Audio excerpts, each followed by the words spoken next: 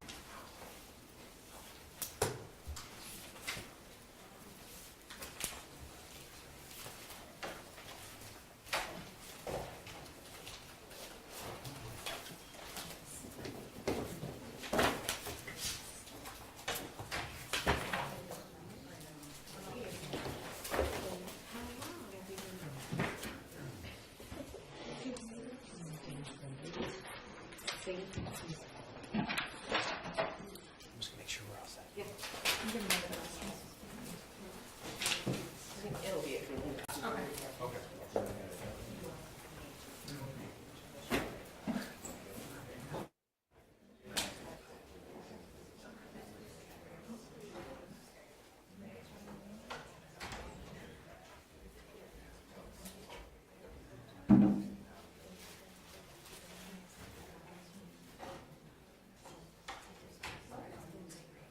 Oh, hold on.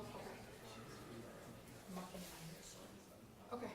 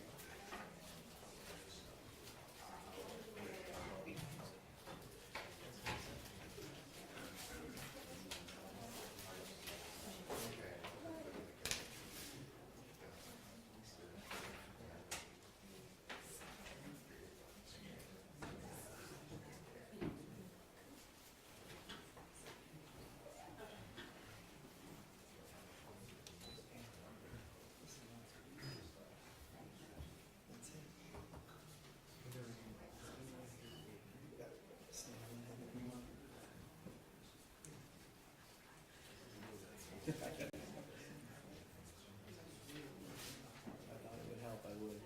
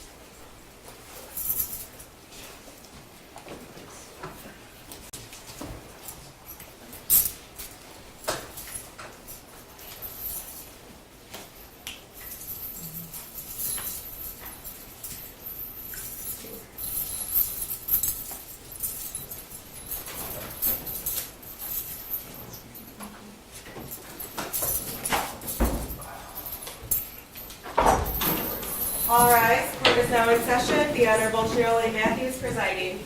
Good morning, you may be seated.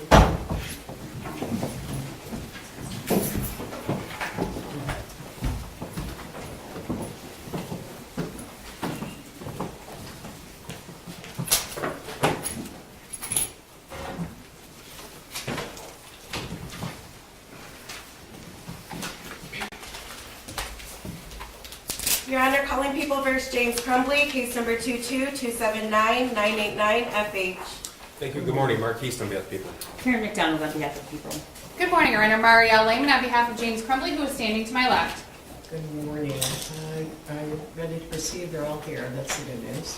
Thanks, Judge. Our first witness is in the courtroom. We discussed at the bench. I don't think counsel and I put on the record a mutual sequestration order. Yes, yeah, I think that's something we all failed to do to start with.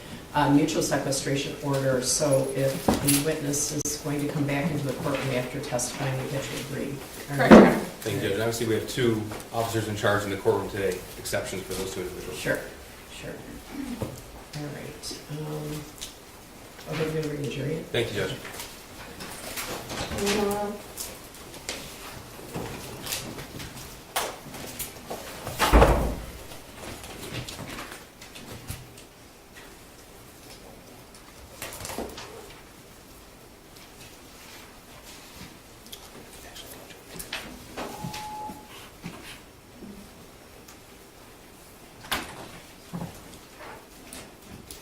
Mr. Crumbley, can you hear us? Yes, I can. Thank you.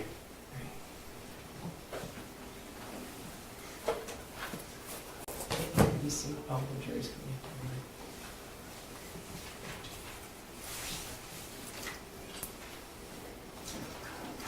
May I approach the table? Sure, if you have pens for that.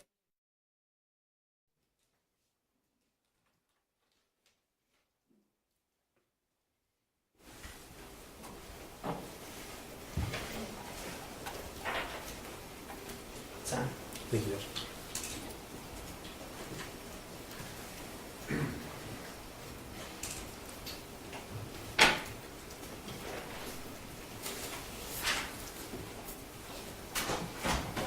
All rise for the jury.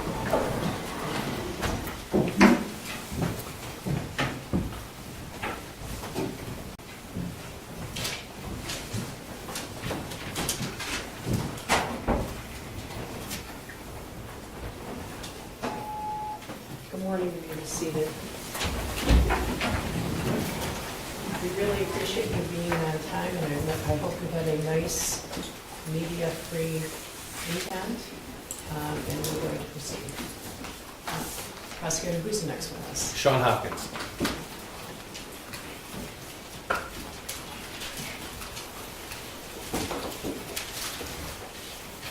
Raise your right hand. Do you swear or affirm the testimony you're about to give is the truth to help you God? I do. Okay, please step up and have a seat. And just state your name for the record and spell your first and last name. Shawn, S-H-A-W-N, Hopkins, H-O-P-K-I-N-S. Go ahead, prosecutor. Thank you. Sir, how are you? I'm here. Sir, do you work for the Oxford School District? I have been employed for the Oxford School District. I am currently on leave at this moment. Now, I'd like to direct your attention specifically to the fall of 2021. Were you working with Oxford School District at that point? Yes, I was. In what role? I was a counselor at Oxford High School. Okay. And tell us, please, what general duties are associated with that particular role? I managed a caseload of about 400 students. With that, I was in charge of scheduling for those students, preparing them for life after high school by helping them kind of look through different potential job opportunities, caring for social emotional wellness for students, and being kind of just a general person who would be consistent throughout their time in high school working with them. Okay. You said you had a caseload of about 400 students? Yes. How many students went to Oxford High School at that particular time? There were approximately 1,800 students. Divided amongst 4 counselors, there were 1,600, and then approximately 200 in an early college program as well. So in November of 2021, approximately how long had you been employed with Oxford High School? I started as an intern in 2014 and was hired full-time in fall of 2015. Okay. Tell me a little bit about your background, please. I came out of college, graduated with a degree in youth ministry, worked as a youth pastor starting in 2009, and then did that and went back to school for a master's degree in counseling. I graduated with that, actually walked in December of 2014 and started working in the high school thereafter. Okay. Now you mentioned your role included helping students transition into post-secondary either education or employment, scheduling, as well as social, emotional issues. Yes. Would one of those roles take precedence? It would ebb and flow depending on the time of year, but there was never anything that you did that was, this is the most important thing, because it was what student you were with at the time. Okay. To a senior going to college, helping them with that college application took precedence in that moment. To a student sitting in front of you with social emotional needs, that took precedence in that moment. So did you have regular check-ins with students, or was it as needed basis? It depended on what it was for. We did have regular meetings with students in regards to scheduling, but when it came to social emotional, that was more of an as needed basis. Did your role as a counselor involve disciplining students? No, Okay. Who took care of that?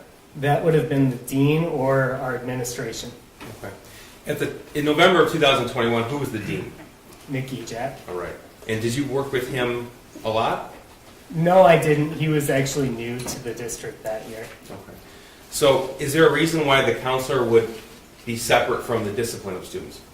The counselor's role was to be a student advocate, to remain on the side of the student through difficult situations oftentimes, to give the student somebody that they could build that trust and rapport with, where the dean would be enforcing code of conduct. Okay. What code of conduct? What's that? The standards that are expected to be followed by students. Okay, so a rule. Would that be fair? That would be a part of it, Okay. yes. Yes. Now, in the fall of 2021, was Oxford High School in person, hybrid, or remote? Oxford High School was in person. Okay. Were all students and teachers wearing face masks at that point? Yes, they were.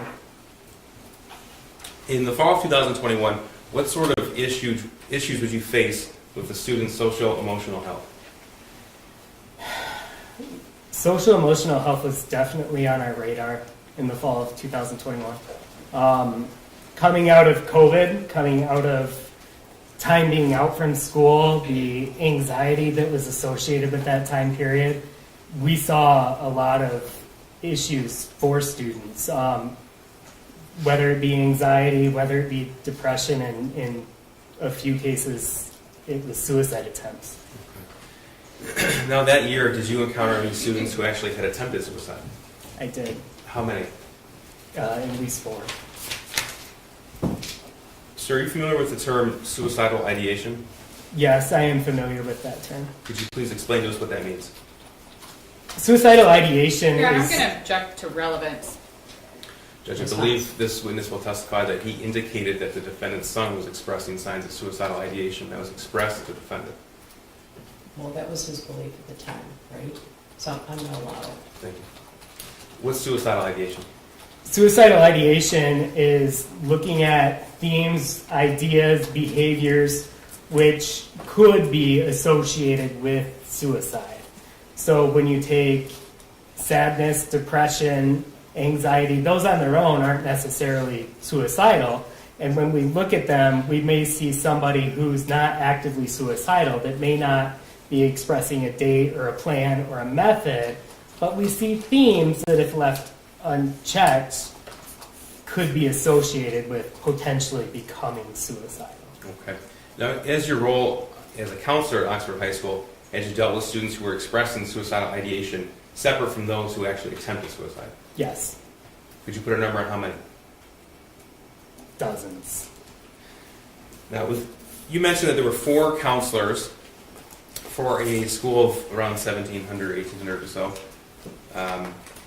How was it that each student was assigned to a counselor? Of the students who are not in the early college program, they were divided out alphabetically amongst their counselors. Was James Crumbley's son one of the students assigned to your caseload in November 2021? Yes. Is James Crumbley in court today? Yes, he Could is. you please point to him and describe something he's wearing today? He is seated at this table wearing a suit coat with a blue tie. Your Honor, would the record reflect identification of the defendant? The record would reflect the in-court identification of the defendant, James Crumbley. Sir, when is the first time that you would have interacted with James Crumbley's son? The first time that I likely interacted with him would have been scheduling during his freshman year. Okay, so for context, November of 2021, he was a sophomore, is that right? That is correct. Okay, so this would have been August or September of 2020? No.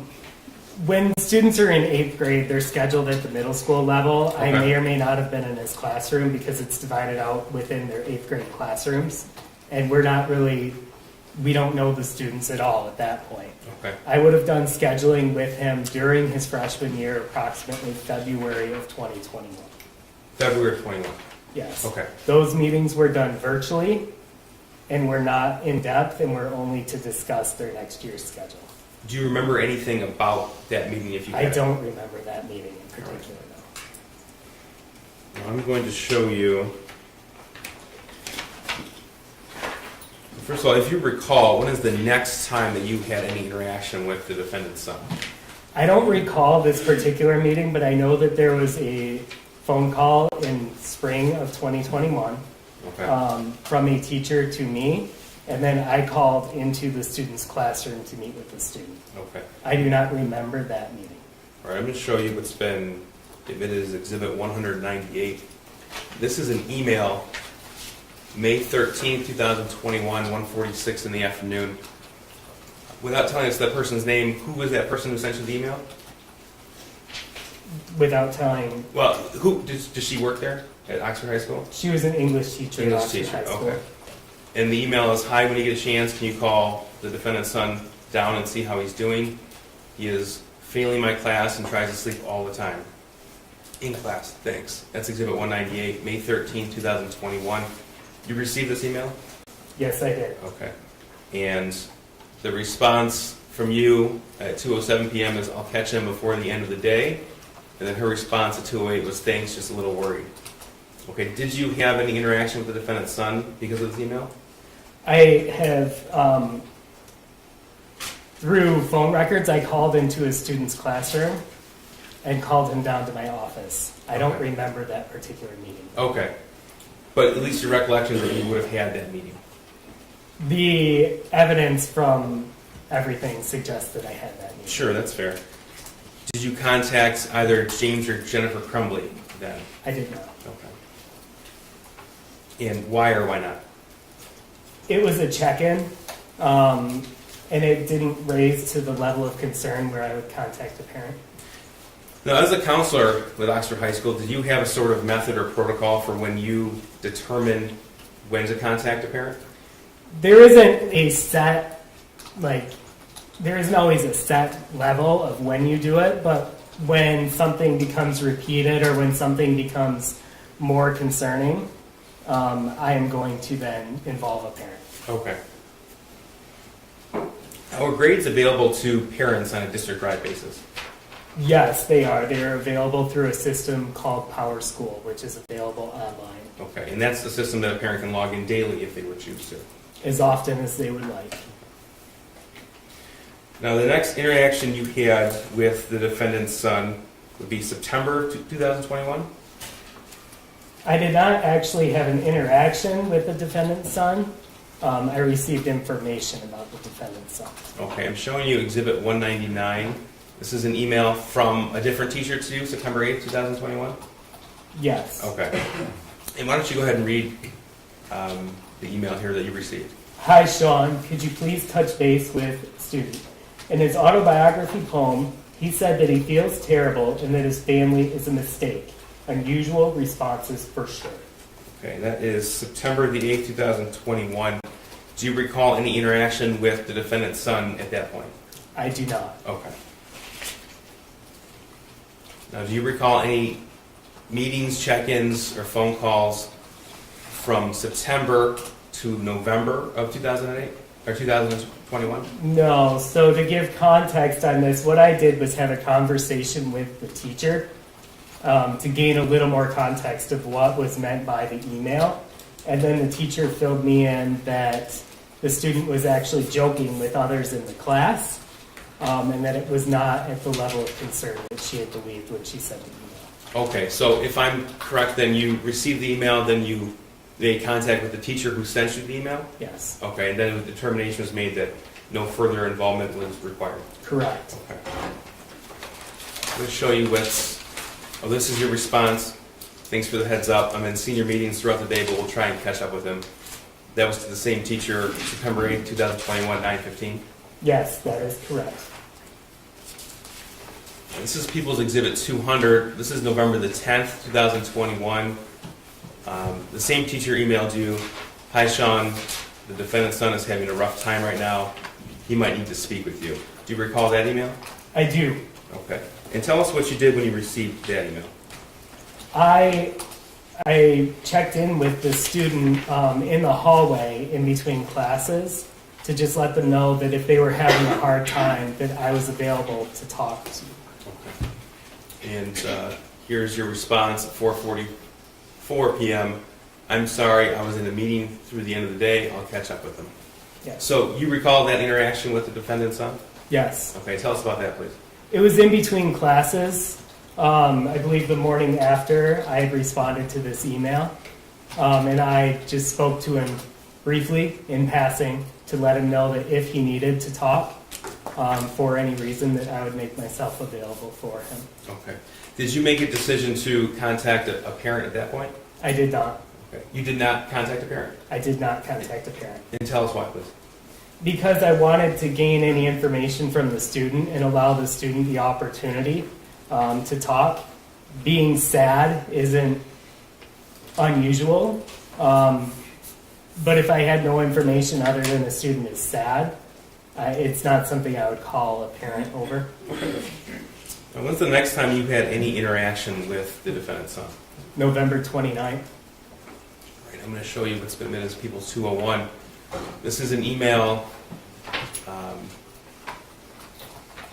from a teacher to Mr. Ejak and Ms. Fine, and you eventually were CC'd on this email? I was forwarded this email. Okay. Yes.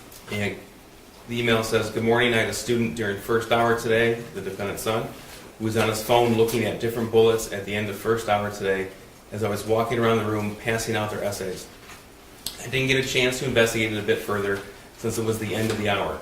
Now that he's on my radar, I'm also noticing some of his previous work that he's completed from earlier in the year leans a bit toward the violent side.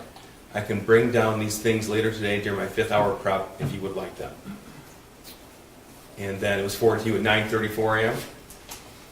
Yes, it was. Okay. And then your response was, "Thanks, Jacqueline, I'll be touching base with him as well."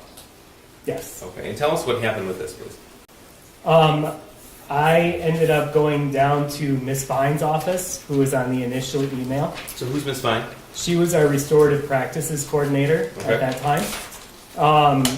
And she called the student down to her office to chat about the email that had been sent. Were you present for that meeting? I was present for that meeting. Okay, tell us about that, please. The student came down towards the end of the second class of the day, and Ms. Fine led the meeting. I was there to be a support for the student in case it became a disciplinary issue. But it was very cordial. We say support for the student in case it became a disciplinary issue. That's not for you to discipline, correct? That is correct. I would be there just as somebody who's able to be a comfort to the student Okay. during a time where they may potentially be experiencing discipline. Now, at that point, was everybody wearing a COVID face mask? Yes, they were. And in fact, had you ever interacted with the defendant's son without a COVID face mask? No, I did not. So you said Ms. Fine led the meeting? I'm sorry, I interrupted you. Yes, Ms. Fine did lead the meeting. She had a conversation with the student about the email that was received, and led it in a way to see if the student would bring any information available based on what the email was received, where she asked him, were you looking at anything in class? Were you looking at, what teacher were you looking at this information in class, to see if he would acknowledge that it was Ms. Kadena who sent the email. He did. He was compliant during that meeting. And the conversation centered around how it was not school appropriate. The student understood, or at least stated he understood, and was returned to class. A phone call was then placed to the student's mom from Ms. Fine. Okay, and we heard that last week during the trial. That was from Ms. Fine to Jennifer Crumbley? That is correct. Okay, and was that a voicemail that was left? It was left as a voicemail, yes.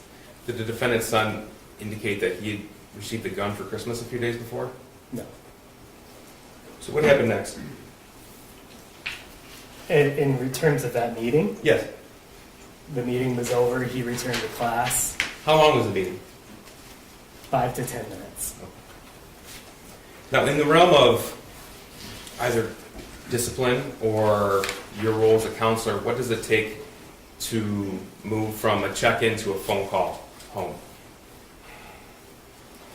It can be subjective. Oftentimes it would be if there's information we feel that is necessary for parents to know. Somewhere it's obvious as if you feel the student may be a threat to himself, or if there's any potential that that could be a possibility. If you have concerning information that the student has shared. Or it could just be simply to confirm what a student has said is true. Okay. So that's a phone call home. What does it take to actually call the parents in for a meeting immediately?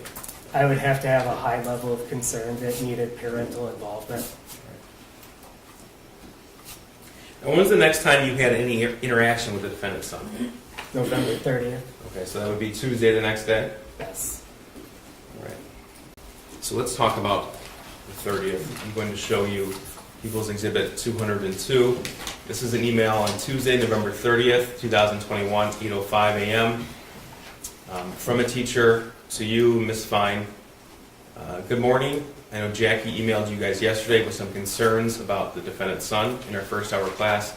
Today he's watching videos on his phone of a guy gunning down people. That looks like it's a movie scene and not security footage / real event, but definitely still concerning when taking into account some of his other behaviors. Just wanted to keep you guys updated. Do you recall receiving that email? I do. Do you remember when you received it? It was sent at 8:05. I believe I saw it approximately 20 to 30 minutes later. Okay. And what was your reaction when you received this email? My initial reaction was frustration of a student that just had a conversation about school appropriate behavior. And I wanted to make sure that I met with him. Okay. So this is Exhibit 203. This is from another teacher to you at 9:32 a.m. Again, Tuesday, November 30th. Here's the photo I took of his paper in case you need it, with a picture of a math assignment. Now, what happened in between the time you saw this email, it was sent at 8:05, to this email sent at 9:32? So I was on the phone with other parents at the time I received the first email. And when I was done with that phone call, at that time, Mr. Ejak actually was in my office as I was wrapping up the phone call. Okay. He had been presented with a picture of the math assignment from the math teacher and wanted to make sure I was involved in that This picture? conversation. I don't know exactly what it was. I know he was showing a picture on a cell phone. Okay. I would believe it was the initial one, but I do not know that for a fact. I never saw the cell phone. That's fair. So he wanted to involve me in a conversation with the student about the math assignment, and I wanted to talk to the student about the email that had been sent that morning. I do not know if he was on that email, Mr. Ejak was on that email about the watching the video or not. Okay. So we talked about the email from that morning. We're referring to this email regarding Yes. the video. Yes. Okay. So this is the information I had at the time that I was making a decision to meet with the student, and Mr. Ejak had the information that there was a math assignment with something on it. So at the time that you decided to meet with the defendant's son, you hadn't even seen this picture yet? That is correct. Okay. And tell us- So Go ahead. when Mr. Ejak came and mentioned that there was something going on with the student, I made the decision that I was going to go to the math class and retrieve the student. It's less concerning oftentimes for a counselor to walk into a class than a dean, because I could be talking about 50 different things with the student. Okay. So it just isn't going to raise suspicion for others. So I went to the class and asked the student if he could come with me, and I grabbed the math assignment as part of it. So you grabbed the math assignment, so it was been admitted as Exhibit 128. Now, this math assignment looks different than the one that was emailed to you. Did you receive an explanation as to why? I didn't know there was a difference initially because for the first 30 minutes, all I had was the actual physical copy. And that would be this in Exhibit 128? Yes. Okay. Yes. So as I was meeting with the student in the office, I had the email about what had been sent about watching videos, and I had the copy that is currently on the screen of the math assignment. So I initially asked the student, what was it that you were watching in class? Why am I receiving an email from a teacher one day after I know you just had a conversation about what's appropriate in school and what's not? The student told me he was watching a video game on his phone. Not uncommon, also not school appropriate, especially given the context of what we had just had in the conversation. Okay. So we had a conversation about making that good choice and making wise choices. And then I grabbed the math assignment and I put it in between the student and I. So Mr. Ejak was actually in that meeting as well. He sat kind of off to my right. The student was across from me, across from my desk. And I asked him, okay, so we can talk about, making good choices in the classroom, but let's talk about this. And I put the assignment in between us. And what stood out to you when you saw this? Well, I wanted him to explain it to me, but some of the things that actually stood out to me the most were what was written on it. Because I read something like, the thoughts won't stop, and I could read help me underneath it being crossed out. Is this the part right here that I'm highlighting? Yes. Okay.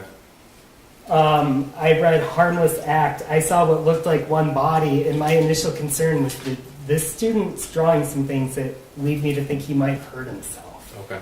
So I asked him to explain what's on here, because I didn't want it to just be me interpreting what he wrote. I wanted to hear what he had to say about it. And he told me initially that it was a video game, that he liked drawing video game characters, liked that area of entertainment, and that he wanted to go into video game design. So then I told him, okay, you can tell me that, but let's explain these words. Here you write the thoughts won't stop. Here you write harmless act. And here you write, I'd have to look at it, I think it was like my life is useless or something like that, where he crossed it out. This part that's highlighted right here? Yeah, and I said, that doesn't sound like a video game to me. So I take it then you didn't accept his explanation of the video game? Not in totality, no, because I wanted to gain more context. So did you make a decision at that point to do something? Well, as he continued talking, he then started talking about things that were going on in his life. What do you mean things that are going on? Well, he mentioned that school's been tough during COVID, that a family member had passed recently. A family dog had died. He said a friend moved away. And as he was talking, I just kept hearing all these themes of sadness. What was his demeanor like? Appropriately sad. It matched what he was saying. Okay. And so at that point, I told him, okay, this is a lot that you've got going on, and I want to make sure that we get you help. And so I told him, when I hear all of this, what I do is I'm going to call a parent. And I asked him, is there a parent you'd rather I call? He told me mom would probably be easier to get a hold of. So I called mom first and left a voicemail. This would have been approximately 20 to 25 minutes after the meeting started. Okay. So at this point, I just decided that it was enough that I wanted to involve a parent. All right. And you said you called mom first and left a voicemail. I did. Did you also call the defendant, James Crumbley? I did, and it was right after leaving a voicemail. I'm not entirely sure if he answered or not. I think he did, but it was almost like there was just air on the other end. Okay. So I wasn't able to leave a message or anything. Mom then called me back a few minutes later, and we talked for, I would guess, 5 or 6 minutes. She was on speakerphone with her son for a brief part of that conversation, and I asked her to please be able to come in, that I had some concerns I wanted to go over. I texted her. Did you specify those concerns? Well, I texted her a picture of the math assignment. And by that time, I also then received the email that I think you put up earlier So of the math assignment. by this point in time, this was 9:32 a.m. that Miss Morgan sent it. Was the defendant's son already in your office at that point? Yes. Okay. And then, did you have a chance to look at this picture as well? I looked briefly at it, but I was already on the phone with mom at that point. Okay, this is Exhibit 130. This is what we refer to as the original drawing. Okay. And you said you were on the phone with Jennifer Crumbley at that point? Yeah, so I emailed her then the original drawing as well. Okay, so you sent this to the student's mother? Yes. Okay. And did you have a chance to look at this? I did look at it. Most of it confirmed what I thought was under the scribble outs, and I also noticed some words were added. Okay. What words stood out to you? What do you mean? When you said words were added, what did you notice? On the one where he added words, I know he added like OHS rocks or we're all friends here, which I kind of took as just a 15-year-old writing things. It Okay. didn't. So you're referring to this Exhibit 128, some additional words? Yes, he added video game this is, OHS rocks. I think I Love My Life So Much was added. Okay. Things that were facetious. And that was after he was seen with this, is that correct? It was after he created this, Exhibit 130? Yes, it existed in its form as Exhibit 130 prior to the edits that Okay. I had seen on the paper. Now, at some point, did both James and Jennifer Crumbley come to your office? Yeah, so I ended up being on the phone with mom for that 5 to 6 minutes. She stated she was going to try and get dad to come to the office, and she was unable to. And so during that point, we had about 20 minutes where I was sort of just waiting. During that time, I showed the student the list of resources I was going to give to his parents. Tell me about that, please. It was about a 3-page list of just different mental health services in the area. On it, it gave contact information for them. It gave specialization areas for them. And it gave oftentimes insurance, if it was accepted, if they worked without insurance, anything that they would work with, payment plans. Okay. So I wanted him to see what I would be providing his parents. Was the defendant's son with you from the point that you brought him out of class to the point that James and Jennifer Crumbley arrived at school? Yes. Okay. And approximately how long was that? It was approximately an hour and a half. So around, I want to say a little before 10, probably like 9:45, 9:50, I received another call from mom stating that she was unable to get a hold of dad and that she would be coming in. Okay. Now, if I told you that we saw surveillance video that indicated you welcomed them, both James and Jennifer, in your office at 10:40 a.m., does that sound right? Yeah, that sounds about right. Okay. Now, what was your expectations of what was to happen at the end of that meeting? My hope was that they were going to take him and either take him to get help or even just to take him to let's have a good day.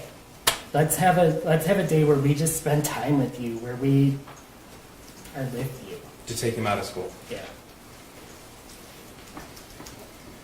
Did you believe that he could be left alone at that point? I didn't want him left alone. I didn't want to make that decision that he was okay to be left alone. So that's why I stayed with him for as long as I did, until I had parents there. Did you express to the student or his parents that you identified suicidal ideation? Yes, I said that the student, when I asked the student if he had a plan, if he was a threat to himself or others, the student said, his words were something to the effect of, I can see why this looks bad, I'm not going to do anything. So I had all this information, but the student was saying he wasn't going to be doing anything. So when the parents came in, I went over all of the things I had seen over my time with the student. That he expressed the sadness over a dog passing.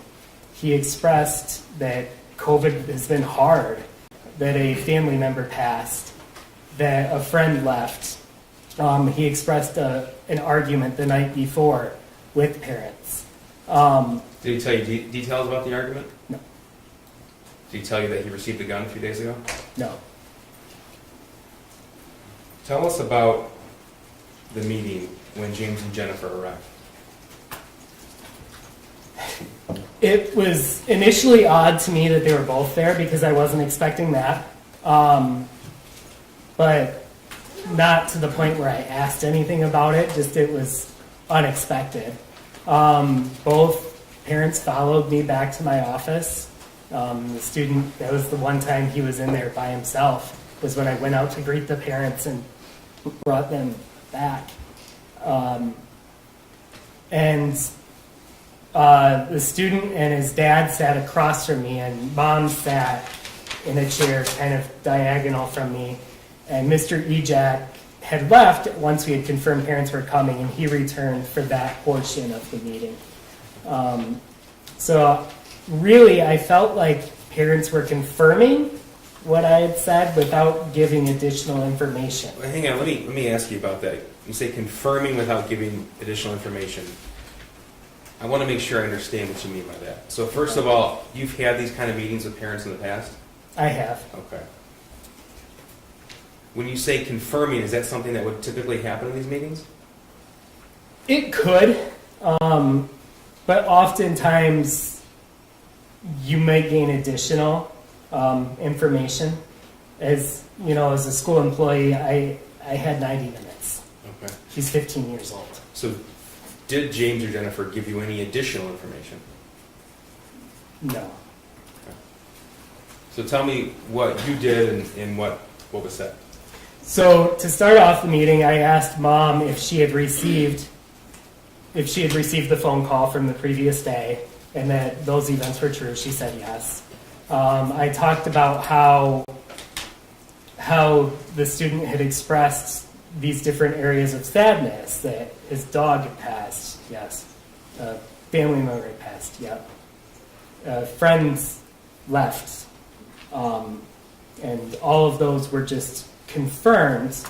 Was there any details about the circumstances of the friend leaving and the impact on their son? I didn't know any details about it. No. They didn't share any with you? No. Okay. I'm sorry. I interrupted again. Go ahead. It's okay. So a lot of it was, I felt like I was bringing information and they knew it, but I wasn't gaining information. So at that point, I know I handed Mom the list of resources and said I'd like him to get support outside of here. I'd like him to get help and have somebody that he can talk to. And Mom made mention that they would, but they couldn't right away So I told Mom that I wanted him to get help as soon as possible, today if possible, and was told that wasn't possible Okay, told by James, Jennifer, or both? by Jennifer. Okay. James at that time, to my memory, was talking with his son. Do you recall what he said? I remember it, yes. He was looking at the math assignment with his son. When you say math assignment, are we talking about It's this one? the hard copy. So we're referring to this, Exhibit 128? Yes. Okay. And he was talking to his son and mentioned that, you know, you have people you can talk to. You can talk to your counselor. You have your journal. We talk. And it felt appropriate at that time, but At that point, did he share any details about anything you had discussed? I don't recall any additional details, no. But my concern at that point was that there wasn't any action happening. When his wife said the can'ts, did he protest that? No. So you said you had a concern that no action was happening, so what did you decide to do? Well, I told them that with getting help, I said I wanted to see movement on within 48 hours, and that I'd be following up. So if the shooting didn't occur, what was your plan? I was going to meet with the student the next morning and see if they had had conversations about it, if they had made some plans to move towards some sort of therapy. And if that didn't occur, what were you going to do? I was going to call Child Protective Services. Now, generally speaking, within Oxford High School, is it preferred to send the student home when an issue arises, or keep the student at school? I'm not sure I understand what you mean with that. So you didn't call the police, As a counselor, I can't send a student home Okay. anyway. but you didn't want him to be alone. I didn't want him to be alone. So in this context, my thought was when parents were saying they had to return to work, I wanted to make sure the student was with people, because my concern was him, was his well-being and his ability to be safe and cared for. Did James Crumbley elaborate at all on the fight they had the night before? No. Now, how long did tell us how the meeting ended. Jennifer asked if they were done, which felt abrupt. And during that time, the student had also expressed interest. He wanted to go back to class. I asked Mr. Ejak if there was any, like from a discipline standpoint, is there anything you need to do? Is there any reason he can't go to class? And I was told no. So I wrote him a pass to return to his end of his third hour. Okay. When Jennifer asked, "Are we done here?" did James protest at all? No. So tell us what happened as you wrote the student a pass. I told the student that I cared about him and wanted him to know that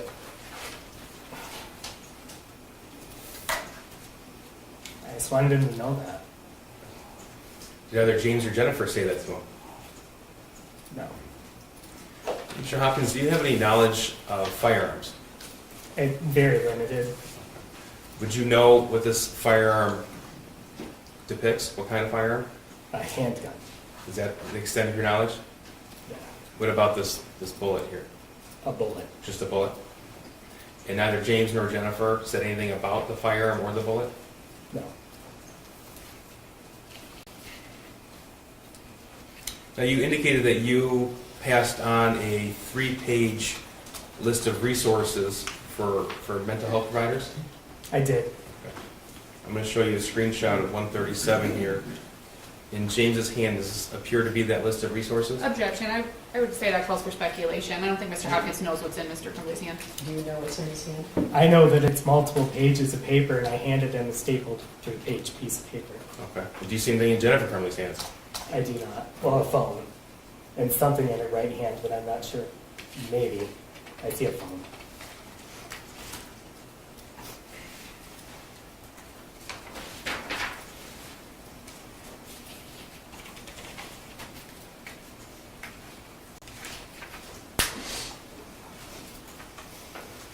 Now, in years as a high school counselor, how many times have you had to call a parent in and tell either mom or dad or guardian that you identified suicidal ideation in their child? 15 to 20, over a dozen. Any of those meetings, did a parent fail to take their child home? I can't think of any, no. Now, you indicated this was a confirming responses from James and Jennifer Crumbley. In those other meetings, were parents sharing information? Oftentimes, yes. Oftentimes parents would come in and want to paint a more complete picture of their student, of their situation. Oftentimes, all the time, I feel parents know their kids better than I do.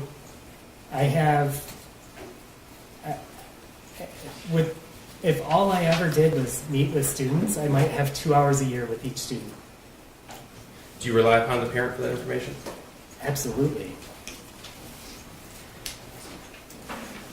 I've nothing further. Thank you, Judge. Ross? Yes, Your Honor, thank you. Good morning, Mr. Hopkins. Good morning. I'm going to go back to your first interactions with Mr. Crumbley's son. I'm not going to use his name, so if for some reason the way that I'm referring to his son confuses you, just let me know. If we're using too many he's, does that make sense? Okay, I will do that. Thank you. So your first interactions with Mr. Crumbley's son were in the fall of 2020. Well, fall of 2020. No, it would have been spring of 2021. Okay, so it would have been before the 2021 school year. Yes. And that was for planning his class schedule, is that correct? That would have been the main reason that we would have met with every freshman. And then I had that email that was displayed earlier from his English teacher. The May of 2021 email. Yes. And after that May of 2021 email, you didn't specifically recall having a meeting with Mr. Crumbley's son. I don't have memory of that meeting, no. In fact, you went back and reviewed your records and determined that there appears to have been a phone call. That you called him down to your office? I called into his class and called him down to my office. Okay. But you don't remember ever meeting with him? I don't remember the meeting. You did not contact Mr. Crumbley or his wife after that May of 2021 email? That is correct. So other than discussing Mr. Crumbley's son's class schedule with him, and then maybe meeting with him in May of 2021 about that email, you don't recall any additional interactions with Mr. Crumbley's son before November 10th of 2021? That is correct. In September of 2021, you received another email from a teacher which was displayed, I believe it was Exhibit 199, which would be an email from a teacher talking about a poem. Am I understanding that correctly? Yes, that he had a class assignment of writing an autobiography poem. And he had said to that teacher he'd made some concerning statements in that poem. Yeah, so if I can give a little more context to this was actually a Spanish class, so the poem wouldn't have even been in English. Okay. So he used words in Spanish? That is my understanding after talking to the teacher. And the Spanish teacher had concerns about the Spanish words that he used? That is my understanding based on the email. I also followed up with the teacher and gained further context about it. Right. And as a result of gaining further context, you were not concerned? Because the teacher lowered the level of concern for me, yes. So even though your response that you were going to catch up with Mr. Crumbley's son, even though that's in the email, you didn't actually meet with him because you had the conversation with the teacher? That is correct. Again, you didn't notify James Crumbley or his wife about the teacher's concern in September of 2021? No, I did not. And you didn't forward them the email? No. And that was because in your mind, based on the information that you had, there was nothing to be concerned about. Well, I just gained further context from the teacher and made the decision based off of that information. And had no concerns. I think that you're putting those words in to make it a little more extreme, but what I would say is I gained context and made a decision based off of that. And if you had been concerned, if you had had sufficient concern, you would have reached out to Mr. Crumbley or his wife. If it had raised a level of concern where I felt I needed to, I would have, yes. So then on November 10th of 2021, you received another email from a different teacher. From the same teacher. Oh, thank you for correcting me. It was the same teacher. She asked you to check in with Mr. Crumbley's son on November 10th. She said he might need to speak with you. And she said that she believed he was having a hard time. She said he's having a rough time right now. He might need to speak with you. The next day, you responded and indicated that you would check in with him. Later that evening, after the school day was over, I responded, I believe. So you obviously couldn't have met with him that day because the school day was over, correct? She sent the email at the end of the school day, and I responded approximately 2 hours after the end of the school day. So you couldn't have met with him that day because the school day was over. Is that fair? He would not have been there. So you would have met with him the next day. Yes. And do you believe that you did meet with him on November 11th? Yes. You spoke with him in the hallway. Yes, I caught him in between classes. You simply told him that you were available if he needed to talk. Yes. There was no further discussion with him at that time. No, because the way the email was written was that he might need to speak with you. So I just wanted to let him know that there was an opening if he wanted to speak with me. And having a rough time, like the teacher indicated in her email on November 10th, having a rough time isn't necessarily something that raises red flags. Is that fair? I didn't have any other context as to what was going on, and I just wanted to offer a chance for the student to speak if he needed to do so. And his response, if you recall, was something along the lines of, okay, thanks, okay. And I'm not asking you to quote him because I don't know if you remember, but it was not an uncommon response. Does that make sense? Yeah, it was a normal response given the situation. You did not email James Crumbley or his wife about that November 10th email, correct? I did not email them, no. Or the November 11th brief meeting with their son. Correct. You did not forward that email to Mr. Crumbley or his wife. I did not. So then the next interaction that you had with Mr. Crumbley's son was on November 29th of 2021, and that was a Monday, if you recall? Yes, that would have been a Monday. You were forwarded another email that was sent to Nicholas Ejak and Pamela Fine. Is that correct? Yes, I was. And this is the third email you've received from a teacher since this school year began, if you recall. Yes, it would have been. September of 21, November 10th of 2021, and now November 29th of 2021. The email advised that Mr. Crumbley's son was looking at bullets on his phone at the end of class. Could I see the email? Yes. Exhibit 201. This is just the forward, so it doesn't have the actual email in it. You were advised that that was the concern, was that Mr. Crumbley's son was looking at bullets on his phone. I believe that to be true, but this email you have on the screen isn't the one that says that. Correct. The email doesn't say it, but you were aware that that's why the teacher was concerned, Could and I that's why see the that teacher was email? emailing. I don't know if that's in the email. That email was displayed earlier, I think. It was sent to Mr. Ejak and Ms. Fine. That was the one. It's at Unless the bottom. it's... Oh, there we Yeah, go. it is. Thank There you. we go. Thank you. Yes, so this is the email I was forwarded. And it just was at the end of the hour. The teacher didn't get a chance to really find out what was going on, but it just glanced at it and had seen that. And I'll leave that up in case you need to look at it. Thank you. So you were aware that on November 29th of 2021, at the time you received this forwarded email, that Mr. Crumbley's son was looking at bullets on his phone in class. Yes, after reading this email, I was aware. At some point, well, let me go in order. Shortly after this email, you then met with Mr. Crumbley's son and Pamela Fine. Yes. And you met in your office or Ms. Fine's office? It was in Ms. Fine's office. And You were there just as support, but Ms. Fine did most of the talking. Is that fair? Yes, I would say that was fair.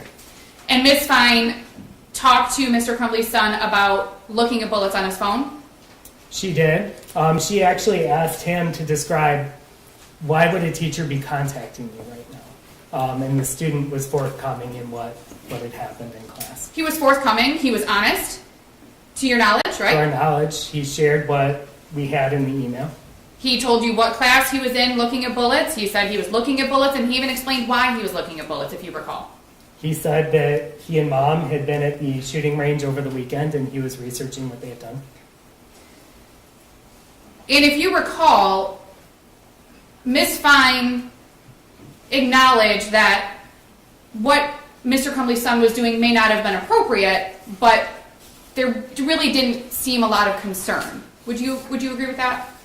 Well, the concern was that it wasn't appropriate, and that the concern was then expressed by placing a phone call home. So the concern was the appropriateness of the behavior in class. Yes. And at that point, a voicemail was left for Jennifer Crumbley. Yes. You said that, if you recall, Mr. Crumbley's son was understanding during the meeting. He didn't fight with you about it. He listened, and eventually he went back to class. Yes, I would agree with that. Later in the day, you received an email from the same teacher who expressed that some of Mr. Crumbley's son's prior work may have been a little violent. No, that was in the same email.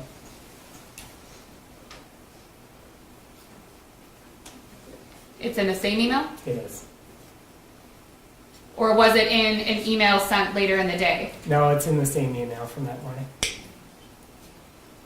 It was up on the screen. It's at the bottom of it. The one that was originally sent to Mr. Ejak and Ms. Fine. Yes. That was later forwarded to you. Yes. You didn't see any of those assignments prior to meeting with Mr. Crumbley's son. That is correct.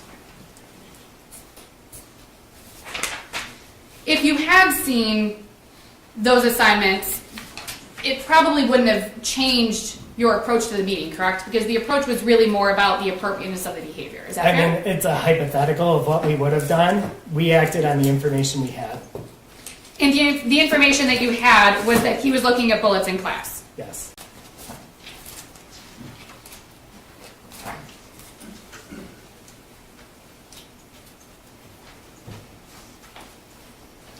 And looking at bullets is not necessarily something that is in itself concerning to you, correct? I think you're kind of trying to put it in like a pigeonhole. We were trying to gain context of what was going on in the situation. Because a student looking at something on their phone at the end of the hour is different than a student brazenly doing it throughout the entirety of the class. But our conversation was, is this school appropriate or not? And in fact, if you recall, your position was at the time, it wasn't necessarily concerning because he was honest about it. It seemed kind of a commonplace thing given the Oxford community and the gun culture in the Oxford community and things of that nature that you took into a factor. We took a lot of things into a factor, including the fact that we conversed of how it was not school appropriate. And that's why a phone call was placed home.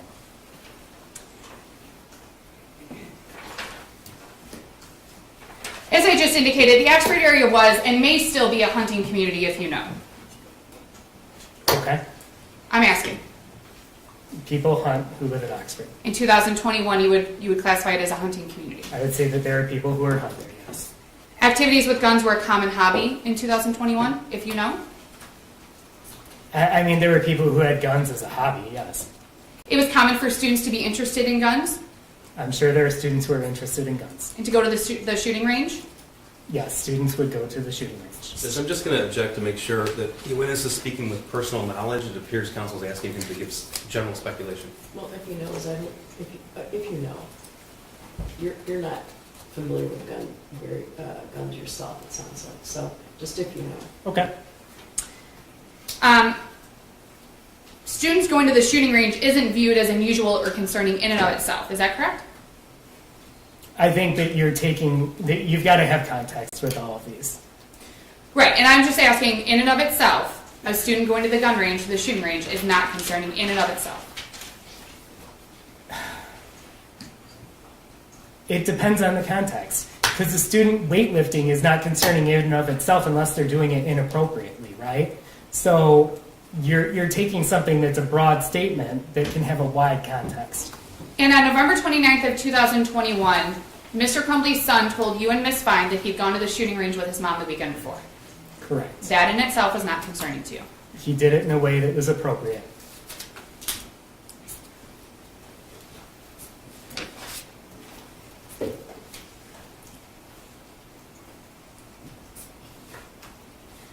You would agree, and can you refresh my memory, how long were you in the Oxford School District as of 2021? 7 years. And in that 7 years, you learned that many households had firearms in the household. Would you agree with that, if you know? What is many? There are people More who than own 10? guns. There are people who own guns. Okay. And you, as a counselor at the school, you were aware of that? Yes. It wasn't completely unheard of? No. It was also relevant when looking at the situation, it was also relevant for you to note the fact that Mr. Crumbley's son was not hiding that he was looking at the bullets, or didn't hide it from you when he spoke with you and Ms. Fine. Well, he didn't lie about what had happened. And that was important to you. Yes. As a result of the meeting with Ms. Fine, with you and Ms. Fine, Mr. Crumbley's son was not disciplined. To my knowledge, no. There was a phone call placed to his mother, which we've talked about. There was a voicemail left. You did not yourself call Mr. Crumbley. I did not. You did not forward him the emails that you received. I did not. You don't know if that voicemail was ever shared with Mr. Crumbley. Is that fair? Well, we talked about it in our meeting the next day. Okay.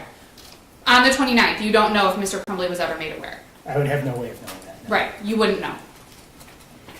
You responded to the situation of Mr. Crumbley's son looking at bullets on November 29th on his phone with the information that you had. I did. And from what you knew at the time, other than the behavior being inappropriate for school, you didn't see anything else that might have been concerning. Well, and I want to make clear, I wouldn't be the one doing discipline in this situation. So, And I'm asking, and let me clarify, I'm just asking from a counselor's perspective. I'm not asking for discipline. You clarified that Mr. Ejak did discipline and Ms. okay. Fine. So, could you repeat your question, please? Yes. As a counselor, on November 29th of 2021, you didn't see anything overly concerning about what we've just talked about with looking at bullets on the phone. That the focus was more that looking at bullets on his phone was inappropriate for school. So, are you asking from a mental health standpoint, did I see anything concerning?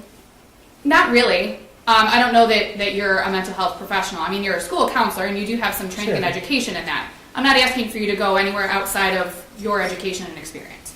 Just as a high school counselor, sitting in Ms. Fine's office with the information that you had, you didn't see a bunch of red flags. We've talked about, and let me give you some, let me go over it a little bit. You've discussed that you know that there are households in Oxford that have firearms in them, right? Yes, there are. You know that people in Oxford hunt. Some do, yes. You know that students are interested in guns. Some can be, yes. You know that students look at bullets. We had one student who did that in that situation, yes. You know that student, Mr. Crumbley's son, was honest about looking at the bullets when he was asked about it. To the extent of our knowledge, yes, he was. He told you that he'd gone to the shooting range with his mom Yes. the weekend before. Yes. Those things were not concerning to you. Taking those things in a vacuum is why we called home. That's why And, Ms. Fine called home. and she said, we had this meeting, we told him it's not appropriate, he understands, no need to call back unless you have questions, right? I don't remember the exact voicemail that was left. The voicemail was not, we need you to come to school right now. To my memory, it was not, but again, I don't remember the exact voicemail that was left. On November 30th of 2021, you received another email. It's this one, Exhibit 202, which was from another teacher who was talking about Mr. Crumbley's son looking at a video of a guy gunning people down. Correct? Yes, so this teacher was a co-teacher in that same first hour class. From the day before. Yes. Okay. You reviewed that email on November 30th of 2021. I did. You made the decision to, I think you said you didn't see it for about 20 or 30 minutes. I didn't. I was on the phone, and I actually responded to it while I was on the phone. And then upon ending that conversation, was going to go meet with the student. And this is the fourth email that you've received about Mr. Crumbley's son since the beginning of the 2021 school year. Yes. The third email in 2 days.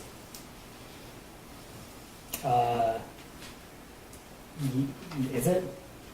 You would have received I think it's the second in 2 days. the November 29th email about the bullets, and then do you recall receiving a follow-up email later that day?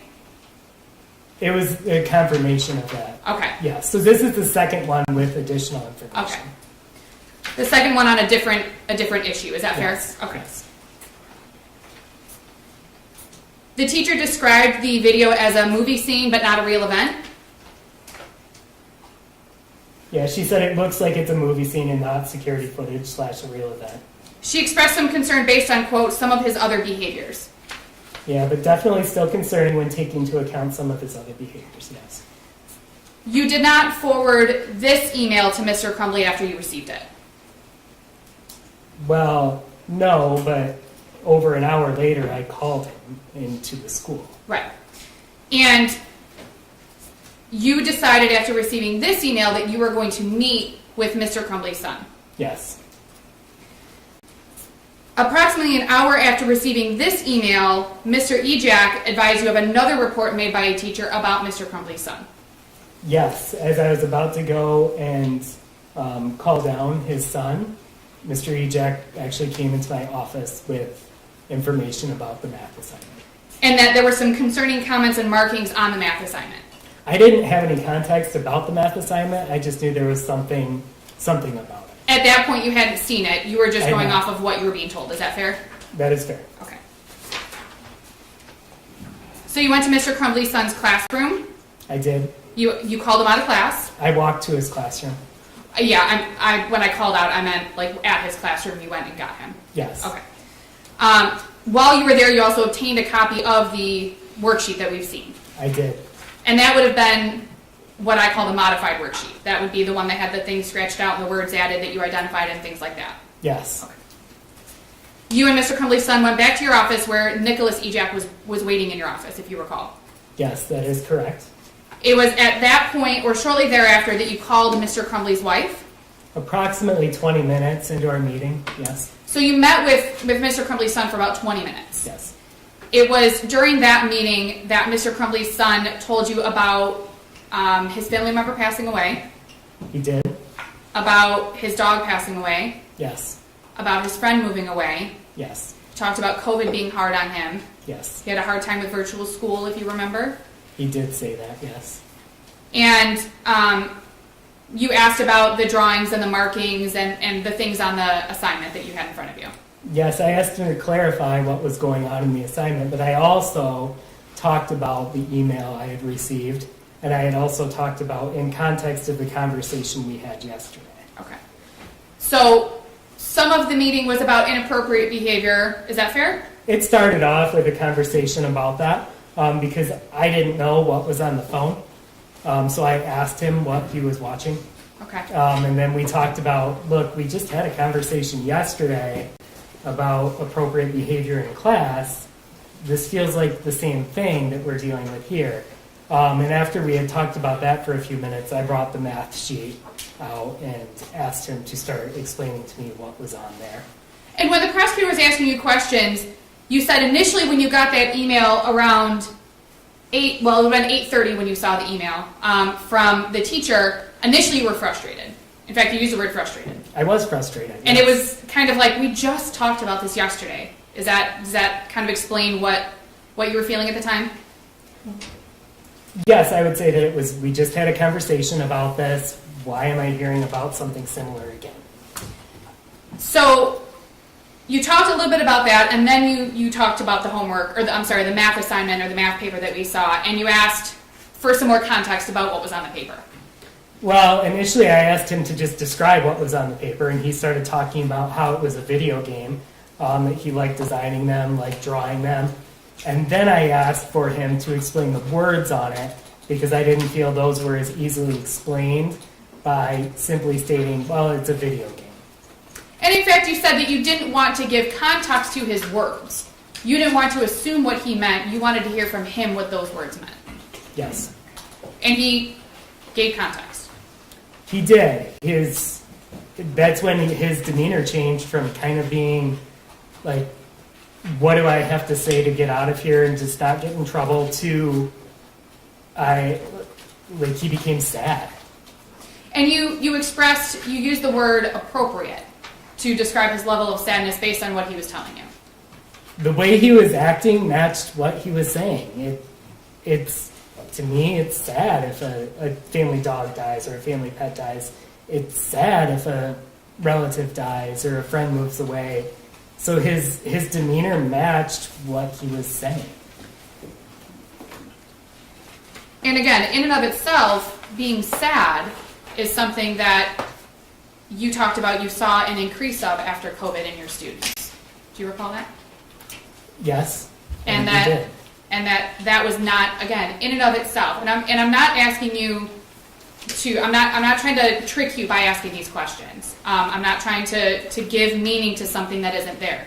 I'm asking you, based on the information that you had at the time, you felt that his sadness was an appropriate level of sadness, not overly concerning. We'll talk about it a little bit more, but the sadness itself was not necessarily overly concerning beyond wanting him to talk with someone. Appropriate and concerning are two different things. Okay. When I say appropriate, I mean it matched with what he was saying. Something can be an appropriate response, but also be heavily concerning, right? Like, I don't know a good example off the top of my head, but what I'm saying is his demeanor matched with what he was saying, but to me it was concerning, which is why I called parents. Right, exactly why you called parents. So if he had been sitting in front of you and talked about these losses and was kind of like, yeah, it's no big deal, it's not a big deal, that could also be concerning. It would be a different type of concern, Okay. yes. If he said, I lost the top to my pen and was crumbling in pieces and falling into a puddle of tears on your floor, that would be concerning, but for different reasons. It would be memorable, concerning, yes. So the losses that he experienced, you agree, I think we can all agree, were significant. I think when taken in totality, yeah. And he was showing you that he was sad. Yes. He was also expressing during this meeting that he had concerns about missing class, if you recall. He did, especially as after classes changed, which is a normal thing. He expressed that he was worried about missing his chemistry class, which was his next class after the math class. So during that time, Mr. Ejak went and retrieved his belongings and went to go get homework for his chemistry class. And I'm going to go over that in just a second too, but if you recall, and I don't know if you pay close attention to your students' attendance, but if you recall, Mr. Crumbley's son had pretty good attendance. He did. He didn't miss school a lot. No, he did not. If you recall, his grades weren't great. No, but he was on track for graduation. He was passing. I believe he was failing one class at the time, and it was not by much. So he was close to passing all of his classes. One of them he was failing, but close to passing. Yes. So his attendance and his grades obviously were not overly concerning to you. I wouldn't say overly concerning, but a student who cares about class and wants to, he had expressed an argument the night before and wanted to go to class, had expressed, frustration of missing school during COVID and just that entirety. So it wasn't strange at that point to have a student not want to miss class. Right. That wasn't odd to you at all, given his history. Now, if he were somebody who missed school all the time and was failing all of his classes, he's like, I really want to be in school, I really want to do my homework, you might feel a little differently. Is that fair? I would say it was in line based with the information I had. Okay. And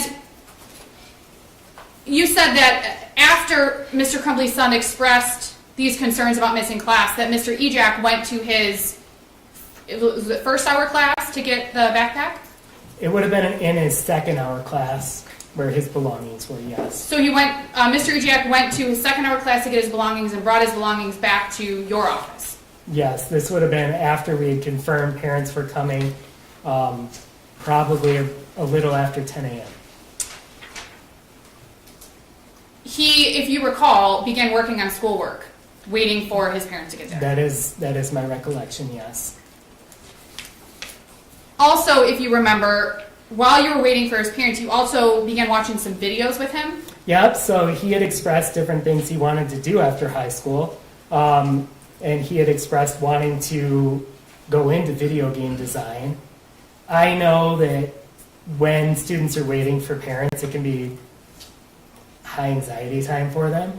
So I wanted to try and engage him as best as I could. So we actually watched videos from the OTEC, the Technical Center campus, where they had programs that were centered around what he wanted to do. So we talked about what it would look like to do an application for them, because he was a sophomore and he would be able to apply for the next school year. And so I did that, one, to kind of just bridge that time that could be high anxiety, and two, if you have any inkling that a student may potentially be displaying any signs of suicide or suicidal ideation, getting a gauge of future plans is crucial. So I wanted to get that gauge as well. And he did that, and he picked out some videos to watch, is that fair? And you picked some out? Yeah. You also asked him during that time if he was a threat to himself or anyone else. I asked him that earlier. And that is part of your assessment of the situation, is that fair? Well, it was a question I felt needed to be asked based on what I had. And based on your education, your experience, and your training, you know that that's an important question to ask. In that situation, yes. And he basically said, I know this looks bad, but I'm not going to do anything. Yeah, it wasn't said as flippantly, but it was, he understood, like, I can see why this looks bad. I'm not going to do anything. Okay. So, although you had concerns, you also had the student in front of you reassuring you that he was not going to hurt himself or anyone else. Based on what he told me, yes.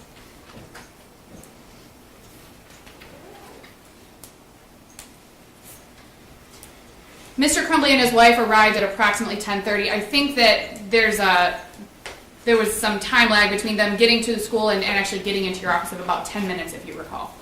Okay, I don't know when they arrived at the school. I know when they arrived to my office.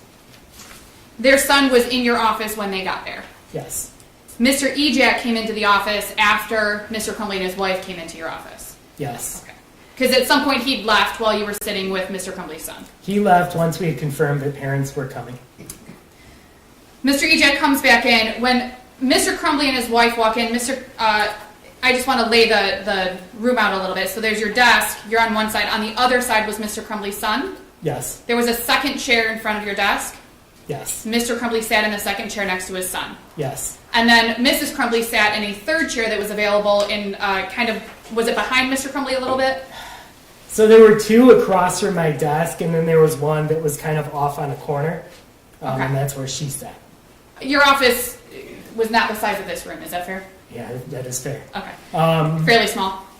It's not small. It's a decent sized office, but it had space where there were two seats across from me, one seat kind of on a kitty corner, a door, and then some space kind of off to what would have been my right as I was sitting in my office. And Mr. Ejak would have been kind of off to your right, is that fair? Yes. Okay. So he wasn't sitting in one of the 3 or 4 chairs with your chair. He was kind of off to the side. That is correct. You testified when the prosecutor was asking you questions that while you were talking with Mrs. Crumbley, that you recall Mr. Crumbley was interacting with his son. I do. You said that Mr. Crumbley looked at the math assignment, the modified math assignment, because that's the one that you had, that he looked at the modified math assignment with his son. That is correct. They looked at it together, and that he showed concern for his son. Yeah, it felt like he was interacting with his son, and that he mentioned some things that were available for his son. And we'll talk about that in just a minute. You felt that Mr. Crumbley's interactions with his son, that he was showing the appropriate level of care and caring for him at that point in your office. Yes, on the surface level, yes. Yes. You confirmed that Mr. Crumbley's son had gone to the shooting range the weekend before. I did. You confirmed that he'd had those losses. He lost a family member, his family dog, and a friend had moved away, that he experienced all those things in the year of 2021.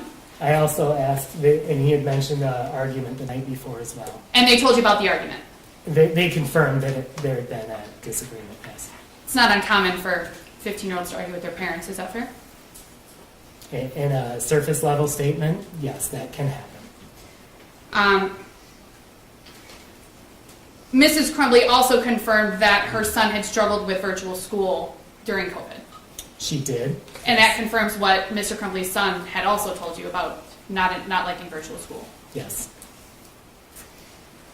You told Mr. Crumbley and his wife that, well, let me back up a little bit. You told the prosecutor that your hope was that Mr. Crumbley and his wife would take their son out of school, either get him to see someone to talk to, or to go have a really fun day.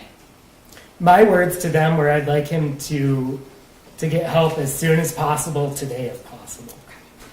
And so you expressed to them that you wanted him to get help as soon as possible today, if possible. Yes. And Mrs. Crumbley said, we can't do today, we have to go back to work. Yes. They assured you, though, or at least you felt assured, that they were going to get him help. They were not against it, and they made it seem as if it would be something that they would be willing to do. Okay. So you handed these 3 sheets of paper to one of them. They didn't toss it in the garbage, right? Not in front of me, no. Right. They didn't scoff about it and say, we're not doing this. They took the paper. Right. So you had no reason to believe that they weren't going to get their help, either at some point, get their son help, either some point that day or as soon as possible. Based on the conversation, no, but that's also why I planned the follow-up meeting with the student the next day, was to ensure that there was some movement. And you planned the follow-up meeting kind of in, and I don't mean this in a disrespectful way, but you kind of planned that in your head, like this is my next step. Yes. Okay. You didn't express that during the meeting. No. In the meeting, you expressed that you were going to follow up in about 48 hours. Well, because when Mom said that today wasn't an option, I said 48 hours then, I'll be following up. Okay. So in your mind, you had some kind of timing that you were going to follow up to make sure that things were being followed through on. Obviously, we know that first check-in point didn't come. But you told them within 48 hours you wanted something done by the next morning. And based on your meeting, you didn't have any reason to think that Mr. Crumbley or his wife were not going to follow up. I would agree. Essentially, you wanted to ensure, and I believe that you expressed this to Mr. Crumbley and his wife, wanted to ensure that their son's situation and his sadness didn't get worse. Right. I wanted to ensure that we had something that, if left unchecked, could get worse. Right. So sitting in the meeting, you weren't concerned necessarily that that day, or even by the next morning, that their son was going to harm himself.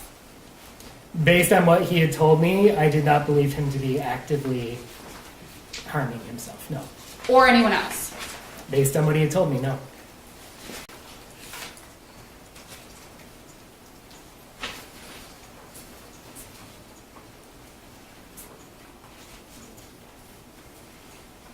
Mr. Crumbley's son expressed that he wanted to stay in school. He did.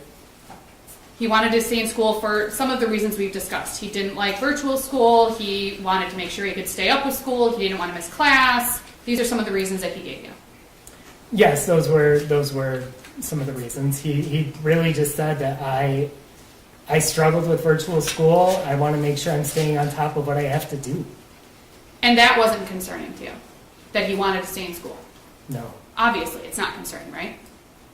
in that situation, no, it's not. But given the context of what I was hoping, you take the kid's desires into consideration, but at the end of the day, you want a team making that decision. And if you recall, you had just had 2 virtual days of school, I think the week before. Yes, leading up to Thanksgiving, we did have days that were virtual.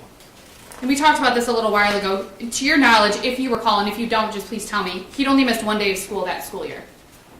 I know he had good attendance. I don't remember the exact days. With Mrs. Crumbley expressing that she and Mr. Crumbley had to return to work that day, and Mr. Crumbley's son expressing a desire to stay in school, you felt that it was okay for Mr. Crumbley's son to remain in school. I felt that I was not given full options at that point, because really what I was left trying to decide between was I have parents saying they have to return to work. I have a student that I don't want left alone. And so that's when I asked Mr. Ejak, is there anything from a discipline standpoint, is there any reason he can't stay in school? Is there anything you need to do? And then I made the decision, I made a judgment call based on what I had, is I didn't want a student potentially home alone. So based on the information that you had, you decided that it was okay for him to remain in school. I decided that that was the best decision I thought I could make on the information. Okay.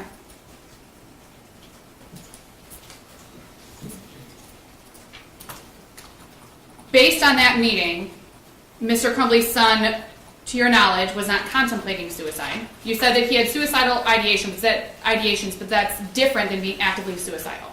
It is. The student stated that he was not actively suicidal. You knew that he had been to the gun range with his mom the weekend prior. Yes.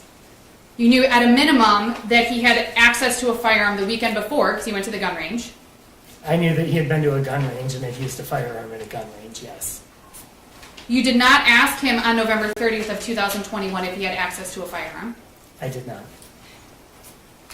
You had no reason to look into whether or not he had access to a firearm. Would you agree with that? Based on the information that you had.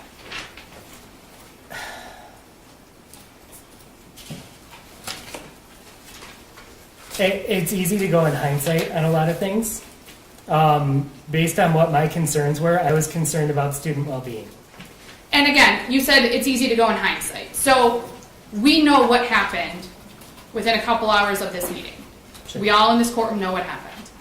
It's easy for us to look back and say that different decisions could have been made, right? I made the decisions I made based on the information I had At the time. at the time.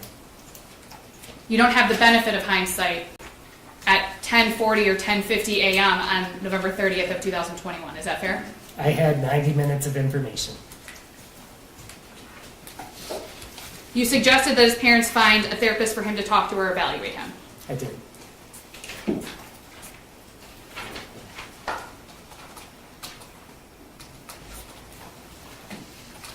You have had experience with parents who have refused to provide mental health treatment to their child. Is that accurate? Do you recall that?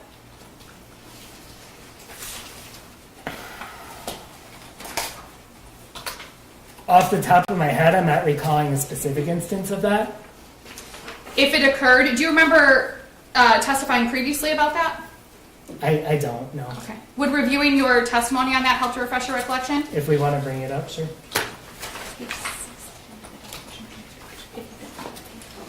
May I approach, Your Honor? Sure. Thank you.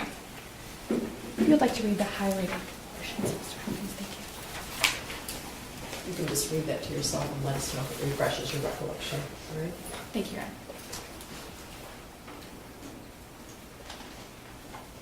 Yeah, so I had asked, like, if it's occurred, and I say it's not overly common, but I'm sure it does happen. But I'm giving a for instance of what we would do in that type of situation if it were to happen. May I approach, Your Honor? Sure. Thank you. So reviewing, based on what you just said, reviewing the transcript has helped to refresh your recollection. Well, what I'm stating in the transcript is in a situation where that could happen, that what we would do is involve CPS and make sure that the student is receiving ordinary care. In fact, the question was, You told the jury what CPS is. Child Protective Services would be involved if that situation were to occur. In fact, the question was, thank you, okay. Had you ever dealt with a kid at school who you felt needed psychiatric care and yet the parents didn't provide it in some fashion or another? Your answer was yes, that had occurred. And then I go on to explain what would happen in that type of situation. Right. You said it's not overly common. It does happen. If it did happen, this is what we would do. Correct? Correct. And I know I've asked this a couple of times, but you didn't have any reason to believe on November 30th of 2021 that James Crumbley or his wife were not going to follow through and obtain a therapist for their child to talk to. I didn't have enough time to know if that would happen or not. Given our context of our conversation, no, I didn't have reason to believe that at that time. If you recall, the meeting with Mr. Crumbley and his wife and their son concluded at approximately 10:50 in the morning. That sounds about right, yes. Their son left the room first, if you recall, and went back to class. Yes. The shooting began at approximately 12:51 p.m. that day. It did. After you heard that there was a shooter at the school, you did not immediately suspect that it was Mr. Crumbley's son, if you remember. I did not. In fact, you didn't suspect that it was Mr. Crumbley's son until you looked into his attendance after the shooting. Correct. This is also after Mr. Crumbley's son had already been arrested. Quite a bit after this.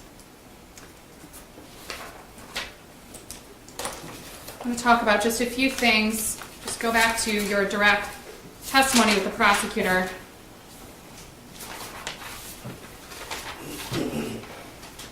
Said that calling a parent in is a high level of concern. Yes. And that could be a concern for appropriate behavior. It could be, yes. It could be a concern for the student's well-being. It could be. It could be a concern that the student needs immediate care or help. Yes. It could be for any number of reasons. A high level of concern is dependent on the situation. Is that fair? Yes, I would agree.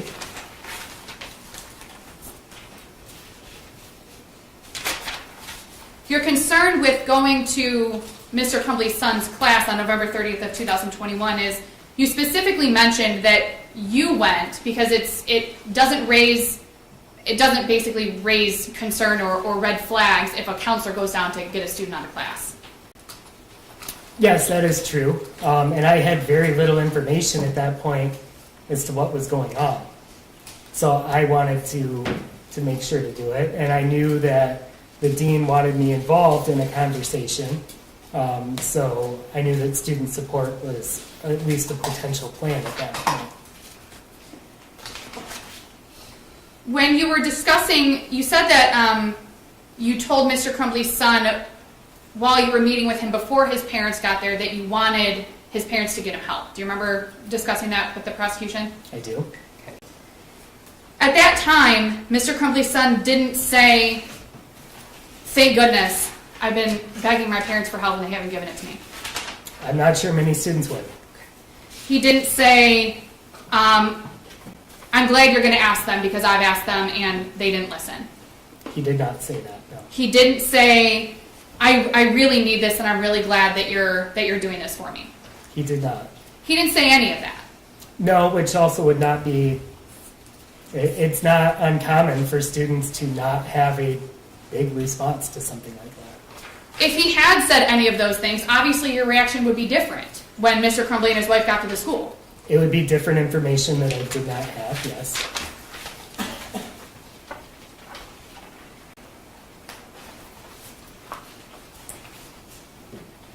And when Mr. Crumbley and his wife were at the school, they also didn't say anything about, or Mr. Crumbley didn't say anything specifically about,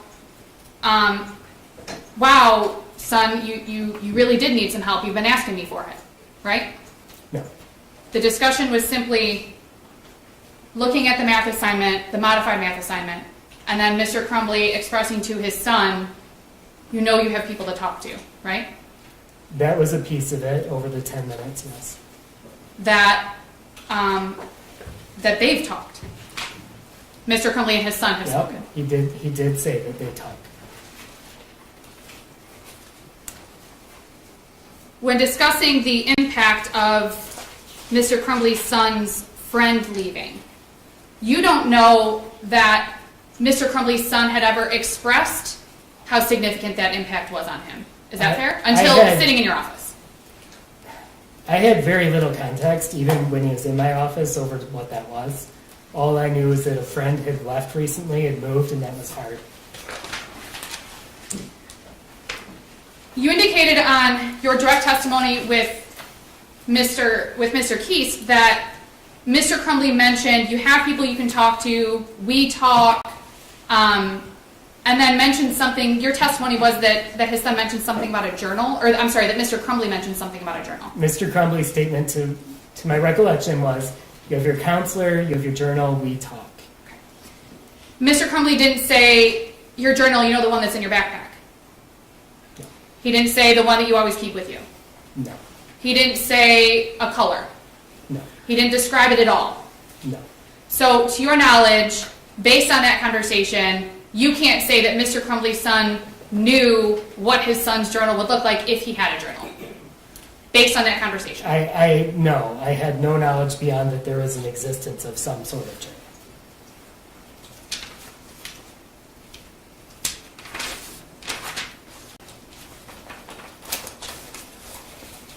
One moment, Your Honor. Sure.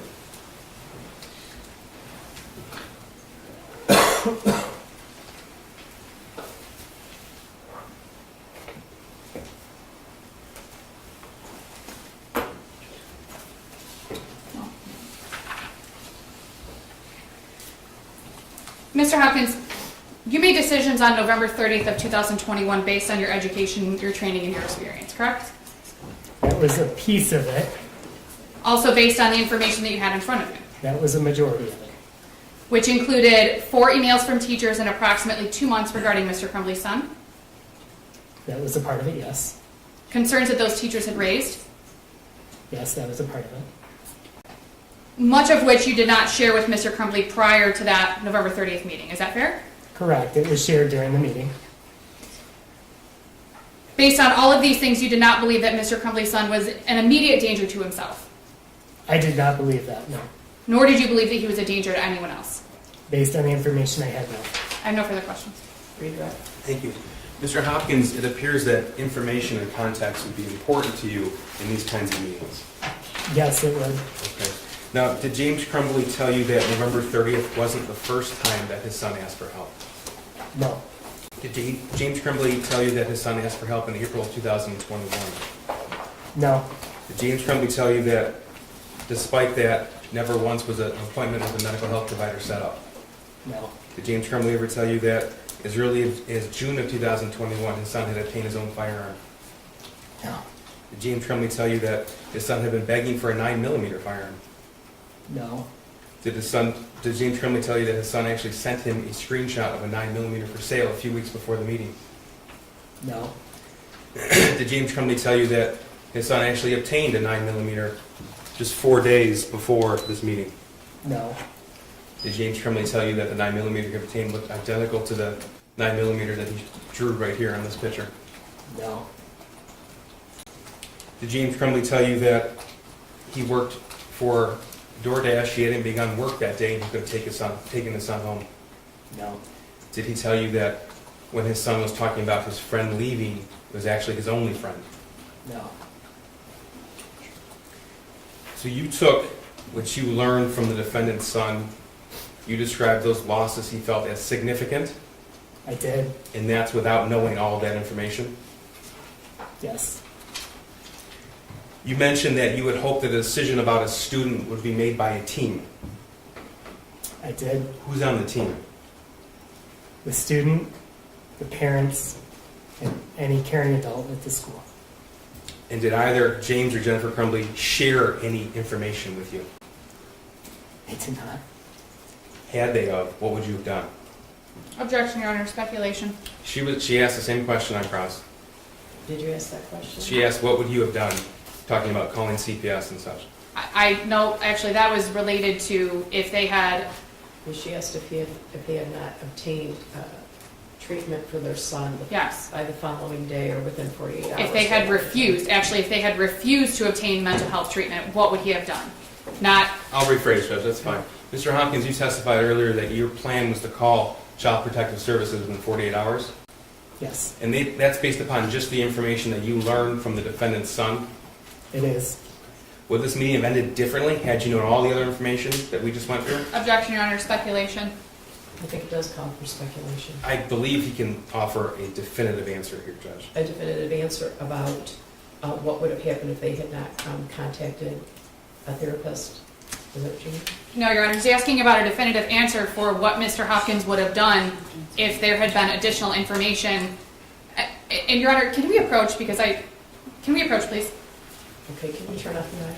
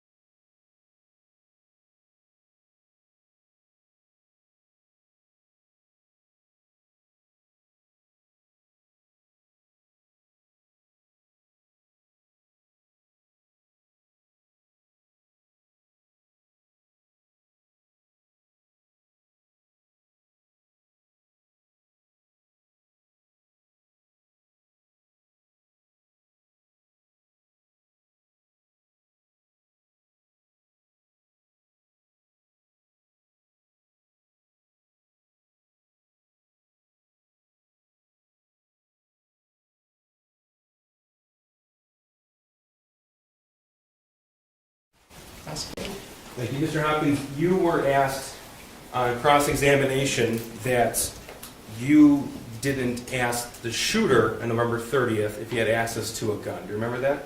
I do. And your response was what? I did not. Okay, and did you have reason to ask him about that?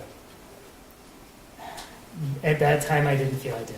And you were asked about the shooter's recitation of what happened at the shooting range with his mother. Are you stating I asked that? No, you were asked that. Oh, by cross. Okay, so you learned on November the 29th and November the 30th that the defendant's son went to a shooting range with his mother that prior weekend. I did. Did James Crumbley tell you that the shooter actually shot his new gun? No. Thank you. I have nothing further. You can step down in your excuse. You guys need a break? Thank you, Judge. All right, so about a 10-minute break. All rise for the jury.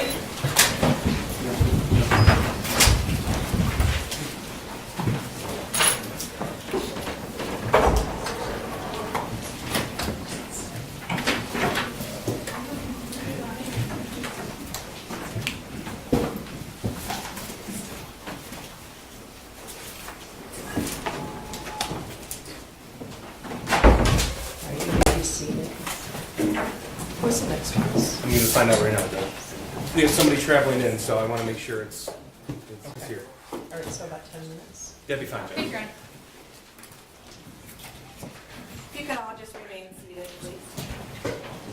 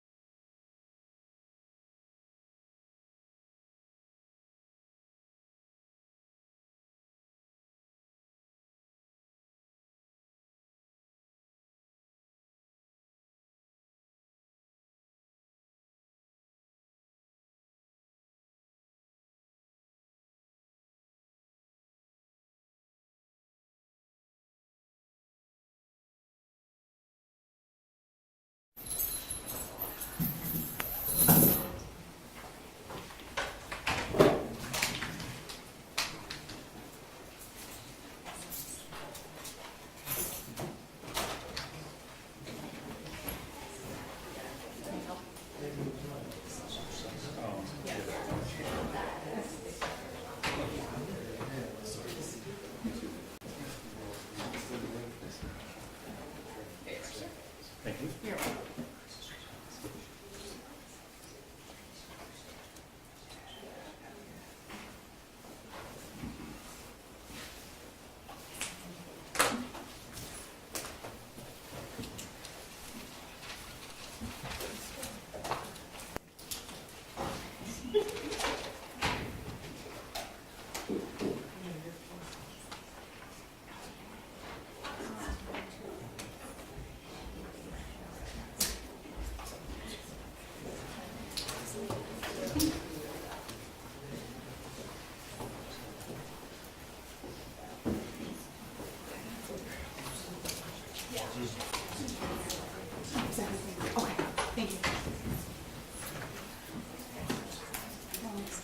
Oh, thank you.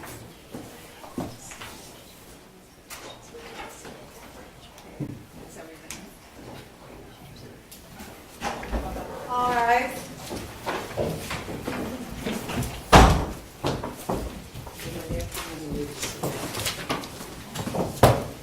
There's obviously 10 after, a lot of 10 after 10.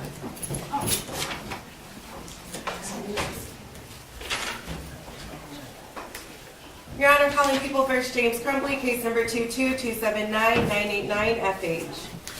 Thank you, Mark Keys on behalf of people. Karen McDonald on behalf of the people.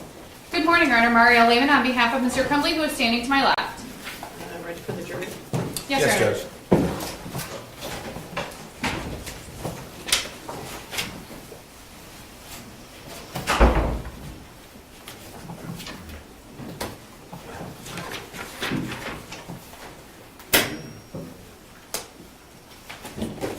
Who is the next witness? Mr. Nick Ejak.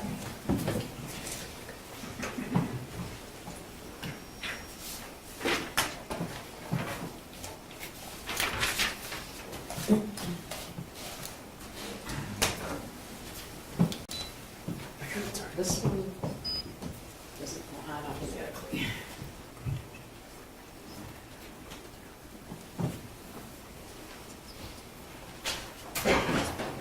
All rise for the jury. Yeah, is there a button right there? This one doesn't go on automatically. the other ones. Okay. Is there a button on the back? Yes, sir.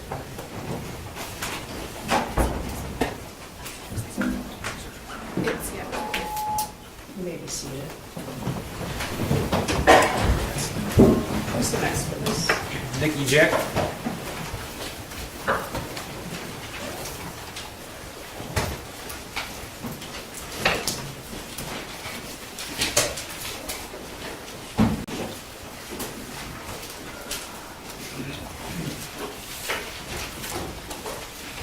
Good morning. Could you raise your right hand? Do you swear or affirm the testimony about today is the truth so help you God? I do. Okay, can you step up and have a seat?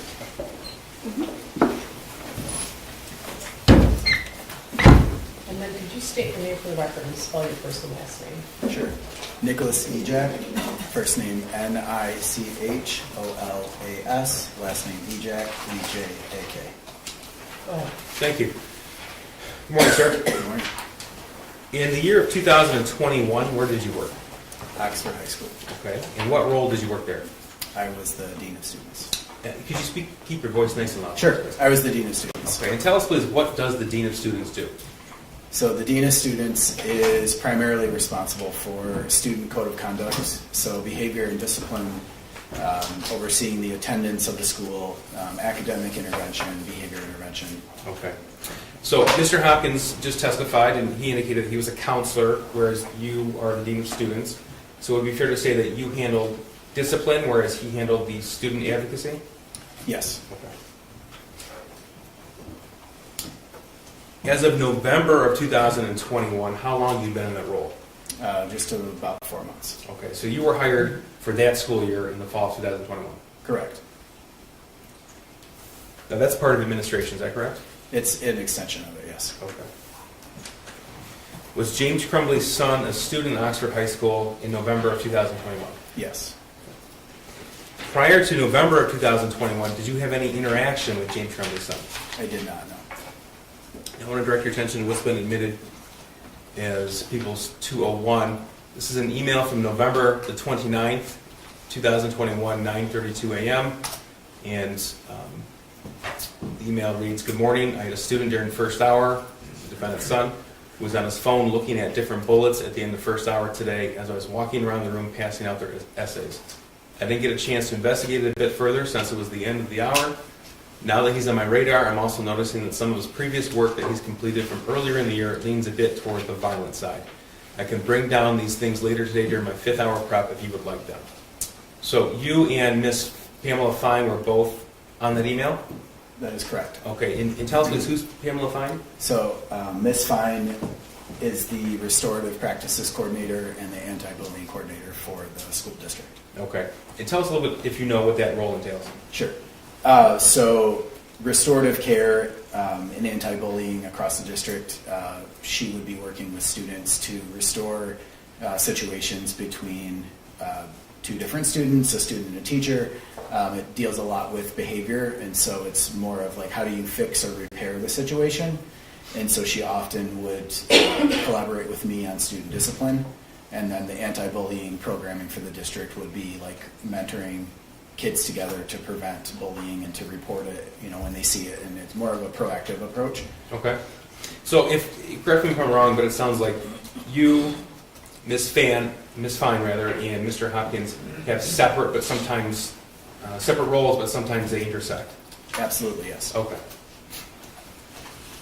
Now, did you have any interaction with the defendant's son on November the 29th of 2021? I did not know. Okay, and tell me what happened after this email was received by you. So it was received by me when I was in a meeting that morning. So I wasn't made aware of it until after there was a meeting that took place between Ms. Fine and Mr. Hopkins and the defendant's son. Okay, so by the time that you had read this email, that situation had already been addressed by Ms. Fine and Mr. Hopkins? That's correct. Okay. Did you have any follow-up emails, conversations, or any other interaction regarding the defendant's son or with the defendant's son on Monday, November the 29th? I did not know. I'm going to direct your attention now to Tuesday, November the 30th, 2021. This is People's Exhibit 203. This is from a teacher in the school. Email sent Tuesday, November 30th, 2021, 9:32 a.m. It's addressed to you and Mr. Hopkins. Reads, "Here's the photo I took of his paper in case you need it." Signed, Becky. And there's an attachment. Did you receive this email? Yes, I did. Okay, tell us about your interactions with either students or administrators prior to receiving this email with regards to the defendant's son. So I had received this email after I had alerted Mr. Hopkins to the worksheet because this teacher brought a photo of that. Okay, then let me back up just a Sure. little bit. So before this email was received by you, did you have a conversation with the teacher regarding the defendant's son? No, I did not. Okay, so tell me how it is that you became aware of this math worksheet. So the morning of November 30th, 2021, Mhm. I was in my office when Miss Morgan, who is the teacher that sent this email, came down to our front office looking for anybody that she could speak with about a student that had drawn some inappropriate things on a worksheet. And you were there? I was the only one available at the time, yes. Okay, and tell me about that interaction, please. So she entered the threshold of my office door and said she was just looking for somebody to report something, and so I had waved her into my office, and she had stated that there was a student that had drawn some inappropriate things on a worksheet, and then she proceeded to turn her phone around and show me a photo of the said worksheet. Okay, so this is Exhibit 130. Do you recognize this? I do, yes. And how do you recognize it? That's the photo that was on her phone. Okay. And so she turned her phone around and shows you this? Yes, that's Okay. correct. And tell me what happened next, please. So I briefly read the statements and looked for a name in the corner and noticed that it was a name of the student that had been in the meeting with Mr. Hopkins and Miss Fine from the day before. Okay, so you looked at the worksheet. What stood out to you when you first saw it? The phrases that were written on there, Specifically, which ones? the thoughts won't stop, help me, the world is dead. Okay. What happened next? I my response to her was, I need to get his counselor. And her response to me was she needed to return to class. Okay. So she went back to class? Yes. And then what did you do? I walked down to the counseling portion of our front office to alert Mr. Hopkins. Okay. And tell us about the interaction you had with Mr. Hopkins. Sure. So when I arrived to his office, before I even mentioned anything, he brought up the defendant's son in sort of a question form, and my response to him was, yes, how did you know? And then he proceeded to share with me that he had received an email that morning regarding that student, and thought that that's why I was there at his office. And then I had shared with him that I had just been shown a photo from Miss Morgan. Okay. And kind of explained what I had saw on the worksheet. And he immediately stood up from his desk and said, I'll go retrieve him from class. Okay, so he received a different email the morning of November 30th than the picture Yes. that you were shown? Yes. Okay. Now, when you saw this picture, were you considering this in the realm of student discipline? Not at all, no. Okay, I so was you- more concerned that there was a mental health concern. Is And that so- why you decided to get his counselor involved? Yes, that's correct. Okay. So after you shared what you learned with Mr. Hopkins, he went and retrieved the student back to his office? Yes. Okay, and tell us what happened next, please.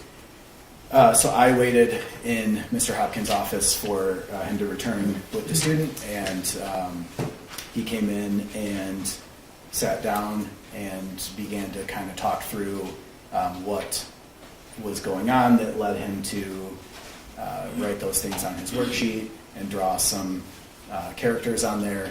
And the defendant's son repeatedly made sure that we were aware that he understood why we needed to do this and that it made sense and that he understood how bad it looked. Okay. Did you lead that interaction with the defendant's son, or did Mr. Hopkins? Mr. Hopkins did. And why is that? As the school counselor, therefore, looking into a potential mental health concern, that would be his responsibility. Okay. Did your perspective, based upon the information that you were told, ever change from a mental health lens versus a discipline lens? It did not, no. So tell us what happened next after the defendant's son went through the drawing of Mr. Hopkins? So he had sort of explained that he was interested in video games and that part of those the drawings on there were him trying to get into graphic design, which led into a little bit of a conversation about how there could be potential avenues during his time at Oxford High School to delve into that deeper with some other programs. And then he kind of leaned in more towards the statements that were written on there and talked about how those didn't necessarily explain the video game aspect. And then I listened to the defendant's son speak about him feeling sad lately, Okay. which in a high school is not that unusual. Were you involved in the decision to contact the parents of the student? I was there for it, but Mr. Hopkins had mentioned that we were going to reach out to his parents. Okay. At some point, did you leave Mr. Hopkins' office? Yes, that was after we were able to speak with a parent on the phone, and so I left to retrieve the students' belongings since our class periods had changed. Okay. At that point in time, COVID protocols were still in place? Yes, Okay. Did students carry their backpacks with them? yes, So you retrieved the defendant's son's backpack from the class that he was in and brought it to Mr. Hopkins' office? that is correct, yes. Okay. And did the defendant's son stay with Mr. Hopkins until his parents arrived? Yes. All right. Were you there in Mr. Hopkins' office the entire time, or did you come back in? No, I came back in once the parents had arrived for the meeting. Now, what was your expectation of what was to happen that day after the meeting with the parents? My understanding and expectation was that, based on the recommendation from the counselor, that the student would be leaving that day, based on prior experiences at schools where parents are called in to talk about student mental health. Typically, they leave when it's suggested that they leave. With the student? Yes. You were there for the... how long, first of all, how long did the entire meeting last between James and Jennifer Crumbley and Mr. Hopkins yourself?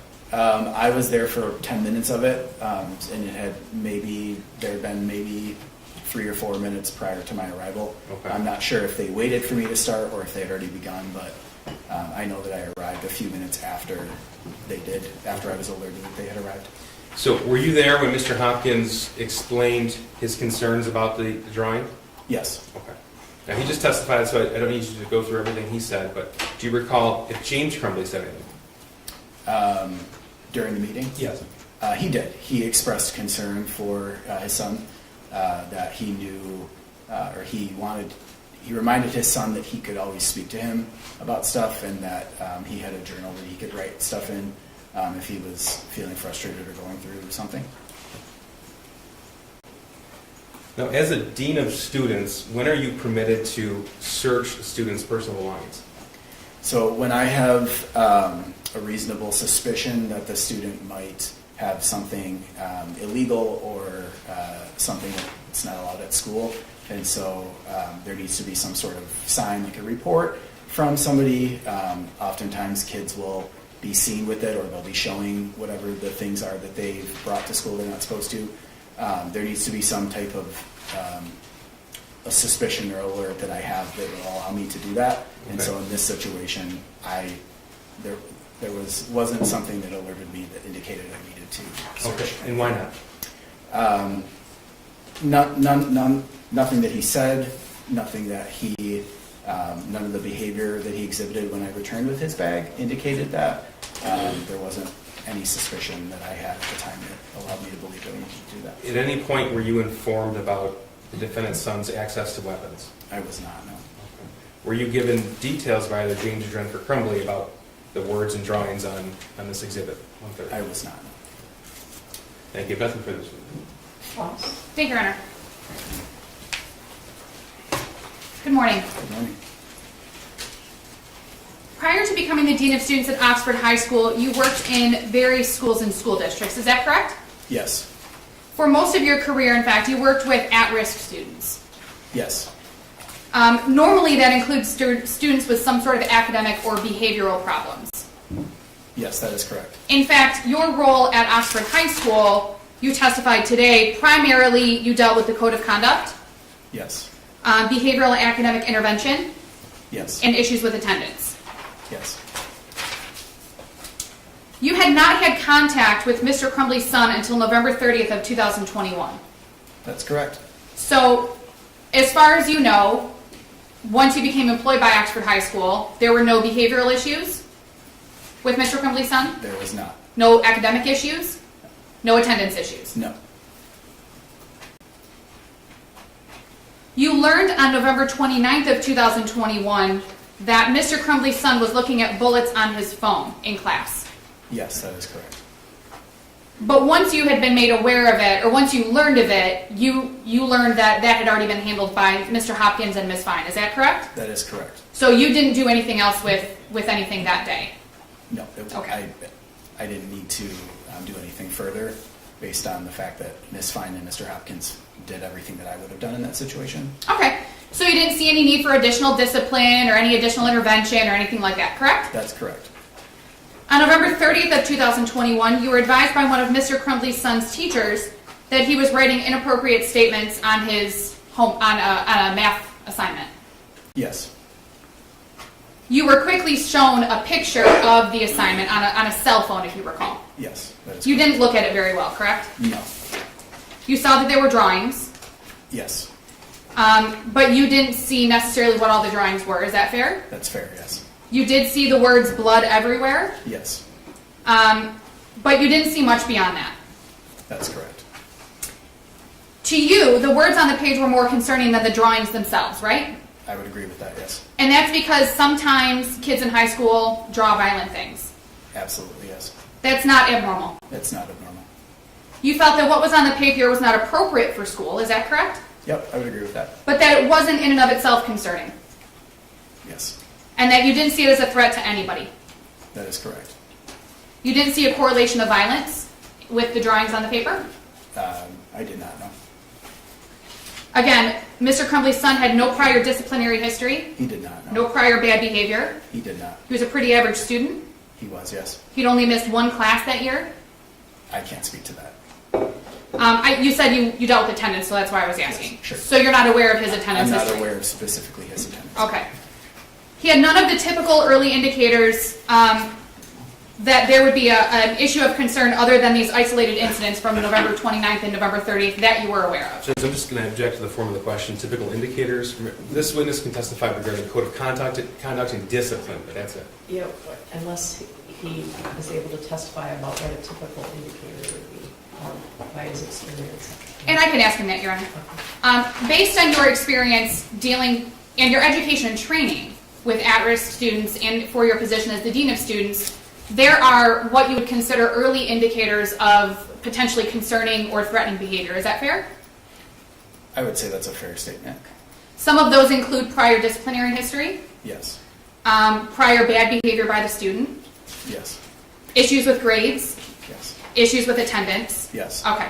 So, knowing all of that, none of those, what I'm calling early indicators, were present other than the two incidents that you were aware of on November 29th and November 30th of 2021. As far as I was aware, yes.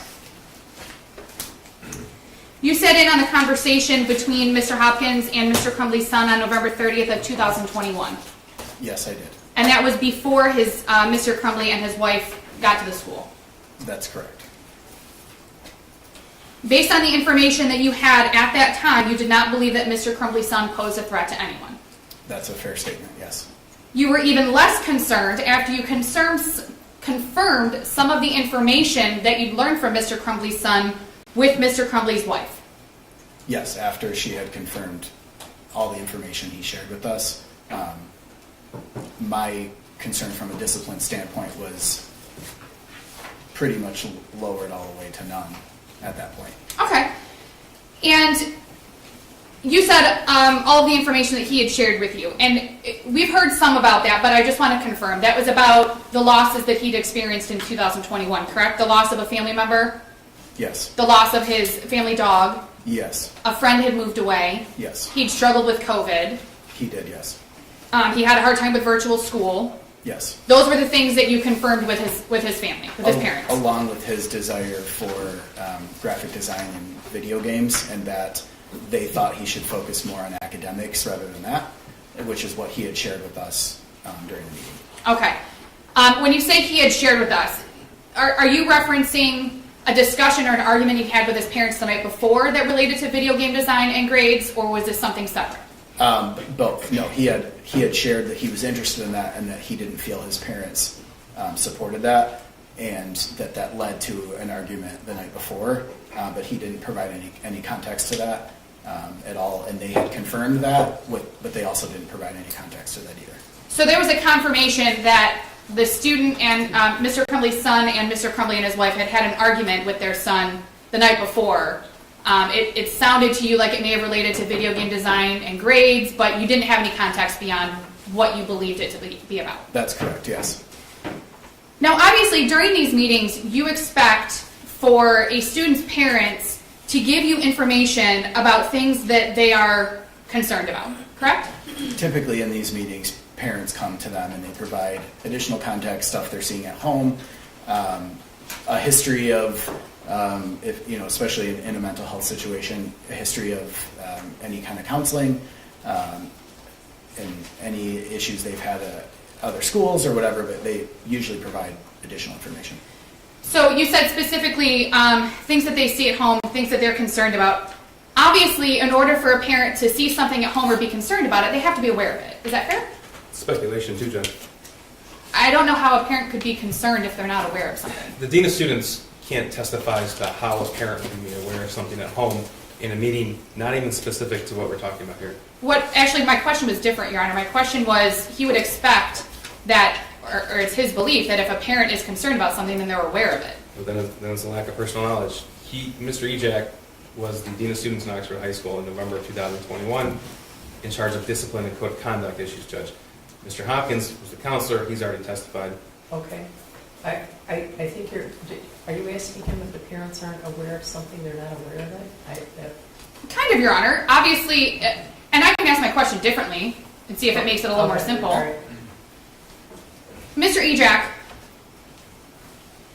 based on your experience, your education, and your training, and just your knowledge in general of you're a human being, if someone doesn't have knowledge of something, they can't talk about it. Is that fair? Does that make sense to you? I would say that's a fair statement. So we can't talk about things we don't know about. Would you agree with that? Yes. Obviously, James Crumbley can't tell you about things he may not be aware of. I'm sorry. Yes.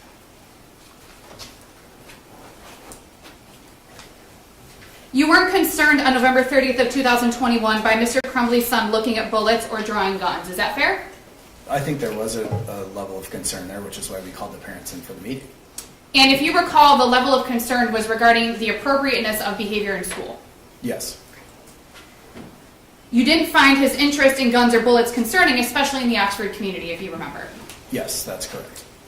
You've had students draw guns on papers in the past. Yes, that's correct. In fact, students in Oxford, not all of them, I'm not saying all students in Oxford, but there are students in Oxford who have guns in their home. Yes. You know that there are students in Oxford who handle firearms. That's a fair Okay. statement. You would agree that it's not unusual No, it's not unusual. in that community. In that community, yes. I'm not asking you to speak about any other community, but in that community, it's not unusual for students to handle guns. That's correct. When faced with a situation where a student has drawn guns on papers, you typically use your education and training to assess the risk. As far as a discipline standpoint, Discipline or otherwise, whatever your role is in that assessment. yeah, so my role would be to look for any violation of our code of conduct. And so that by itself, the drawings on the worksheet don't violate a code of our conduct. And a violation of the code of conduct would also encompass any sort of a threat to other people. Is that fair? That's a fair statement. So as part of your assessment, you're also determining whether or not there's a threat. I'm determining whether or not I need to alert somebody to something that could potentially be a threat. And in this situation, you didn't make that alert. Is that fair? That is correct. There wasn't any information that led me to believe there would be a reason to alert somebody else. And part of your assessment is, again, looking at those typical early indicators that we talked about, whether there's a history of violence, correct? That's correct. A history of discipline, That is correct. bullying behavior. That is correct. You look at, to see if there's a direct threat. That is correct. If those things are not apparent, if those things are not present, then it's just a student who drew a gun. Is that accurate? That's pretty accurate, yes. You were part of the meeting after Mr. Crumbley and his wife arrived. And let me go back a little bit. So you sat in on the meeting between Mr. Hopkins and Mr. Crumbley's son, correct? That is correct. If you know, that meeting occurred, lasted approximately 90 minutes. I don't remember. Okay. You left that meeting at some point. Yes. Then you came back once Mr. Crumbley and his wife arrived. So I left the meeting to retrieve his belongings, the students' belongings, and returned back to the office and then left again until the parents arrived. Okay. You entered Mr. Hopkins' office after Mr. Crumbley and his wife arrived in Mr. Hopkins' office. That's correct. You saw that Mr. Crumbley was seated next to his son, Yes. which that's was directly across the desk from Mr. Hopkins. Yes. It was your perception that Mr. Crumbley was showing care for his son, Yes. that he reassured his son that he can always talk to him. Yes. You mentioned something on direct with the prosecution about a journal, Yes, I did. and you seem to recall that Mr. Crumbley made reference to a journal. He did, yes. You don't recall Mr. Crumbley saying the one that you always keep with you? I don't recall that, no. He didn't say anything like the one that's in your backpack, I don't recall. specific colors, I don't remember. how long he's had it. I don't remember. There were no specifics about anything about a potential journal. Not that I can recall. So to your knowledge, you don't know if there was one journal or 15 journals. Is that fair? I can't speak to that, no. Right, you have no knowledge of that. Is that fair? Yes. After meeting with Mr. Crumbley and his wife, you felt that they were receptive of getting their son help, as was suggested by Mr. Hopkins. Yes. You and Shawn Hopkins did not insist that it be done that day. Now, I'm going to clarify because I know that Mr. Hopkins indicated that he preferred that it would be done that day, but neither of you said, you need to take him today and you need to go get him help right now, and if you don't, there's going to be a problem. What Mr. Hopkins had stated was that he needed to they needed to find him some counseling as soon as possible that day, if possible. And that he was he going. would be following up within 48 hours to ensure there was something secured for the student. And that was going to be my next question, that he was going to follow up in a couple of days, 48 hours. Yes. And in fact, you didn't feel in that meeting that Mr. Crumbley's son was in need of immediate care based on your education and training and perception and the knowledge that you had in that meeting.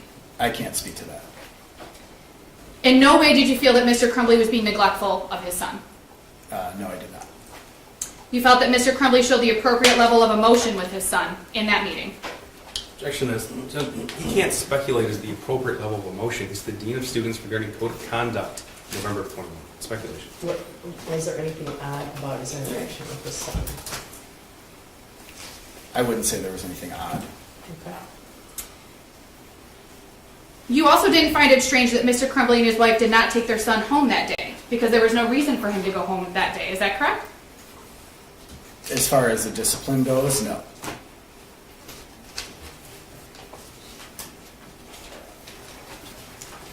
During the meeting, you said that you retrieved Mr. Crumbley's son's backpack from his classroom and brought it back to Mr. Hopkins' office.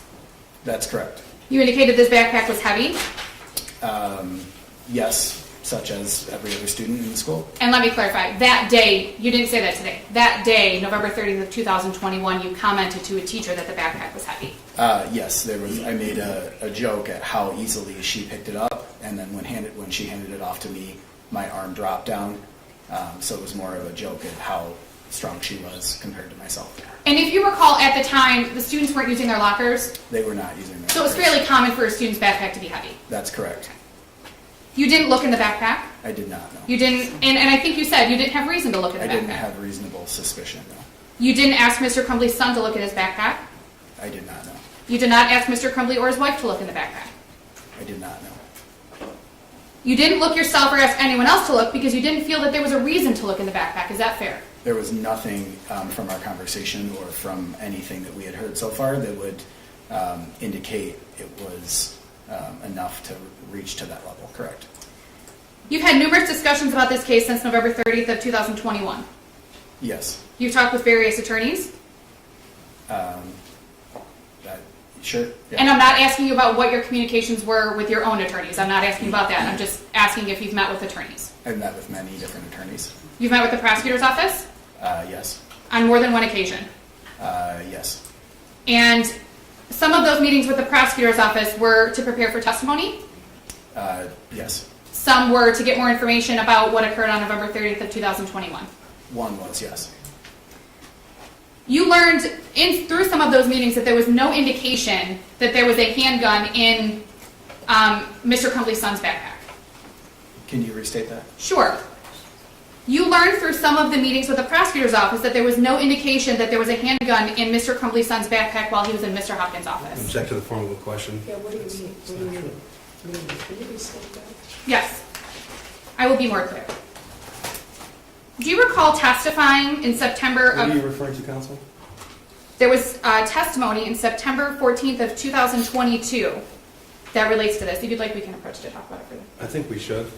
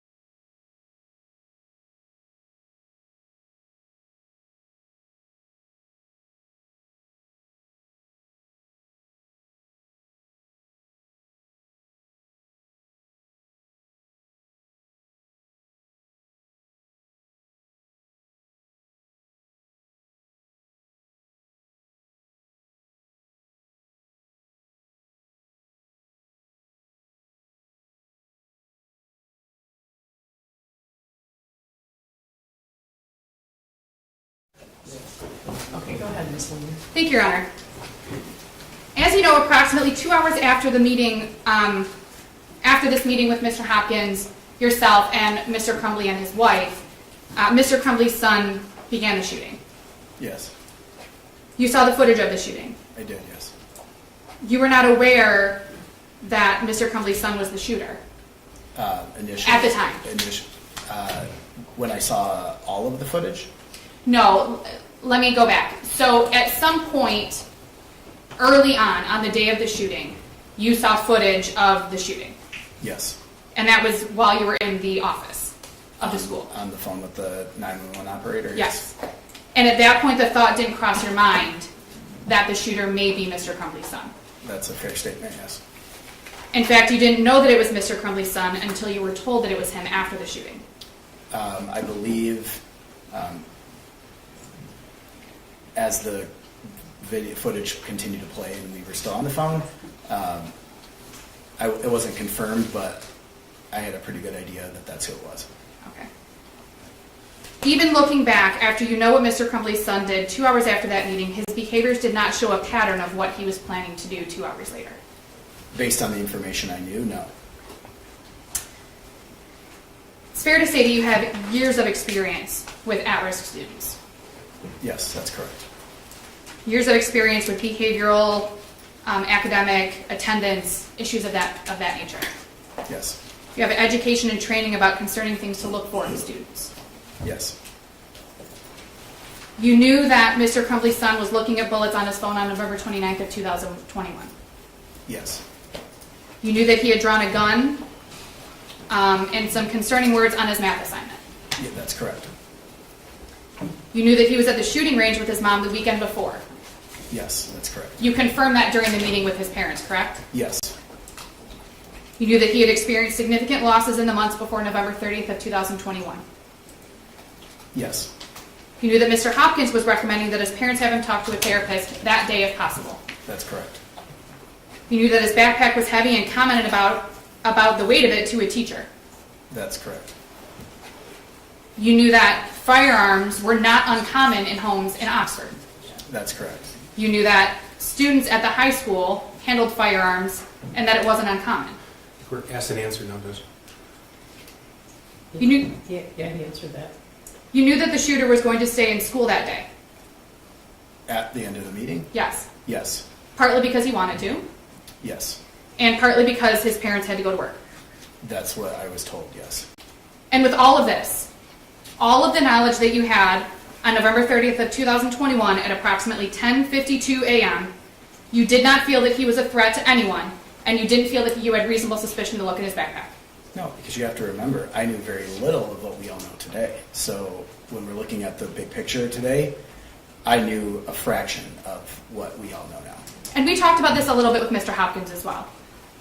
We all know what happened at 12:51 on November 30th of 2021. But the information that you had at 10:52 a.m. or approximately 10:50 a.m. when that meeting ended, is the information that you were going on. Yes, and that does not rise to the level of suspension or of a discipline, especially when you're considering mental health. And it doesn't. That supersedes any type of minor discipline or behavior violation. So, and Mr. Hopkins talked about this a little bit. Looking in hindsight, there was more information. Yes, we now know there's a lot more information. You might look at things differently looking in hindsight. I would 100% look at things Right. differently. But the information that you had on that day, at that time, is what led you to make the decisions that you made and feel the way that you felt about the situation that you were presented with in Mr. Hopkins' office. That's a fair statement, yes. No further questions, Your Honor. Read that. Thank you. Briefly. Mr. Ejak, let's talk about the information not shared with you at 10:52 a.m. on November the 30th, 2021. Okay, so you formed your belief that you did not have the requisite level of suspicion to search the shooter's backpack based upon what you were told. Is that right? That is correct. Okay. Did James Crumbley tell you that he had bought his son a 6-hour 9mm firearm 4 days before that meeting? He did not. Okay. Did anybody, either his son or his wife, tell you that? No. Did his son tell you that, or did James Crumbley tell you that his son had been begging for a 9mm handgun? No.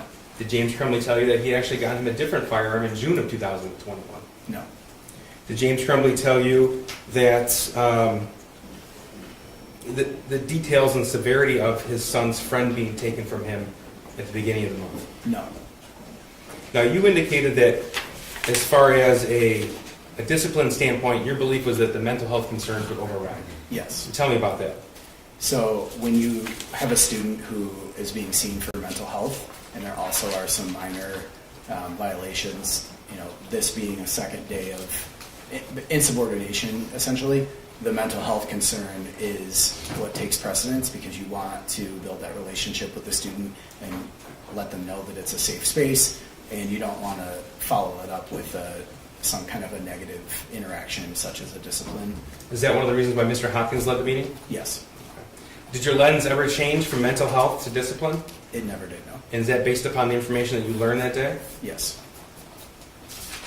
Did James Crumbley ever tell you that the 6-hour 9mm handgun that he bought for his son was kept unlocked in the home? No. You were asked about certain indicators in your experience when you consider discipline. Is access to an unlocked firearm, is that an indicator? Yes. Is that something to consider, had you known that? It would be something to consider. Okay, but that information was not shared with you. No, it was not. Now, just so we're clear, sir, the information that you and Mr. Hopkins were told on November the 30th, that information wasn't shared with anybody else in administration, is that correct? That's correct. Okay.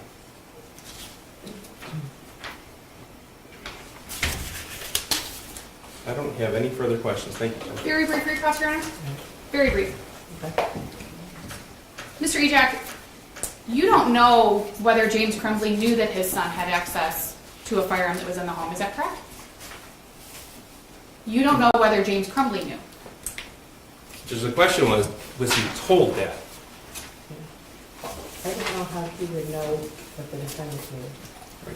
He Unless testified he was told. what he was not told, Judge. That was the question. Yeah, he said he wasn't told, but I don't know how he would know what your client knew unless he had a conversation about that.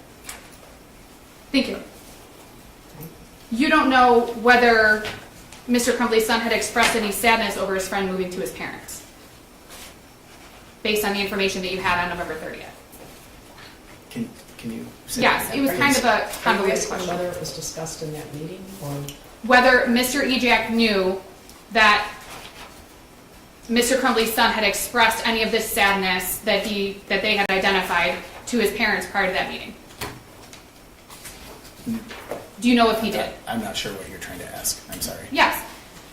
Do you know if James Crumbley was aware of this sadness that you all had identified during this meeting with Mr. Hopkins? I do not know. No further questions, Your Honor.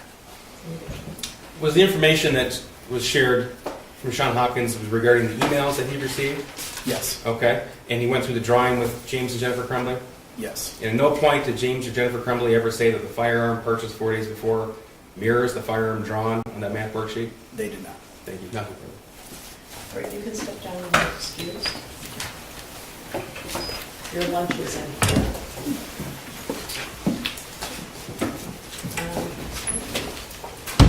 Come back. This spot is wrong, obviously. If I were taller, it would have been fixed already. I'm going to ask you to return at 1 o'clock. It's not about 5 to 12. I'm going to ask you to return at 1 o'clock. In the meantime, I'm going to ask you not to discuss the case with each other or anyone else. Don't look at any news media. Don't talk to anybody. Don't Google anything. Don't do any research on your phone or anything like that. Any questions about the case now? Okay. All right, we'll see you at 1 o'clock. All rise for the jury.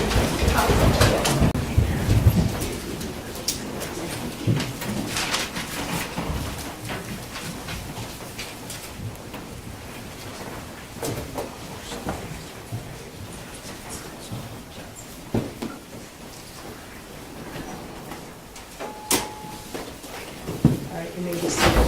Who's the next witness? We're going to find out. I just spoke with counsel about that, and we'll let her know as soon as we know. Okay. All Thank right, you, I'll Judge. see you at 1 o'clock. Thank you, Your Honor. Thank you.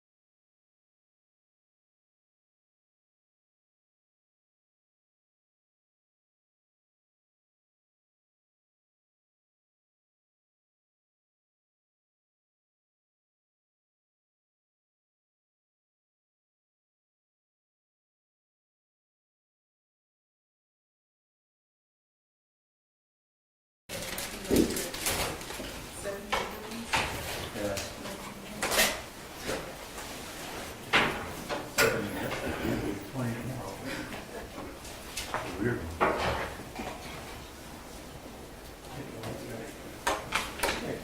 And back up.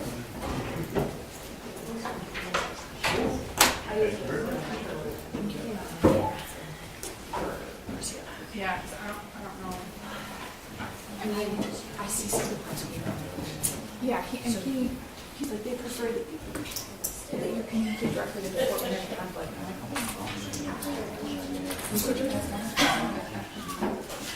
oh, it's a reference. She's actually really reasonable. It's just, I don't know.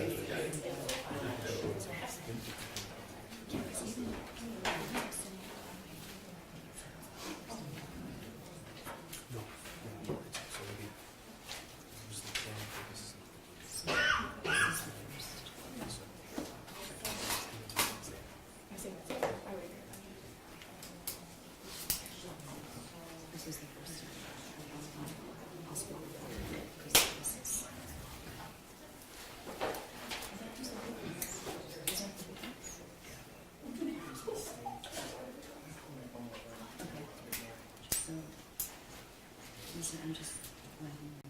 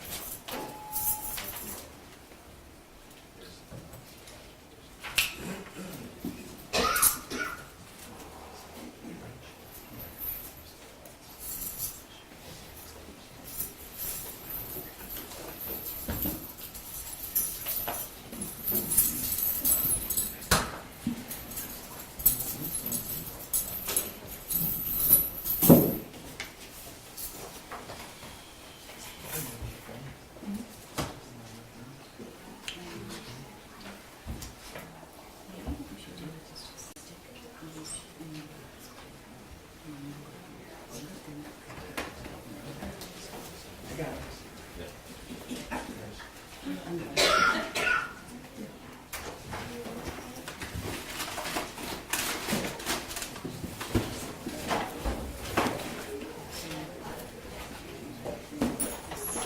All rise.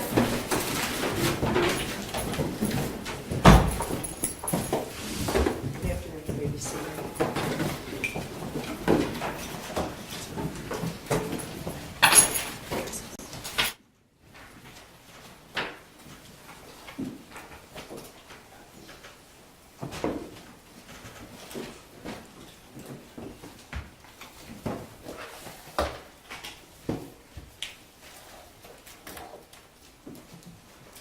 Your Honor, calling People v. James Crumbley, case number 222799989FH. Thank you, Marquise, on behalf of people. Karen McDonald on behalf of the people. Good afternoon, Your Honor. Marielle Lehman on behalf of James Crumbley. Who is the next witness? Special Agent Brett Brandon, Judge. All right, you ready for the jury? May we approach briefly, Your Honor? Thank you. Microphone.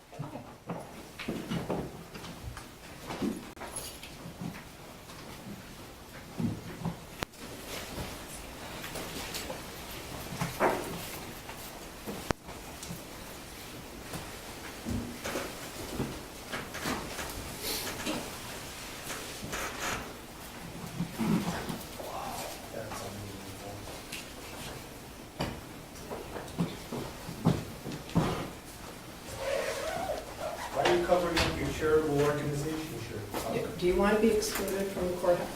Do you want to be excluded from the courtroom? No, not especially. Okay. Are you ready for the jury? People ready.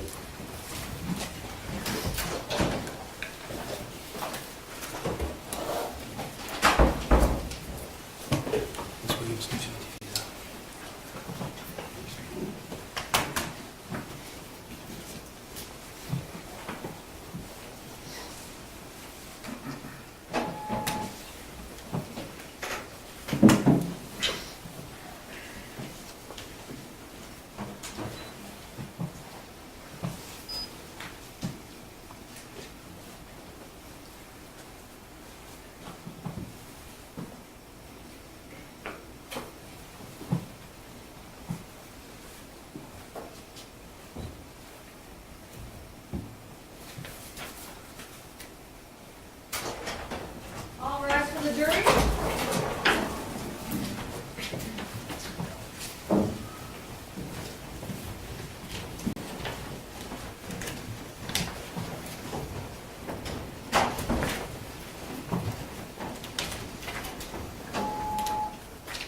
You may be seated. Prosecutor, who's the next witness? Special Agent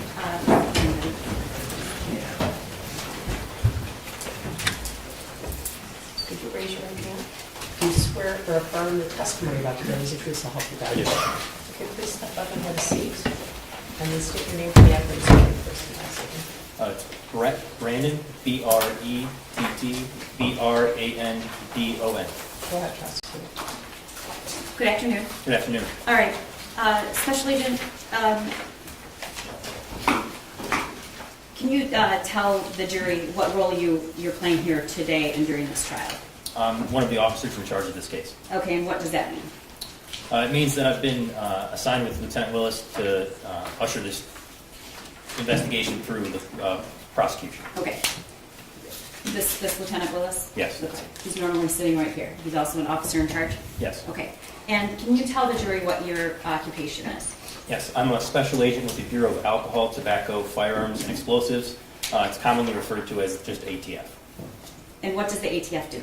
The ATF enforces the nation's firearms, arson, and explosive laws. Obviously, we primarily focus on the firearms laws. And so you're employed by the state or the federal government? The federal government. Okay. As part of that, well, I'm sorry, let me get to this. A little bit about your experience and background that brings you here to testify.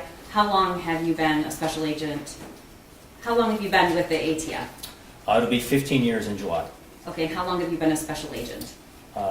Been a special agent for, it'll be approaching 11 years in July. And what does special agent mean?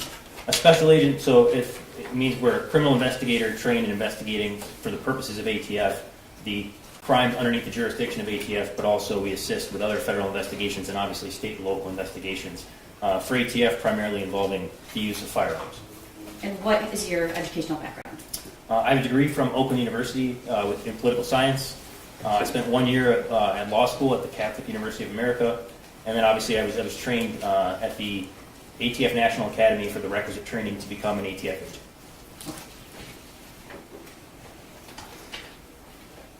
Is part of your role in the ATF based? You're based in Michigan and live in Michigan. Yes. Okay. Do you have any interaction with state investigations, and if so, what are they? Yes, I've had many throughout my career. Right now I'm assigned to the Pontiac Gun Violence Task Force. It's a partnership between the Oakland County Sheriff's Office and the ATF. In that role, we investigate both state and federal firearms violations occurring within the city of Pontiac, primarily shootings. And do you ever respond to or have anything to do with investigations that don't involve shootings? Yes. What kind of? So generally, for whether it's the task force or just as an ATF agent, it's primarily the criminal possession and use of firearms.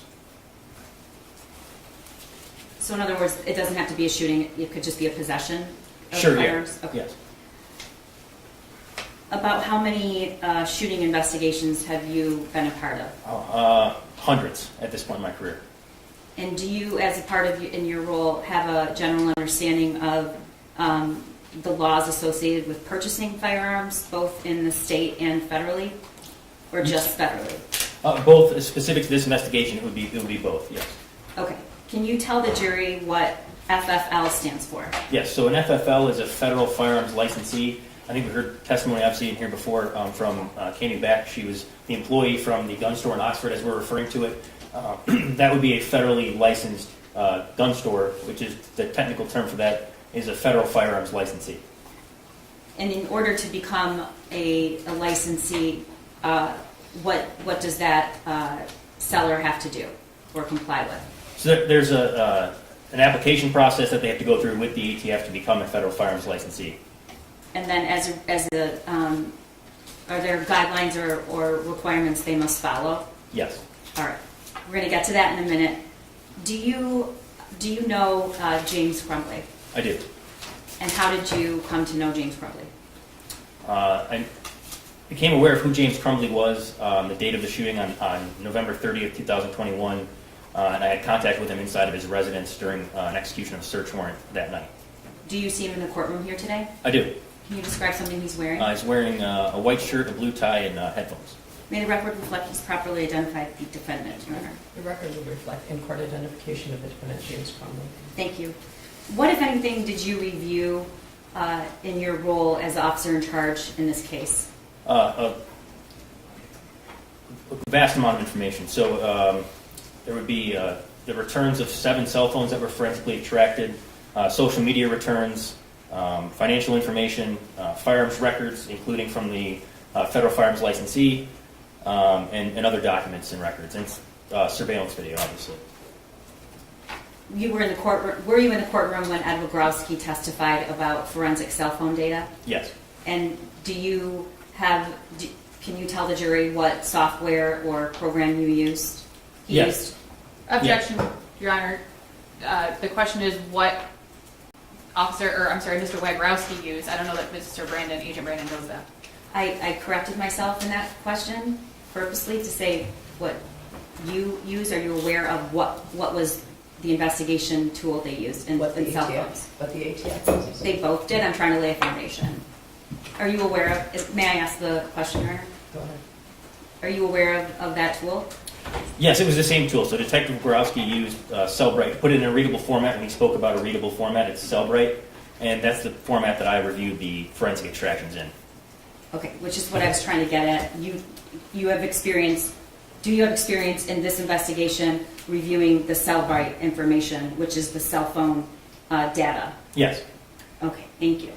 I want to draw your attention to November 30th of 2021 and ask you to first explain where you were when you heard about the shooting. So I was in the ATF headquarters for the Detroit Field Division is in downtown Detroit. I was in an office that I shared at the time with my partner, and the assistant special agent in charge at the time came in. He knew I was from the Orient, Oxford area and let me know that there was a shooting at Oxford High School. You currently are there, or you grew up there? Both. All right. What did you do? I grabbed my bag and I ran out the door. Did you go with anyone else? Was it discussed about what you were planning on doing, what the plan was, who was going, who wasn't going? No, I just ran out the door and got to my car in the parking structure, turned on the lights and sirens, and then drove up I-75 in towards the direction of Oxford High School. Do you typically work with a partner? Yes, Was he there that day? he was. Did you let him know you were going, or did he come with you? At the beginning, at the time, no, I didn't let him know. He was stepped out for a minute, and I didn't even think about it. I was so focused on getting to the school. Okay. About how long or does it take to get from Detroit to Oxford School? It depends on traffic. It could be an hour. It could be more. It could be a little bit less, just depending on the time of day. And did you have a familiarity with the area? Yes. Okay. What, if anything, did you know about that incident when you left?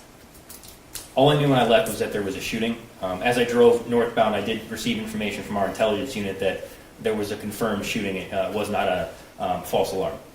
Okay. And what did you do as a result of that? I continued to drive north on I-75, and at some point, I believe it was in Troy, met up with other law enforcement, forming like a caravan, like others have Detective Growski testified to, traveling north on 75, and then getting to the exit at exit 81, where the old Palace of Auburn Hills used to be. So the caravan, were there other people on the highway? Yes. Did this whole caravan, was it just law enforcement? It was law enforcement. I believe at one point there was even a news truck trying to follow the caravan. I wasn't sure if they were aware, but I think they were just running parallel with the caravan. And was it licensed sirens? Yes. Okay. What kind of rate of speed? It was very fast, but it was as safe as we could be. Okay. Can you tell the jury and describe what it was like driving up to Oxford School that day? Your Honor, I'm going to object to the relevance. Yeah, why is it relevant? Because he's describing the scene and what he did and how he got into the school, and it was a scene of the shooting, and he was part of the investigation of the shooting. Okay, so start there. So you arrive at the scene, you arrive at Oxford High School. Is that where you went first? Yes. Okay. Can you describe the scene in terms of, was it easy to get there? Were there cars? Were there students? So as we're getting to the school through obviously Lake Orion and Oxford, get to travel through there. All the cars were parked on the right side of the road, and so it was almost like the left lane. There were no cars in it, and people knew what was going on at that point. It had seemed that word had spread because no one was moving. It wasn't just like you normally would get over and then get back over in the left lane. People were just parked on the road. As I got in towards the school, I started noticing that there was a large group of people at the Myre, and obviously learned later that was the reunification point. When I arrived at the school, there were a lot of law enforcement personnel. I can't even put a number on it. It was dozens, maybe 100, in the main vestibule area where like the front offices were located. So when you arrived, were there more than one law enforcement agency? Was there more than one represented? Yes, there were quite a few. Okay. Did you know anything about where the alleged shooter was? Whether there were victims? What did you know when you approached the building? At that point, I had a conversation with someone in our intelligence group that had confirmed related information that they had received that there were fatalities, there were injured victims. Did you know whether or not the shooter was in custody? No, I didn't. I assumed that I didn't hear any gunfire when I got to the school, so I assumed that either the shooter was in custody or it was a barricade. I wasn't sure what was going on, but I knew that it was not an active shooting scene. Did you do anything before you entered the building? Were you carrying a weapon? Yeah, so I put on my vest and then ran to the front of the school with other people from the parking lot that were approaching the school. As I got closer, the person at the door verified my identity as a law enforcement officer, and then at that time was informed that the shooter was in custody and that they were starting kind of to figure out who was going to be responsible for what inside of the school. As you can imagine, it was a very chaotic scene. And okay. You mentioned a vestibule when you earlier. What do you mean? It was like the front area in front of like the front of a school where you'd have like offices where you check in if you were taking your kid out sick for the day. It was the main office area, and that's where I was directed to meet with Lieutenant Willis, who was identified as being the officer in charge of the scene. Is there a difference between the phase of clearing a crime scene versus evidence collection? Yes. Can you tell the jury what the difference is and what comes first and what that is like? Sure. So, at least the way ATF is trained, it would be an active shooter response would be to train and to find and eliminate the threat. After that has occurred, you have a clearing of the school, tactical clearing of the school to ensure there's no other bodies, secondary devices, or things of that nature. In this instance, it became clear that there were two things going on at once. There was people volunteering to clear the school for a second time, and then there was Lieutenant Willis, who was directing more of the investigative aspects of this case. When you arrived, do you know about what time you arrived? I don't recall exactly what time I arrived now. Okay. Were there still students in the school? Not. If there were, if they were in classrooms, I wasn't aware of it. I did not see any students when I got to the school. Was part of your role to engage in clearing the school? So generally, yes, with ATF, we would be involved in clearing the school, the active shooter response, the clearing of the school, and then the investigation. I mean, when you got there that day, did you help clear the school? I did not. Based on the fact that the investigation had started, that the shooter was in custody and they had the weapon secured, I thought the best use of my abilities as an ATF agent would be to start the trace of the firearm to determine how it ended up there. Okay. You just said you found Lieutenant Willis. Is that correct? Yes. Okay. Where was he standing? He was standing in front of the school offices. At one point, he was standing on a chair, directing people around. Like I said, it was a very, very chaotic. But I found Lieutenant Willis, and I believe someone had told him I would be coming to help trace the firearm, and that's when I went over and located it. And before that, had you ever met Lieutenant Willis? No. Okay. And what happened next? So Lieutenant Willis held up a trash bin that had the murder weapon, several magazines, ammunition, and the shooter's cell phone inside, and I was able to take photographs of it. Okay. A trash bin, a plastic trash bin. Yeah, so trash, not a one you throw like a school lunch in, but like a small one you have in like an office, like a square or rectangle trash bin. And if you know, what was it doing there, or how did it get there? It was my understanding that evidence was placed in there to keep it safe while they were continuing to clear the school. Okay. And you said he held it up, and then what happened? I took photographs of the evidence, specifically the markings on the firearm that I needed to start the tracing process. And when you say markings, what do you mean by markings? So the firearms are required to have a make, model, and a serial number. Those three items are necessary to start the trace for ATF to determine where it was first sold. Did you actually physically pick up the weapon? I don't believe so. I don't think we wanted to preserve the evidence. I believe that the firearm was already flipped in a way that had the markings visible. I believe I just took a photograph of it and then provided that information to the intelligence group that would initiate the actual digital part of the trace. Okay. Once you did that, what did you do next? So once that process had been started, I went to Lieutenant Sam Marsban, who I had known from the Oakland County Sheriff's Office based on prior investigations and in Pontiac, and asked what could be done, what needed to be done. And at that time, I began collecting facts for the timeline for a search warrant affidavit for the Crumbley's family residence. Okay.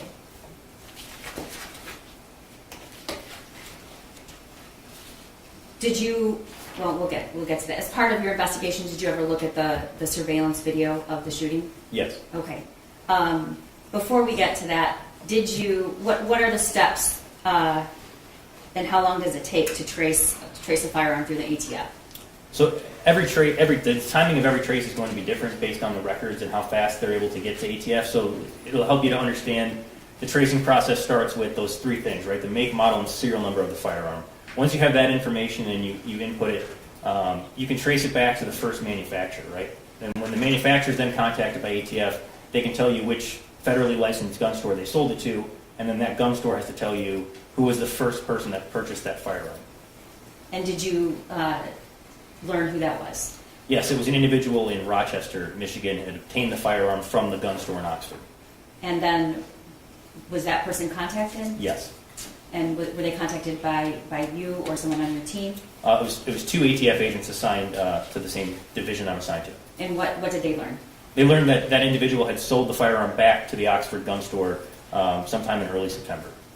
And then what did they do? They went to the gun store and spoke to Ms. Cammie Back, who testified previously, and learned that the firearm was in fact purchased by Mr. Crumbley on November 26, 2021. So 4 days earlier? Yes. Okay. And if we can stop for a moment, did you just say September? I meant November. I'm sorry. Thank you.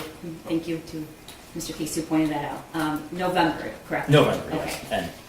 And, if we want to stop here for a moment, walk us through a general purchase of a firearm through a federally firearm licensee. Sure. So if you walk into a gun store today to buy a firearm, you have to fill out what Ms. Back testified was called an ATF Form 4473. It would have information about yourself as well as information about the firearm you're purchasing.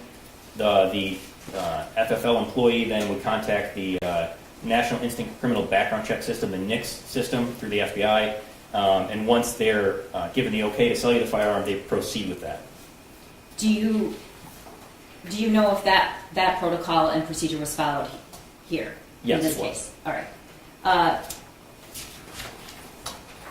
You just stated that in order to buy a firearm, you have to go through all those steps. Is that all guns? Do you have to go through this process? So for every firearms sale from a federal firearms licensee, you do have to fill out the ATF 4473 and have those steps be fulfilled, yes. Does that include all guns, long guns and pistols? Yes. Okay. And are there differences in long guns versus pistols? Yes. In terms of who can buy them and where? Yes, in terms of age and things like that, there are different restrictions on the types of firearms you're purchasing. Okay, and in general, how would you describe the restrictions on what is more restricted and less restricted? Sure. So under federal law, if you're going to buy a firearm from a federal firearms licensee, you have to be 21 years of age to buy a handgun and 18 to buy a long gun. That would be either a rifle or a shotgun. All right. And what about registering a weapon? So there's no federal requirement for registration of a weapon. There is, however, obviously based on my experience in this case and others through the task force work, I'm aware obviously in Michigan that there are certain registration requirements for handguns. And why, but the same requirements for long guns? No. And do you know why that is? Objection, Your Honor, speculation. Only if you know. Did you I say have to in ask the- him first if he knows that's what I'm trying to do. Did you say in the state, there isn't federally, but there's a state? Correct. Okay. State of Michigan. Through your position in the ATF, do you know Can you why? answer my question? Yes, Which- I thought he did. State of already. Michigan? It is the state of Michigan, yes. Thank you. Do you know why there are more restrictions on handguns? I believe it's due to concealability. Okay. Under state law, who can register a weapon? Under state law, register a handgun? Yes. Okay. So under state law, you can register a handgun at 18 years old, but obviously you can't buy one until you're 21 from a federal firearms licensee. So you can, in one way, buy a private sale from someone that's 18 to someone that's over 18, and then register that firearm. So I have seen through previous experience that you could register a weapon at 18, a handgun, but you could not purchase that handgun from a federally licensed gun store, if that makes sense. Okay. Were you made aware at some point if James Crumbley owned any other weapons other than the weapon he purchased on November 26th? Yes. Your Honor, I'm going to object to the reference of a weapon. I think it's a vague question. I think what Agent Brandon is aware of is alcohol, tobacco, firearms, and explosives. I think that the classification of a weapon is vague. If the prosecution is asking about firearms or handguns or pistols, then I think that should be the question and not specifically a weapon. Well, this response can clarify that. Correct, Your Honor. Right? So go ahead. You were made aware what other the reason I'm using weapon is because I don't want to specify because that'd be leading, so I'm trying to get him to explain it without asking a leading question. You were made aware what did he also own or purchase, if you know? So in June of that year, he had also purchased a Cobra Classic Derringer and also a Keltec P17 .22 caliber pistol from that same gun store in Oxford. So that was about 5 months earlier? Yes. Okay. Were both of those guns bought at the same time? They were bought within days of each other, but they were not bought at the same time. And how did the gun store have any record of those sales? Yes. What was it? So they had the 4473 documenting the sale of the Derringer, as well as a sales receipt and a Michigan pistol sales record documenting the sale to Mr. Crumbley for both the Derringer and the Keltec pistol. Okay. So you've indicated now 3 separate handguns. Do I have that right? Yes. Okay.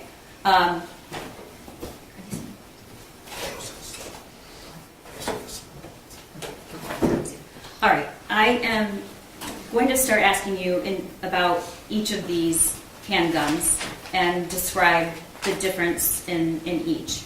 I'm putting on gloves because this is evidence, and I want to touch it with my gloves on. And the first handgun I'm going to ask you about is the handgun purchased on November 26th. Do you know what type of handgun it was? Yes. What was it? It was a 6 Sauer SP 2022 with a specified serial number. And so was it a 9mm? Yes, it was. Okay. This is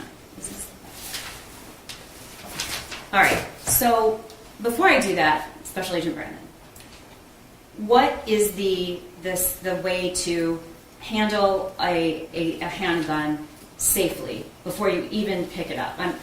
I know there are firearm safety guidelines, but how do you make sure when you're handling a weapon for the first time that you're doing so in a safe way before? Object to relevance, Ron. Response? I think the element of the crime that the defendant is charged with goes back to a legal duty in handling and storing a firearm, and so I absolutely think it's relevant Okay, do you mean picking it up or? in every way. I'm gonna allow. Thank you. How do you safely pick up a handgun? Sure. So based on the fact, so there is a zip tie in it, so everyone is aware that firearm has been made safe already. But for the purposes of this, so if you pick up the firearm, you want to keep it pointed in a safe direction. You want to keep your finger off the trigger, and you want to visually and physically inspect the chamber of the weapon and the magazine well of the weapon to make sure that it's not loaded. Okay, so I'm going to pick up this. We know that is this the murder weapon? Yes, it is. All right, and we know that this has a zip tie in it. Correct. Okay. Can you specify what exhibit number that is? Yes, I'm sorry. 163.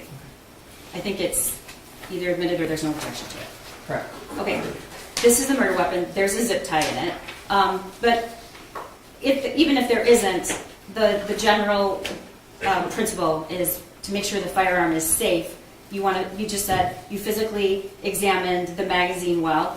Is that this right here? Yes, that's correct. Okay, and then you also have to do a second step, did you say? Yeah, so the same thing. So I would say physically and visually inspect the chamber of the weapon. So down the barrel, if you look down the barrel right So there. right yep. here? And to make sure there's not a round inserted into the chamber of the firearm. Okay, and again, there's a zip tie in here, but in order to comply with that, you'd have to physically inspect to make sure there's no round in this chamber. Correct. And why? What's the reason for that? So with firearm, there's four basic principles of firearm safety. I mentioned two of them. Number one is to treat every firearm like it's loaded. Number two is to point the firearm in a safe direction. Three would be keep your finger off the trigger, and then obviously not for court purposes, but if you're at a range or shooting, is to be mindful of your target and what's beyond it. At least that's the way ATF trains the four pillars of firearm safety. So the purpose would be to make sure that firearm's not loaded, that in case the trigger was accidentally or unintentionally discharged, that there's not an actual round in the chamber to be discharged. Is it possible for a firearm to discharge without touching the actual trigger? That would depend on a lot of different factors, including the type of firearm. Okay. I probably can't answer that question. Okay, thank you. So you mentioned earlier that you have to identify certain markings. Where are, and I'm going to give you some gloves if you don't mind.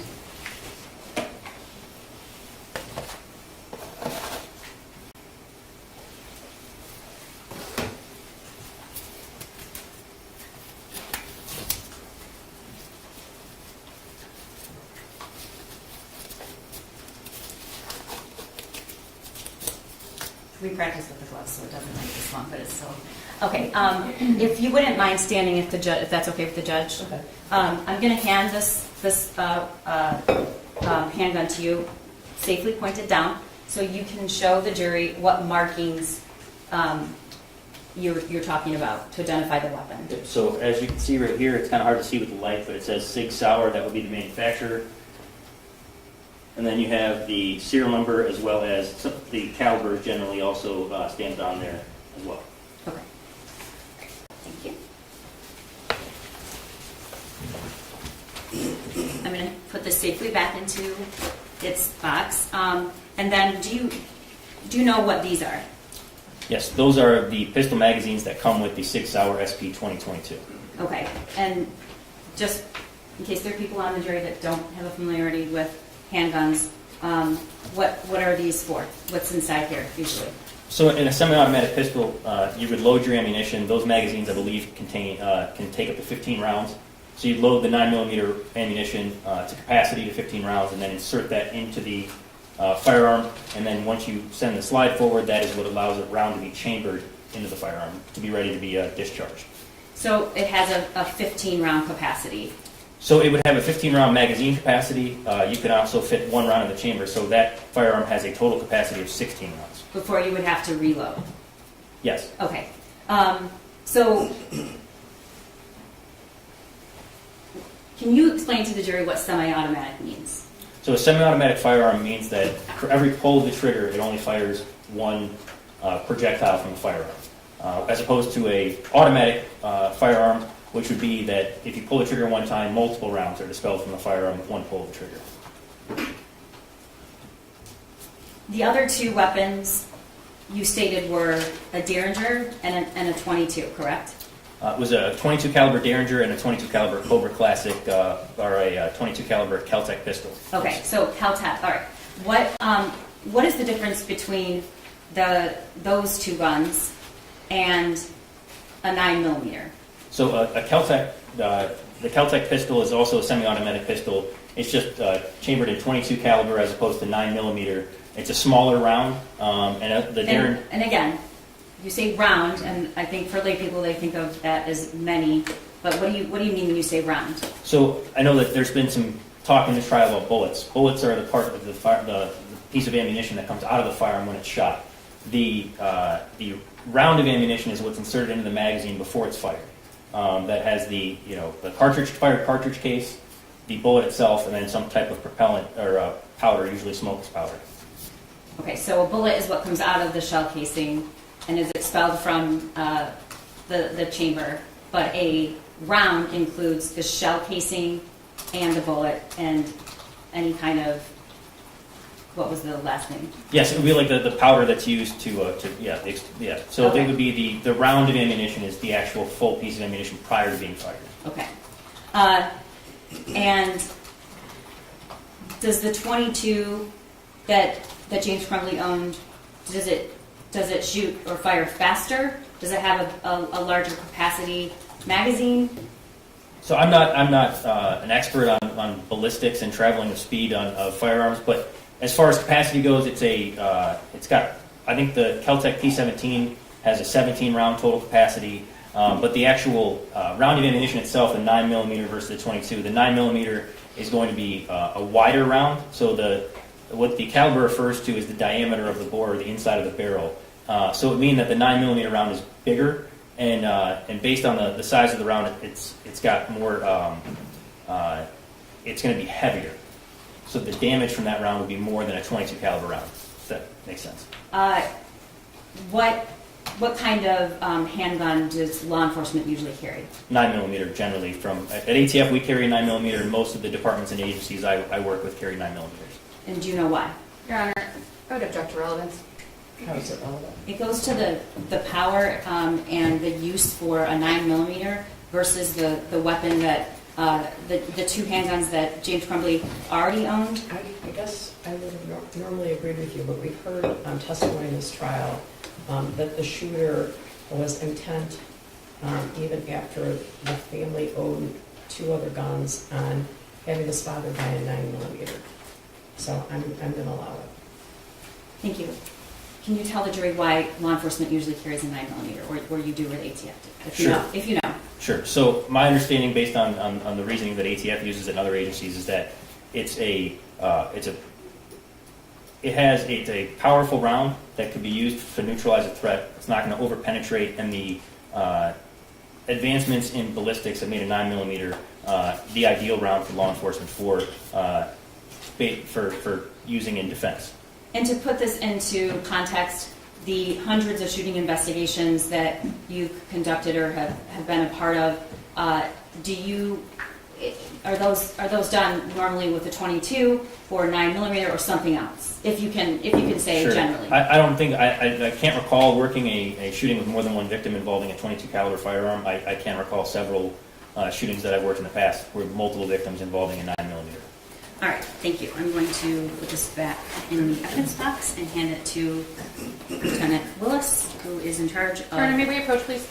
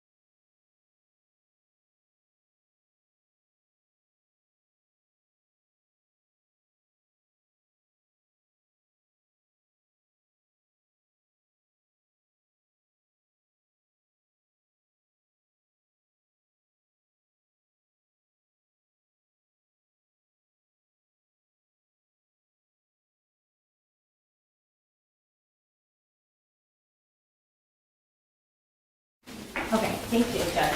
I appreciate that. All right, so, I'm going to now introduce Exhibit 164. And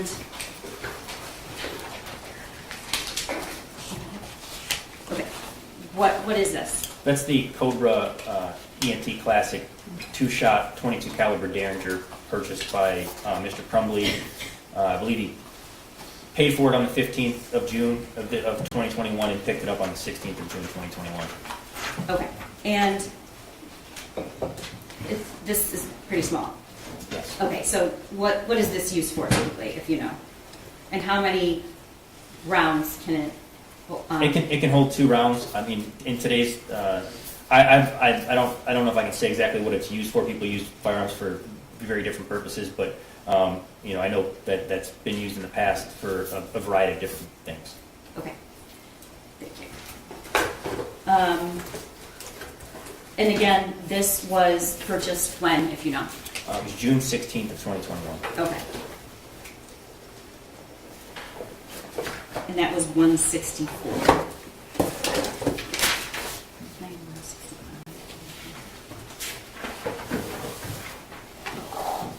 Okay. And this is 165. And again, do you know what this is? Yes, that's the Kel-Tec P17 22 caliber pistol purchased by Mr. Crumbley on June 17th of 2021. Okay. And if you know, how is this was this weapon made safe by you or somebody else before I handle it? Yes.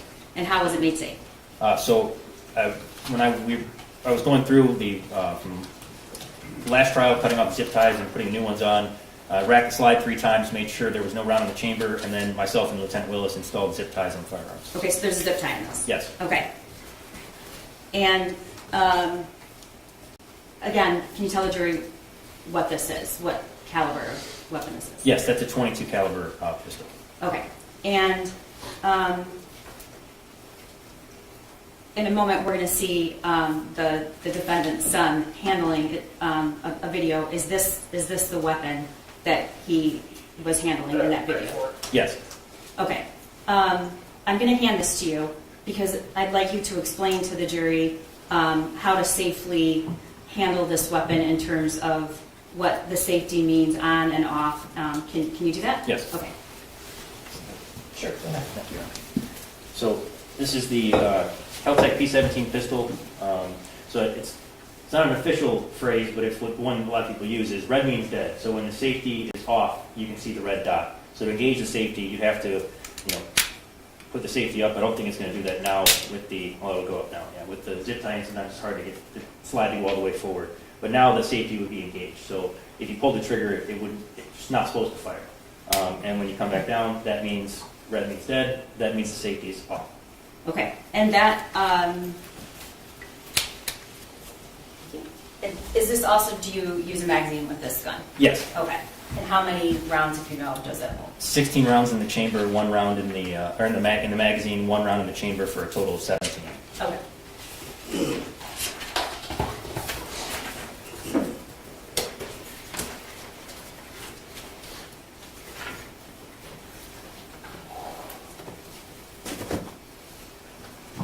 Were there any gun cases recovered in the home?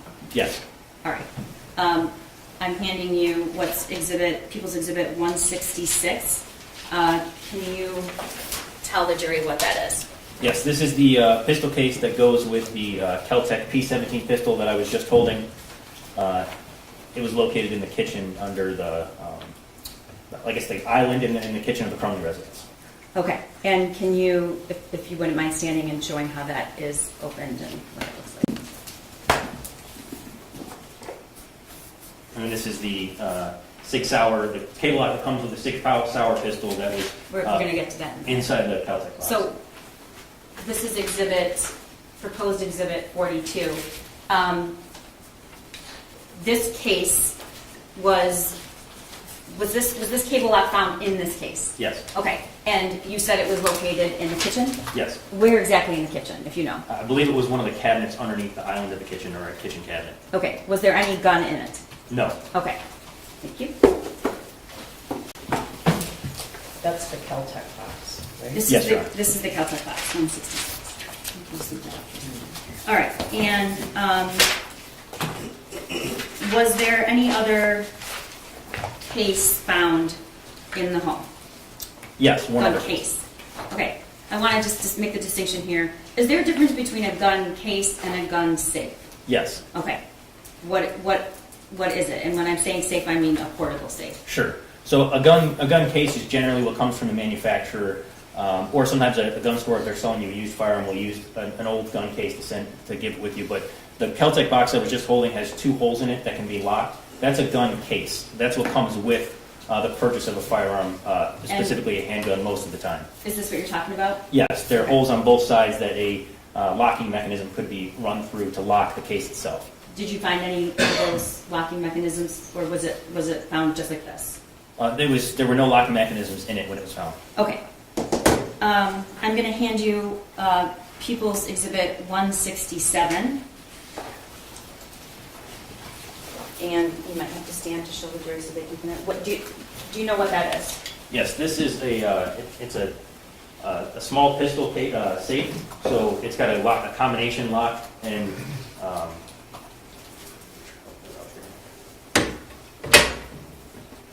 so it would just you close the lock. It's typical your standard combination lock. You close it, spin the dial, and have your combination code. And do you know where that was found in the house? Yes, it was in the on a TV stand in the Crumbley, Mr. and Mrs. Crumbley's bedroom on the right-hand side inside of a cabinet. All right, and was there anything in it? Yes. What was in it? So there was the Kel-Tec P17 pistol as well as a Derringer 22-shot 22 caliber handgun as well, both inside this safe. And that was the small gun that we just showed the jury, correct? Correct. Yep, they both fit in here. And then the Kel-Tec that you just showed them with the safety. Yes. Those two that's- weapons. That's Okay. correct. So- Yes, this one right down here.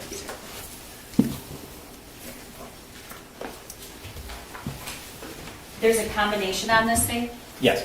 and do you know what the combination was? Well, I know what it is. I just opened it. It's 000. Okay, was this the combination at the time when this safe was found? Yes. Okay. Does the SIG fit in that gun case? It does The not. gun SIG. It does not fit. Even if it's just by itself without any other handgun? Correct. Okay.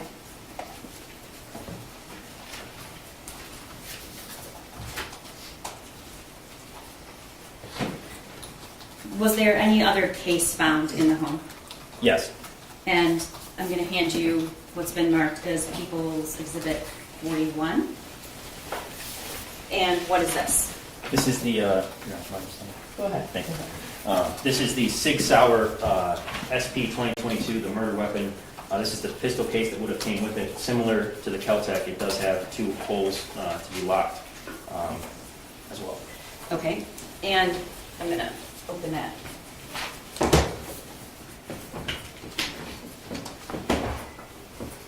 All right. And where was this found, if you know? This was found on the on top of the bed in the Mr. and Mrs. Crumbley's bedroom. Was there anything in it? At the time, no, it looked like this. Okay. Was there anything underneath the phone? I learned later that there was, yes. Okay. Do you want to tell the jury what that was? Yes. So there is a receipt for the SP 2022 from the gun store in Oxford, as well as the ATF Youth Handgun Safety Act notice pamphlet that was previously discussed. Okay. And is that something they have to provide? Yes. All right. Special Agent Brandon, what was your reaction to finding that?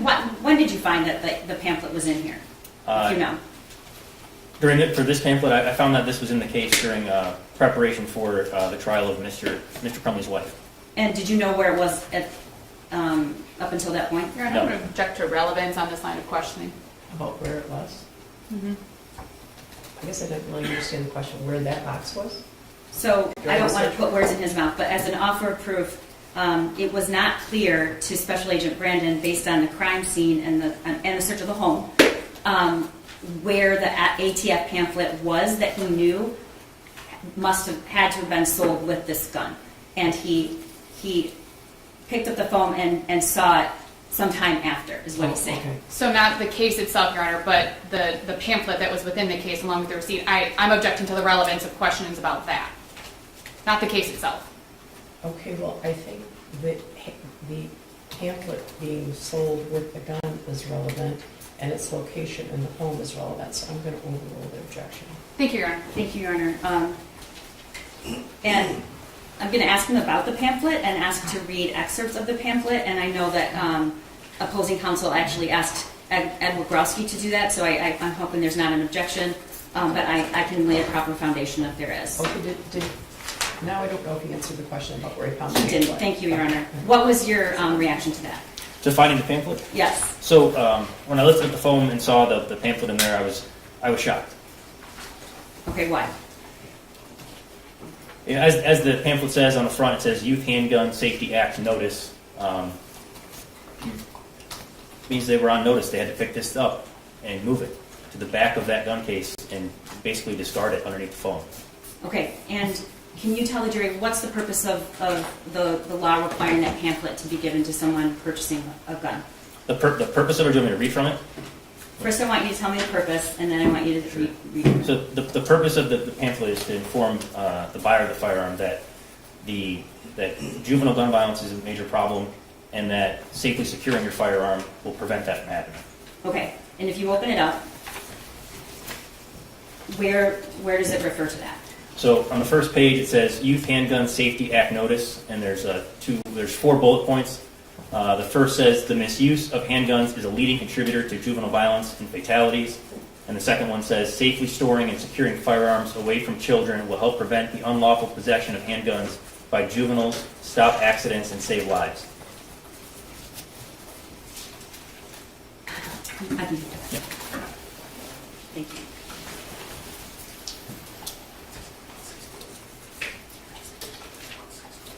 Your Honor, we've marked the pamphlet as, we're going to mark it as 168. I don't know if it was admitted previously. We did discuss it in other witnesses. Okay, you're moving for the initial 168. Yes. Any objection? No. 168 is submitted. All right.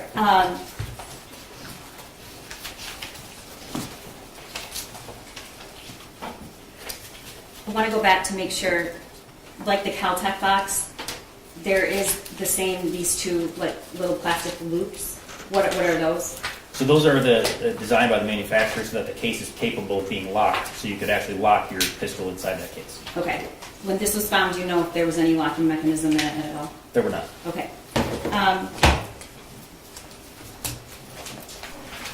Were the 3 guns purchased by James Crumbley, including the SIG for his son, did they have to be registered?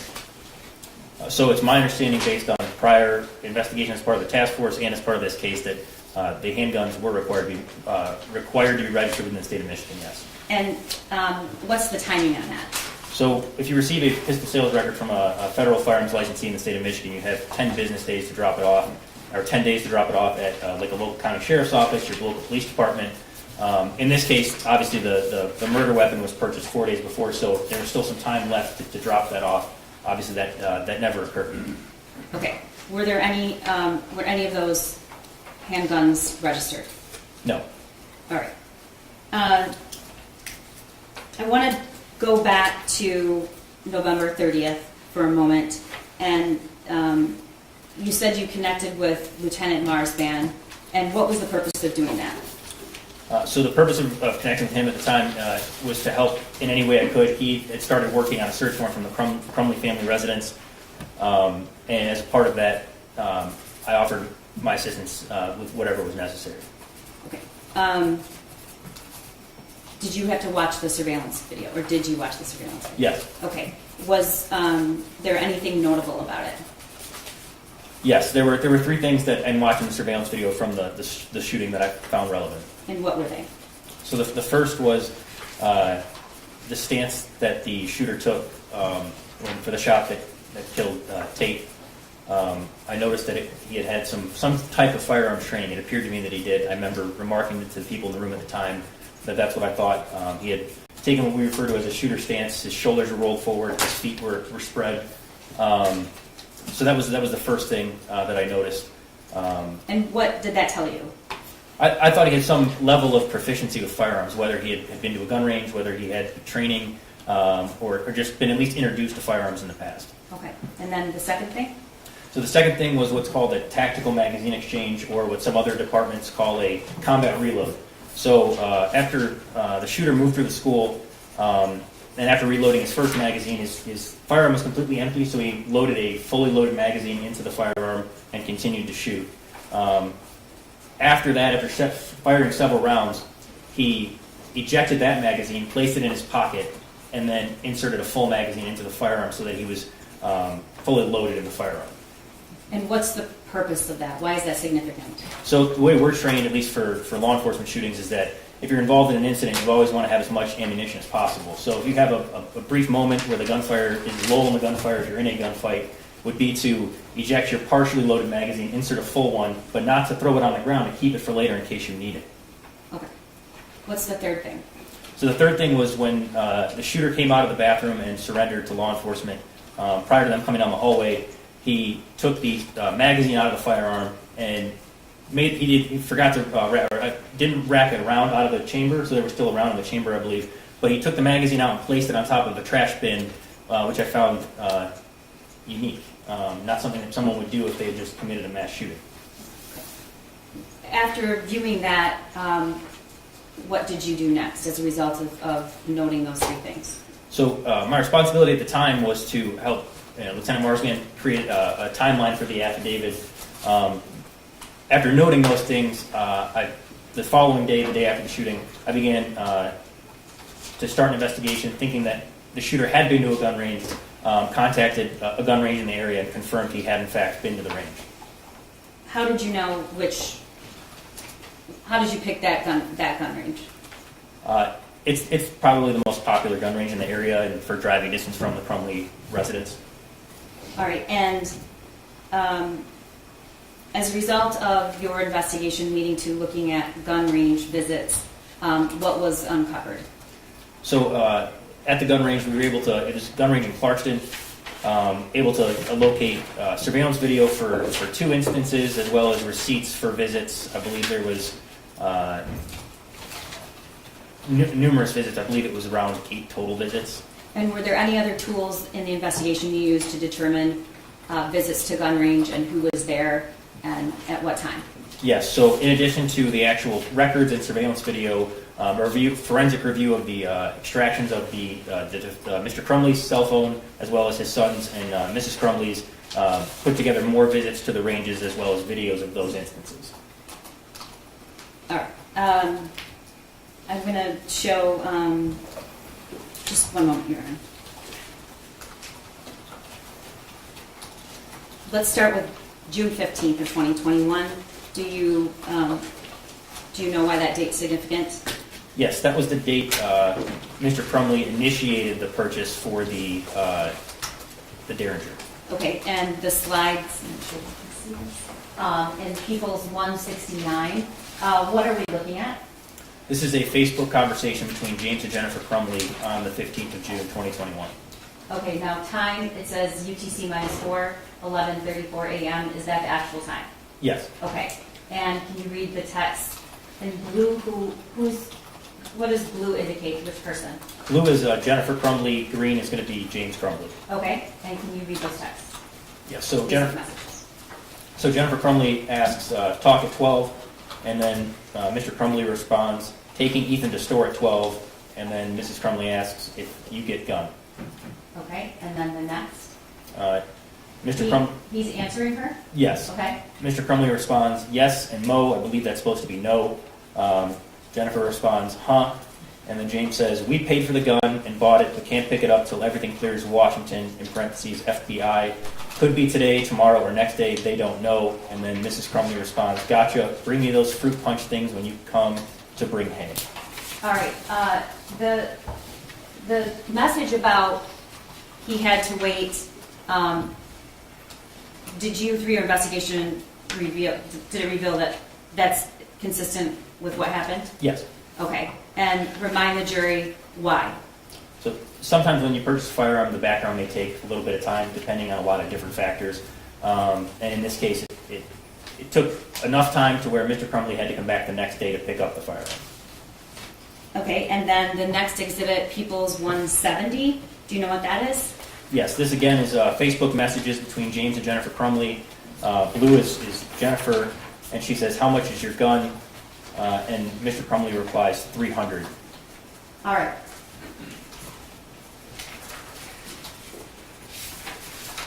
I'm going to show you what's been marked as and admitted as People's 29. This is a receipt for, what is it for? Do you know? This is the receipt for the Cobra, for the Derringer. This is dated 6/15. It says 6/16 at the top, which is the date the actual sale went through, and it's for $180.15. So this is not $300. Was there a gun he purchased that was $300 that day? Approximately, yes. And what gun was that? That would have been the Kel-Tec P17 22 caliber pistol. Okay, so the Derringer, the small one, was $169, and this is the receipt for the Kel-Tec. What else is on that receipt? It's 2 boxes of ammunition at $14.95. Okay, thank you. I'm going to draw your attention to June 26th, which is about 10 days later. Do you know if James Crumbley went to the gun range on that date? Yes. What? I'm sorry, 1 minute. I'm sorry, I skipped a page. Sorry about that. June 20th. Yes, that's correct. And the People's 171 is on the screen. Can you tell the jury what that was? What that is? Yes, this is, again, Facebook messages between James and Jennifer Crumbley. In blue, Jennifer asks, can you guys answer your phone? And then James Crumbley responds, no, at gun range, loud. All right. And People's...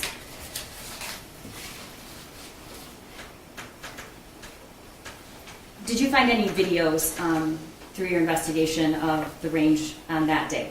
Yes, And where'd you find it? on James Crumbley's cell phone.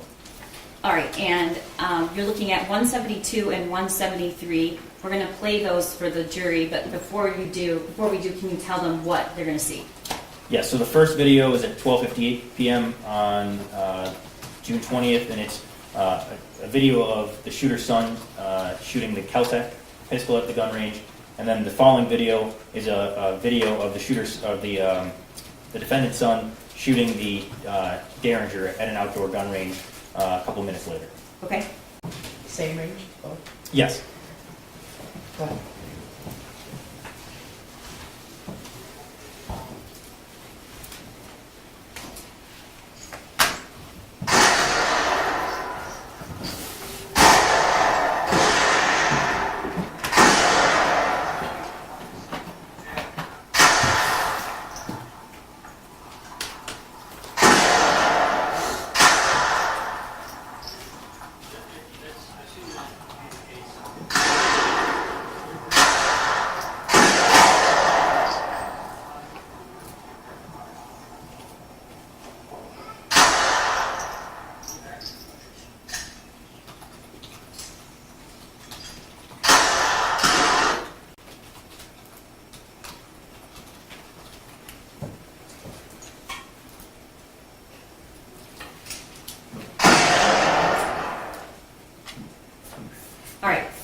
What, if anything, do you see or notice in that video?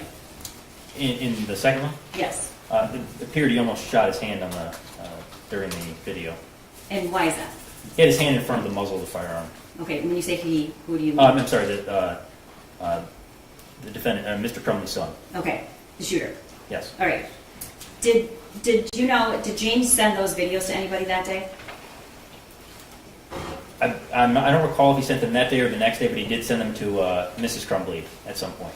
All right, and how do you know that? I reviewed her cell phone as well. Okay, and Exhibit 174, can you tell the jury what that is? Yes, so that is one of the videos being sent on June 21st, 2021. All right, and this is 2 slides, it's 2 slides, can you do the next one? And then, is this the second video? Yep, this is in the reverse order. So the first, they're both videos were sent from James Crumbley to Jennifer Crumbley on June 21st, 2021. Okay, so these exhibits are him sending her the videos? Yes. All right, did you learn what she did with the videos, if anything? Yes, she took one of the videos and uploaded it, I believe, as an Instagram story. Okay, and that's Exhibit 175.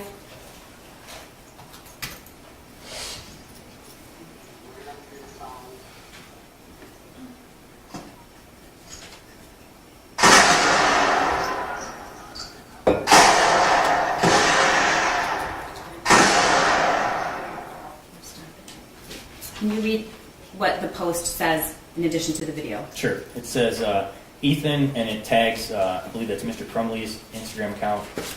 Both got handguns this week, testing them out at the range.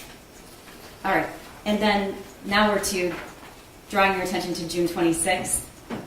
Did they go to the gun range that day? Yes. Do you know where it was? It was at so for the rest of these, I believe it's the indoor gun range in Clarkston, Michigan. Okay, and Exhibit 176, can you tell the jury what that is? This is a receipt in the name of James Robert Crumbley on June 26, 2021 for one range, handgun range fee of $20, and then one small silhouette target at 75 cents. Do you know if videos were taken on that day? Yes, Do you know if they were sent to anyone? I do. And who were they sent to? Jennifer Crumbley. Okay, drawing your attention to Exhibit 177. What is that, if you know? This is a video sent from from James Crumbley to Jennifer Crumbley of the shooter at the Firearms range in Clarkston on June 26th.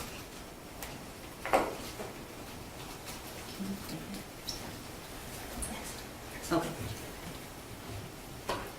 And is 178, which is admitted, I believe, is this the video that was taken and sent to Jennifer? Yes, this is actually, I believe, is the Instagram story that was created from that video Okay. and uploaded to Instagram by Jennifer Crumbley.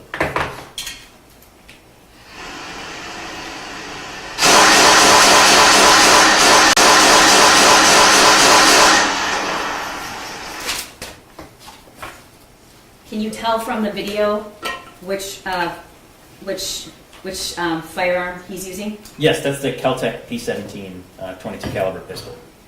Okay. Drawing your attention to July 2nd, did you uncover any evidence that James and his mother-in-law, Jennifer's mother, went to the range with the shooter? Yes. And how did you discover that? So there were messages between James Crumbley and his mother-in-law on Facebook discussing a range visit. I think the conversation occurs on July 2nd, 2021, but it's actually for a range visit occurring on, I believe, July 3rd, 2021. Okay, can you read that to the jury? Sure. So in blue is going to be James Crumbley's mother-in-law. She says, still planning on taking the shooter to the gun range tomorrow morning. Then lunch, is he still available and do we need to make reservations? Mr. Crumbley responds, he is good, no reservations needed, I'll go with you guys. His mother-in-law replies, awesome, glad you could join us. We don't know what we are doing, LOL. For And the then record, this is 377. 377. And then the next response from James. Just take Maybe Road up to Dixie, turn left, and it will be on the right-hand side. The shooter will be excited. We will rent a few different guns. They have a special for 9mm on 25 for a box of 50. His mother-in-law replies, sounds great. Mr. Crumbley says, make it closer to 1045. All right, and do we have any video from that day? We do not. Do we know who was there? Well, first, it's 179 and 180. What are those? Those are receipts from July 25th. Those are not from that visit. Okay, so now we're to July 25th. Yes. And what do those receipts show? So on the left-hand side of the screen is looks like a purchase of ammunition for 6 boxes of 22 caliber ammunition for a total of $50.82 at the bottom. And then on the right, it's a range visit by Mr. Crumbley. It's a handgun range fee of $20, a small silhouette. I should mention that the receipt on the left also is in the name James Crumbley. What's a silhouette mean? It's a silhouette of a person that's used at a gun range. Okay, and Exhibit 181, can you tell the jury what that is? Yes, so this is geolocation information for the Gmail account for James Crumbley, and for, I believe he is in green on this, and then the purple dots would be Jennifer Crumbley meeting on July 25th, 2021. Both Jennifer and James Crumbley were at the Firearms range in Clarkston, Michigan. Okay, drawing your attention to August 15th, Exhibit 183. This is a receipt. What is it for? This is dated August 15th, 2021. The receipt has a range fee of $20 again. I believe that's so it'll be 200 rounds of 22 caliber ammunition and 1 small silhouette, again a silhouette of a person target. And 184, what is this? This is James Crumbley's Gmail geolocation information showing he was at the Clarkston gun range at that time. Okay, and you were here for Ed Wogrowski's testimony, correct? Yes. All right. Did you see the video that the shooter sent to his friend in August of 2021? I did. All right. I'm going to put 70 and 71 up on the screen. That's one slide. First, what are we looking at? So this is the first video filmed by the defendant's son on August 19th around 9:30 p.m. that was sent to his friend. All right. And what time was it? It was 9:31 p.m. Okay. And can you see that video? Can you stop it right there? Okay, I'm stopping. Mr. Keese is stopping at what are we looking at? So this is the defendant's son holding the Kel-Tec P17 pistol. It doesn't appear to have a magazine inserted, didn't appear to have a round in the chamber. The safety was, again, red means dead, the safety was not engaged. Okay, and then can you continue?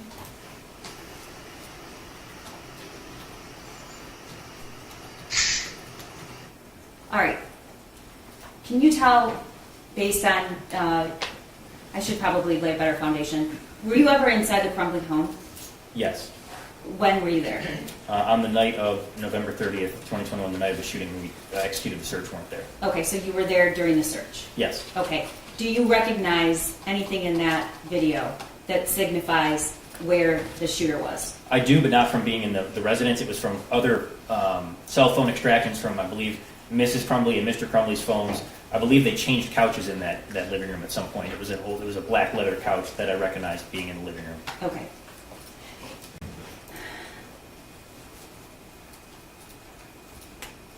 All right.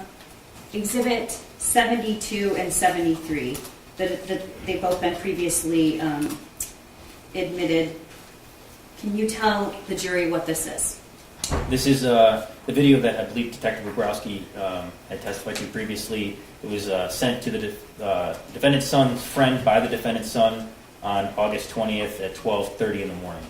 All right, and was there a text that accompanied this right after or before the video was sent? Yes, it was around the time that the video was sent. I believe it said, my dad left it out, so I thought, why not? LOL. I'm paraphrasing. I don't know if that's the exact text, but that's the general idea. Can we have a text? The next slide. Next slide. Is that the text? Yes, that's it. Okay. And we're going to play the video, which has been previously admitted. And before we do, can you tell the jury what they're about to see? Sure. So the defendant's son has the Kel-Tec P17 pistol in his hand. Again, the safety's not engaged. He slams the firearm down on top of the magazine, loads the magazine, and then sends the slide forward, chambering around into the firearm, meaning that if he pulled the trigger at that moment, it would go off. Okay.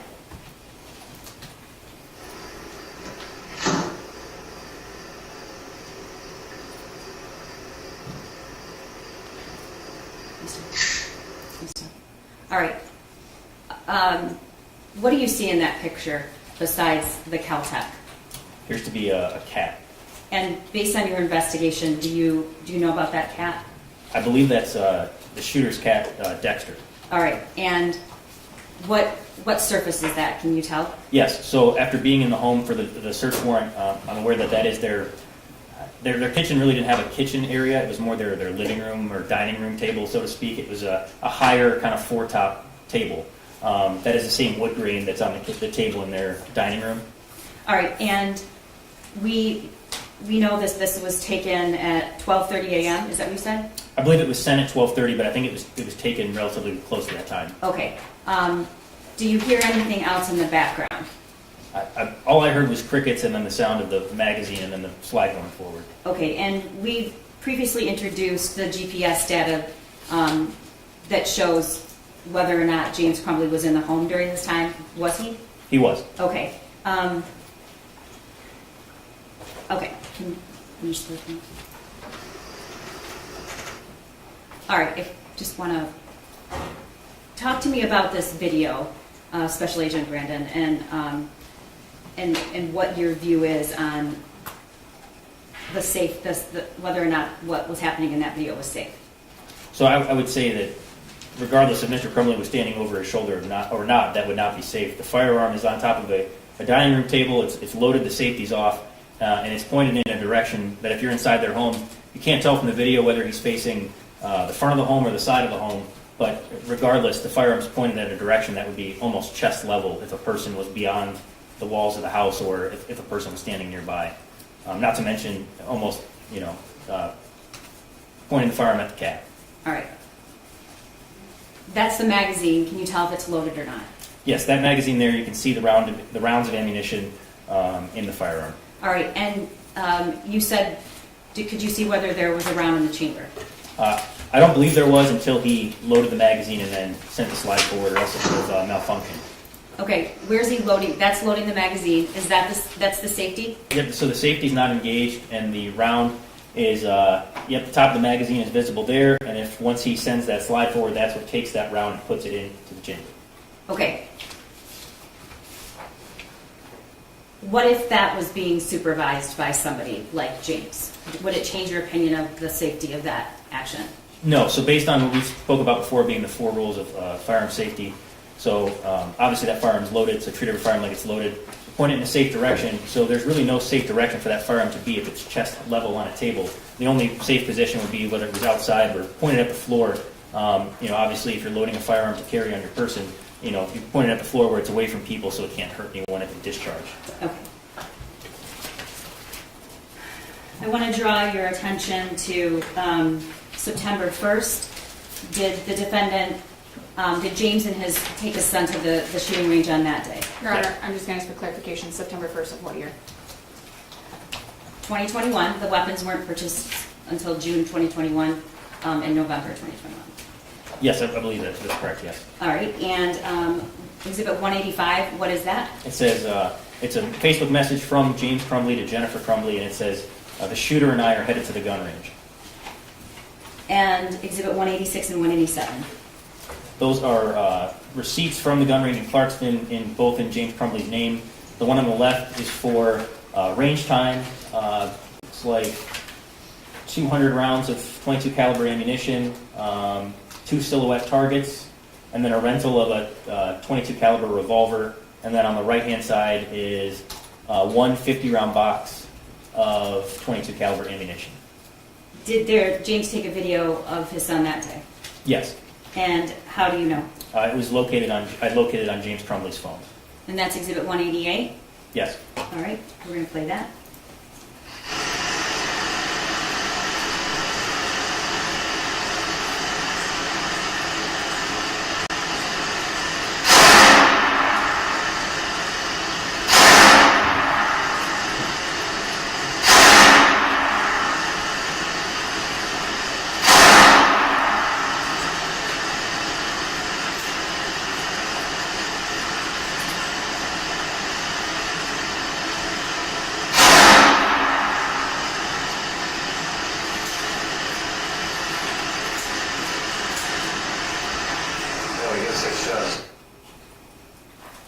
All right. On September 25th of 2021, did you come to learn that James took his son to the range on that day? Yes.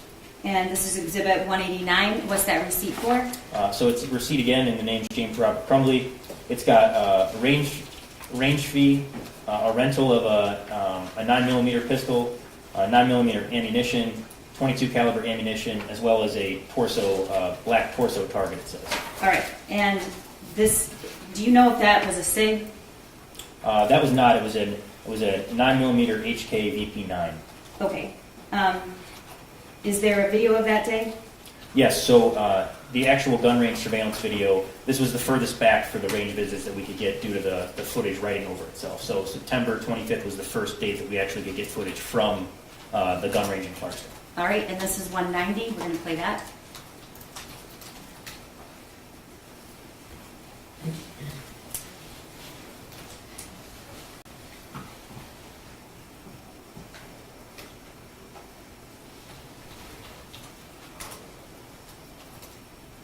And what are we looking at here?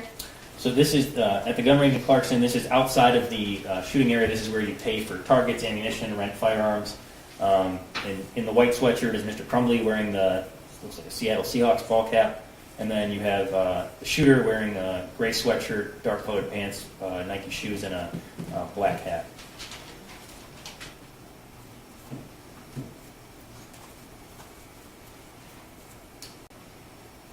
And what do you observe James Crumbley wearing at his belt level? Appears to be a holster.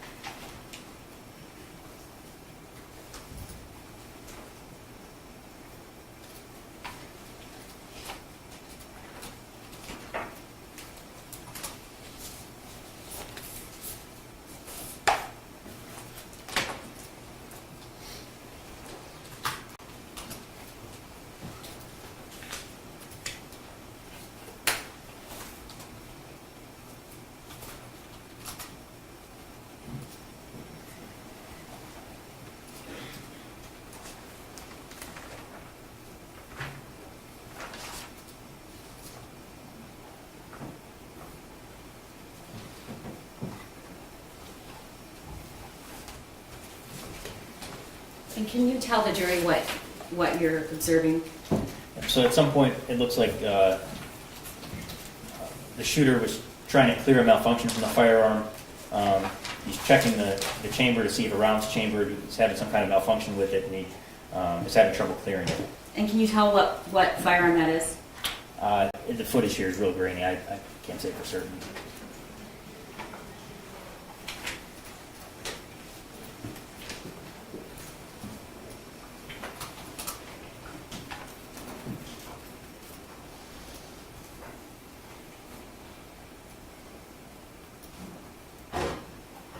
And what does he appear to be doing right at this time? So he keeps checking the chambers for a round. He's having issues with it. He goes over to Mr. Crumbley. They walk back over. Mr. Crumbley picks up the firearm. He racks the slide 3 times to try to see what's going on with the firearm, and then he inserts the magazine here and gets the firearm back in operating condition.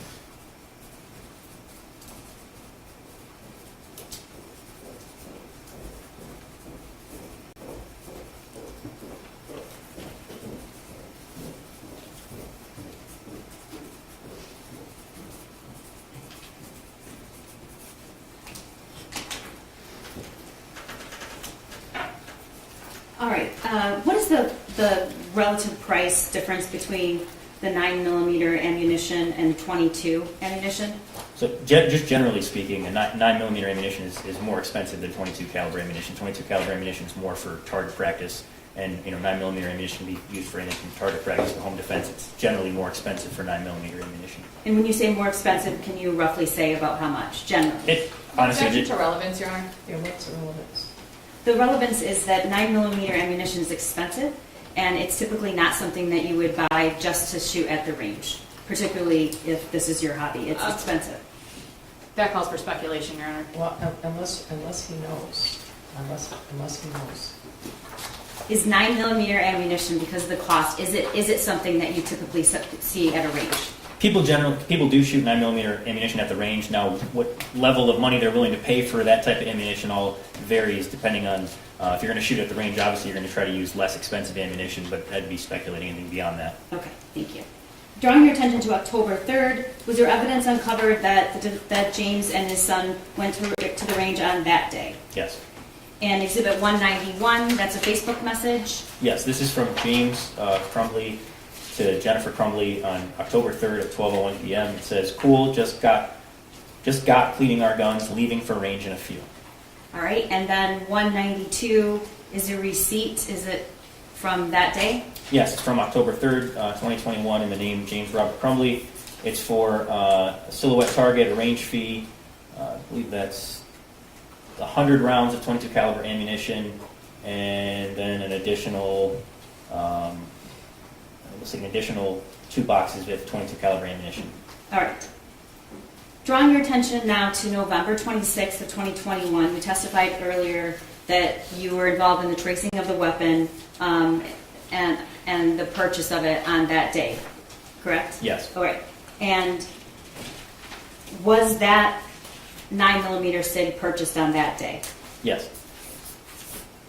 I'm showing you previously admitted 37 and 38. We talked about this. What are these? This is the receipt from the gun store in Oxford for the Sig Sauer SP 2022 9mm pistol that was sold to James Crumbley. All right, and the cost? It was the gun itself was $489.95 with tax. It was a total of $519.35. All right, and 38 is what? This is the pistol sales record that would have been completed by the gun store and signed by Mr. Crumbley, documenting his purchase of the Sig Sauer pistol.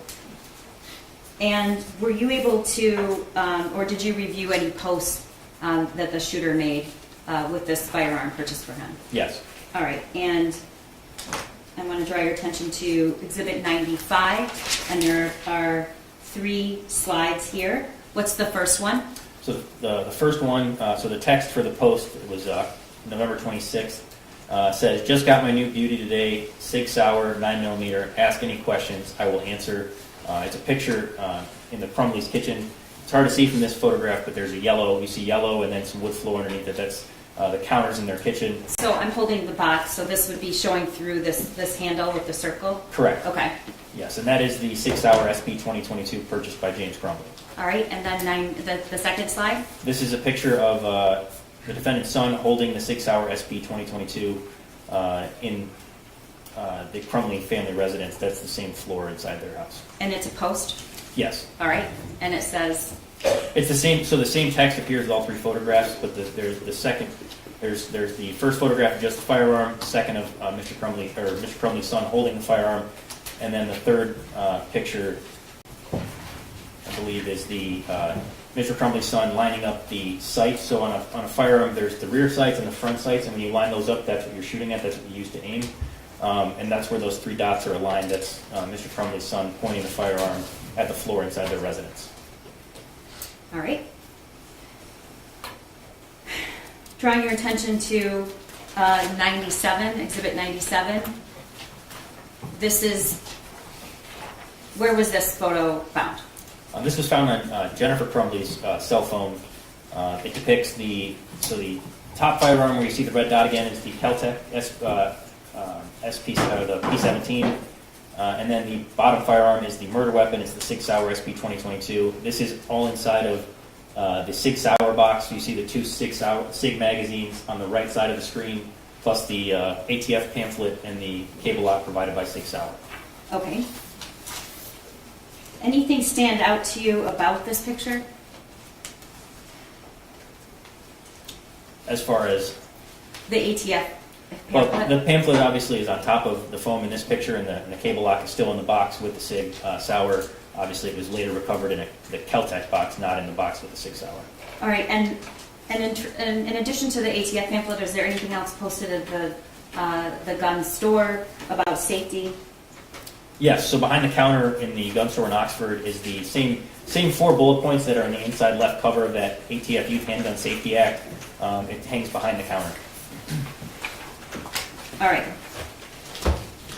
Remember, that's 193. Yes, it's 193. All right. I don't know, is this me? Okay.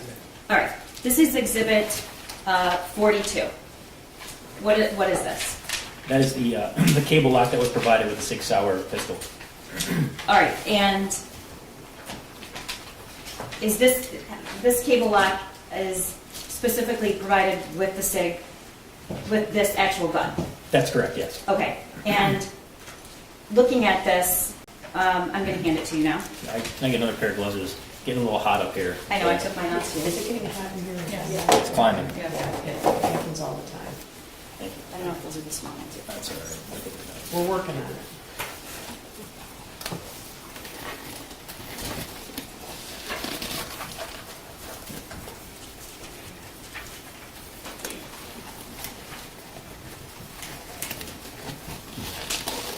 Sorry. smaller ones this time. Sorry. Sorry. I do have the bigger ones, but That's all right. you got them on. Okay. I'm going to ask you I'm going to hand this to you, and then I'm going to ask you to tell the jury whether or not you think this has ever been opened.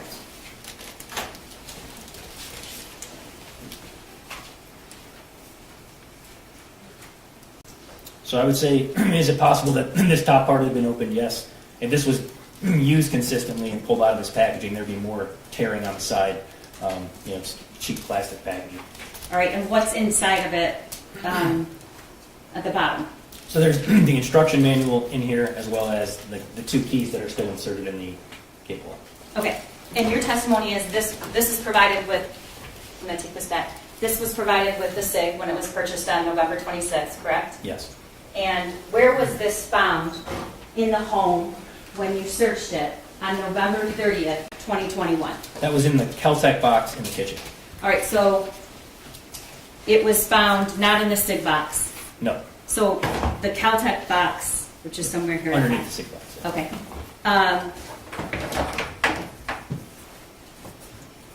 So the SIG cable lock was found with the Caltech. Where was the Caltech? The Keltec box is in the kitchen. Okay, but the Caltech, the weapon, was in the gun safe? That's correct, yeah. The Keltec pistol was in the gun safe in the Crumbley's bedroom. Okay, so this was found open or closed? That was closed. All right, and did you testify earlier this was found in a cabinet in the kitchen? I believe it was a cabinet or like a little space in the kitchen underneath it, an island or whatever. Okay, and if we go back to the picture that Jennifer Crumbley posted, Same cable lock? Yes. Okay. On November 27th, drawing your attention to Exhibit 195, what is that? That is a receipt from the range in the name Jennifer Lynn Crumbley for November 27, 2021. It's for pistol range visit, 1 target, and 2 boxes of Patriot Defense 9mm 124 grain ammunition at $23 or almost $24 a box. Okay, so 4 days earlier when the gun was purchased, is there a video of that? Yes. The purchase of the gun? On the 20th? Is there a video of the purchase of the gun? No. The gun store did not have footage for that day. Okay, so but this is the 27th, the next day. Is that a Saturday? I believe so, yes. Okay, and is there a video from that? Yes, there was footage at the gun range in Clarkson. There was not footage at the gun store in Oxford. Okay, and do you've heard all the testimony before? Were you able to determine where James Crumbley was on this day, on a Saturday when Jennifer and the shooter went to the range? Yes, he was working that day doing DoorDash deliveries for most of the day. Okay. All right.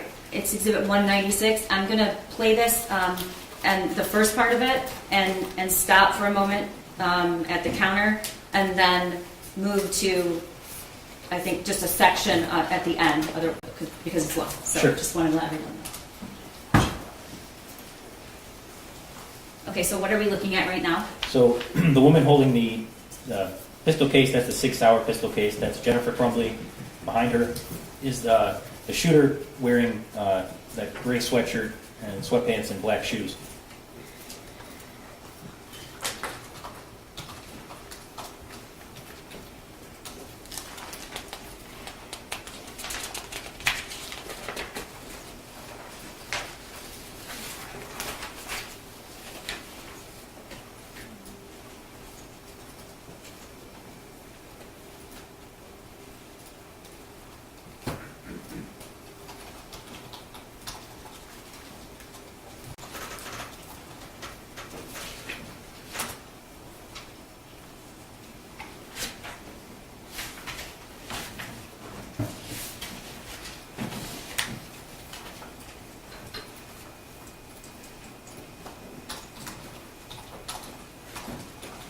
Now, she's paying for what, if you know? So right now I think she just handed him her license. Okay. Based on the receipts for this visit, like I said, there was the target, 2 boxes of 9mm ammunition, and then the range visit itself. All right.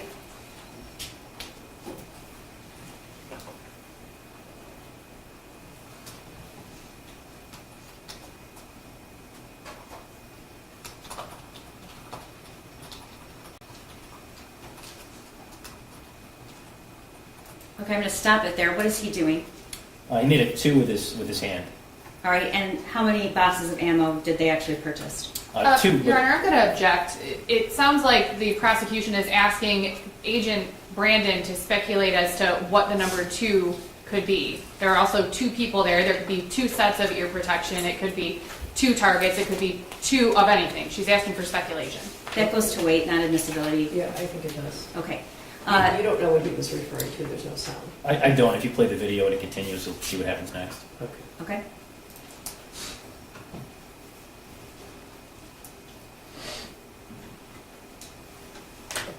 And if you know what is happening now? He's picking up the targets and 2 boxes of ammunition. He's ringing the 2 boxes of ammunition up now. And how much were the 2 boxes of ammunition for 9mm? A 9mm. I don't recall. It would be on the previous slide for the receipt, but I think it was around $24.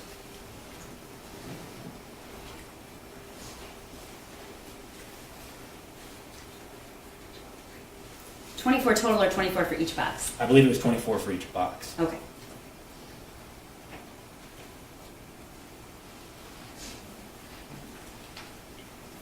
All right, we're going to now go to what happens after they leave here.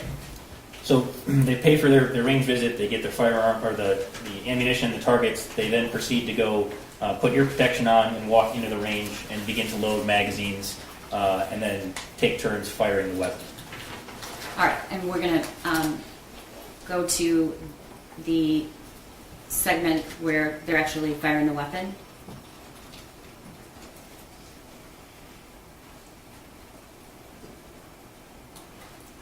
Okay, what's happening here? So in the back, the shooter is loading ammunition into the magazines. At one point during the video, Mrs. Crumbley does help load at least a couple rounds of ammunition as well into the magazines, and then they proceed to take turns shooting the firearm. All right, and we're going to speed to a part. Is there some point where you're observing him instructing or trying to help his mother? Yes. All right. Okay, what are we seeing here? So this is one of the times that the shooter shot the murder weapon. He sends the target downrange, loads the magazine into the firearm, and then discharges it several times.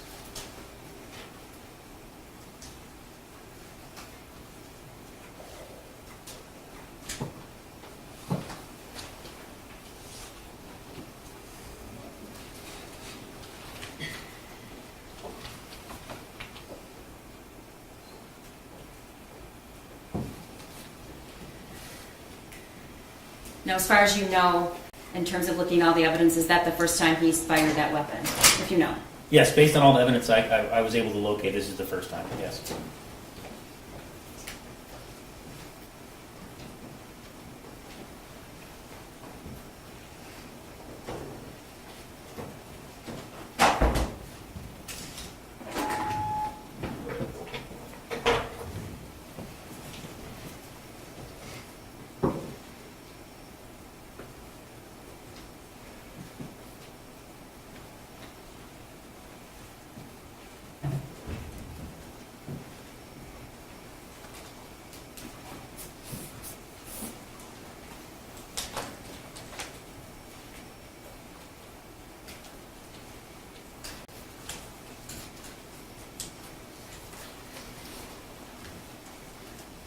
Okay, we're going to jump ahead to, if you know, does Jennifer Crumbley ever fire the weapon? Yes, she takes, I think, 2 total turns firing the weapon, I believe.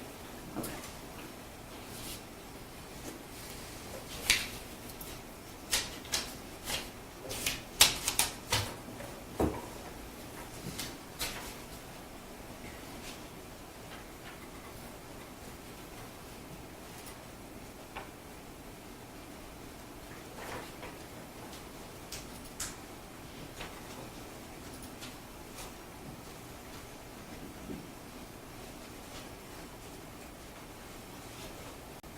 And what are you observing right now? So in the video, the shooter's instructing his mother how to load a magazine and chamber around. Right now he's pointing to the slide release, telling her how to send the slide forward and chamber around from that magazine in the firearm.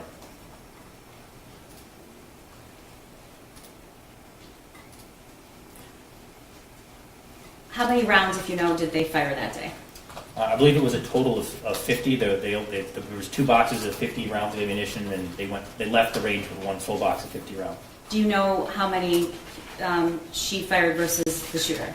I don't know the exact number. I know that it was significantly more for the shooter than his mother. Okay, do you know, how do you know that they left with a 1 full box? So at the end of the video, the shooter packages up the 6-hour in the 6-hour pistol case, and then hands the box. His mom takes the box. Mrs. Crumbley takes the box as they leave, and the shooter walks out carrying the box of ammunition. Okay, and we're going to fast forward to that part.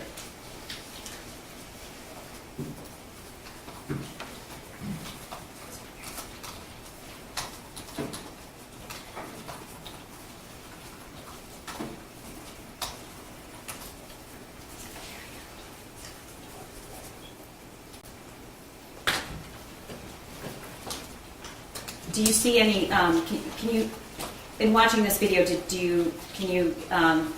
visible the actual case? Yes. And do you see a lock or the ATF pamphlet? No, not during this video. No. Okay. And is that the SIG case? It is.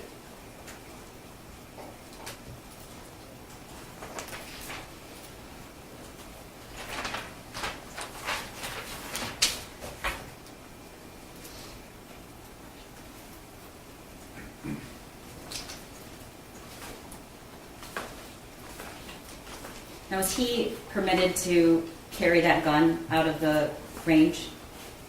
So there would be nothing barring him with his mother's supervision right there for carrying the firearm, no. Okay. And what about the ammo? Same with the ammo. Okay. And we see later, he's packaging it up? Yes. Okay. And we see later them leaving and who's carrying what? Right now he's trying to figure out how to fit all the magazines and the firearm in the pistol case. He eventually is successful in doing so, closes the clamps on the firearm case. His mother walks out with it, and he walks out with the ammunition. Okay.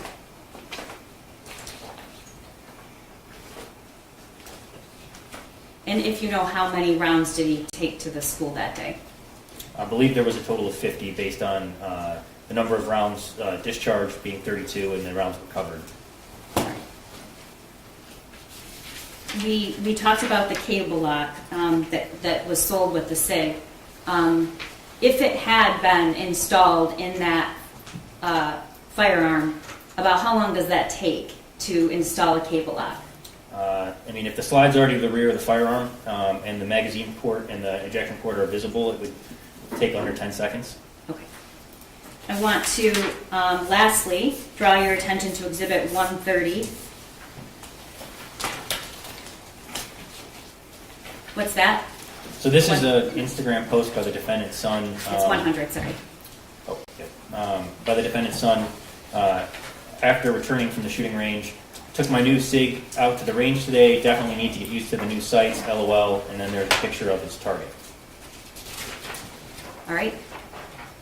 And this is a post that Jennifer Crumbley posted that day? Yes, that same day, mom and son day, testing out his new Xmas present. My first time shooting a 9mm, I hit the bullseye. And this is just a different picture with the same post? Yes, I believe she had 3 photographs with her post, including the 6 hour on the kitchen counter with the ATF pamphlet underneath. And do you see a cable lock? I do not. Okay. Moving to Exhibit 130. This is the math worksheet. Yes. Did you have an opportunity during your investigation to look at this? Yes. And what caught your attention, if anything, with this drawing? The very first thing I noticed was that there was an apparent shooting victim on the drawing. Whether it was a fatal shooting, non-fatal shooting, I'm not certain, but clearly when I looked at it, it was not a suicide. Anything else? Yes, so the firearm that was drawn on the piece of paper, after reviewing the murder weapon, I noted several similarities between the two and believed that this was actually a drawing of the murder weapon. And what was similar? So on the back of the murder weapon, there are striations or lines on the slide of the firearm. Additionally, the shape of the trigger guard, so it's the part where the trigger is housed in. It's that kind of I would say that it's like a half U shape where the trigger's inside of, as well as where the ejection port is, and most notably the magazine. So the bottom of that firearm, you see how it's not flush, how there's basically 2 parts there? That part on the Sig Sauer magazines, there's like a lip that's different than other firearms that shows how it kind of like curves down in the front. All right, next I'm going to, what about is there a picture of any ammo on that drawing? Yes, there's a picture of ammunition. It's definitely a pistol caliber ammunition. It's definitely not .22 caliber ammunition. It does appear to be a 9mm rounded ammunition, or at least resemble one. Okay, and next I'm showing you exhibits previously admitted, 97, 101, and 130. What are we looking at? So those are pictures of the murder weapon on either side. You can see the markings I was talking about, the striations on the back of the slide of the firearm, the shape of the magazine, especially when you look on the picture on the right. You see how it's not a flat shape, it doesn't sit flush with the firearm, how there's different levels there. Additionally, the location of the ejection port and the shape of that trigger guard, again, that half kind of U shape there. And Special Agent Brandon, my last question is, what was your impression when you viewed that drawing? My impression when I viewed the drawing? Yes. That he drew his firearm. In the entire drawing, what was your conclusion, or what were your impressions through your investigation? What was the drawing up? He drew a murder. Thank you. Nothing further. Can we take a break at this time, Your Honor? I Sure. think the jury's probably. Sure you need a break, right, Ms. Moore? Would you Yes, like a break? Yes, please, Your Honor, thank you. Right. Okay, I have asked about the heat, but this is an old building, and this happens all the time. An hour from now, we'll all be freezing, so. And then let's take a 10 or 15-minute break. You can step down, please don't discuss your testimony with anyone. Yes, Your Honor. All right? Thank you. All rise for the jury.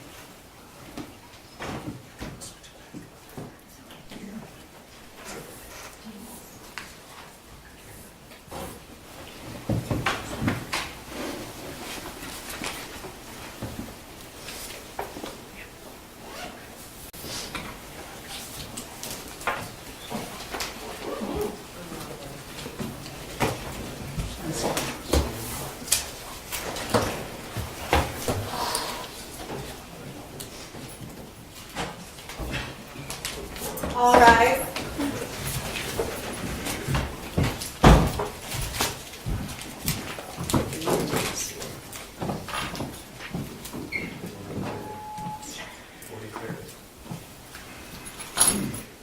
Your Honor, calling People v. James Crumbley, case number 22279-989-FH. Ready for the jury? Yes, thank you.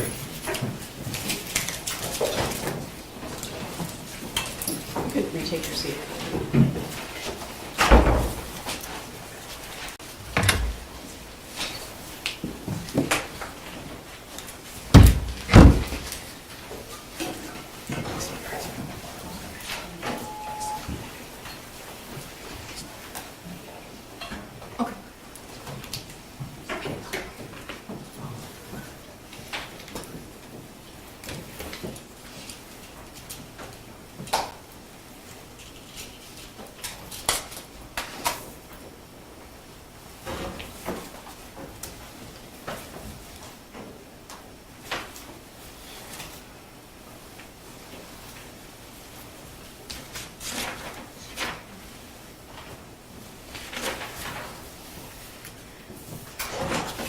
All rise for the jury.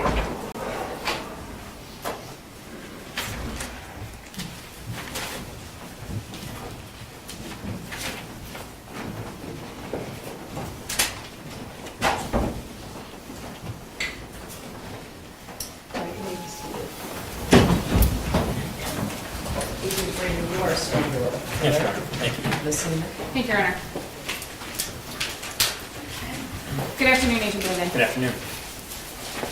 I'm going to go back just a little bit and get just a little bit of background information. In November of 2021, you were employed by the ATF, and you also worked on was it a task force? Did I understand that correctly? So at the time of the shooting, I wasn't on the task force yet. I was working on cases in Pontiac that which led into the creation of that task force. In connection with this case, you reviewed a significant amount of information and data in the investigations related to the Oxford High School shooting. Yes. And that would be specific to Mr. Crumbley, some specific to Mrs. Crumbley, and some specific to their son. Yes. On September 25th of 2021, you testified that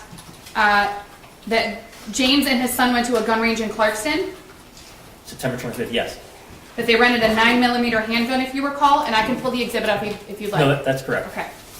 That they purchased 2 boxes of 9mm ammunition. I believe that's the correct quantity, yes. If you recall, the price of those boxes was $29.99 each.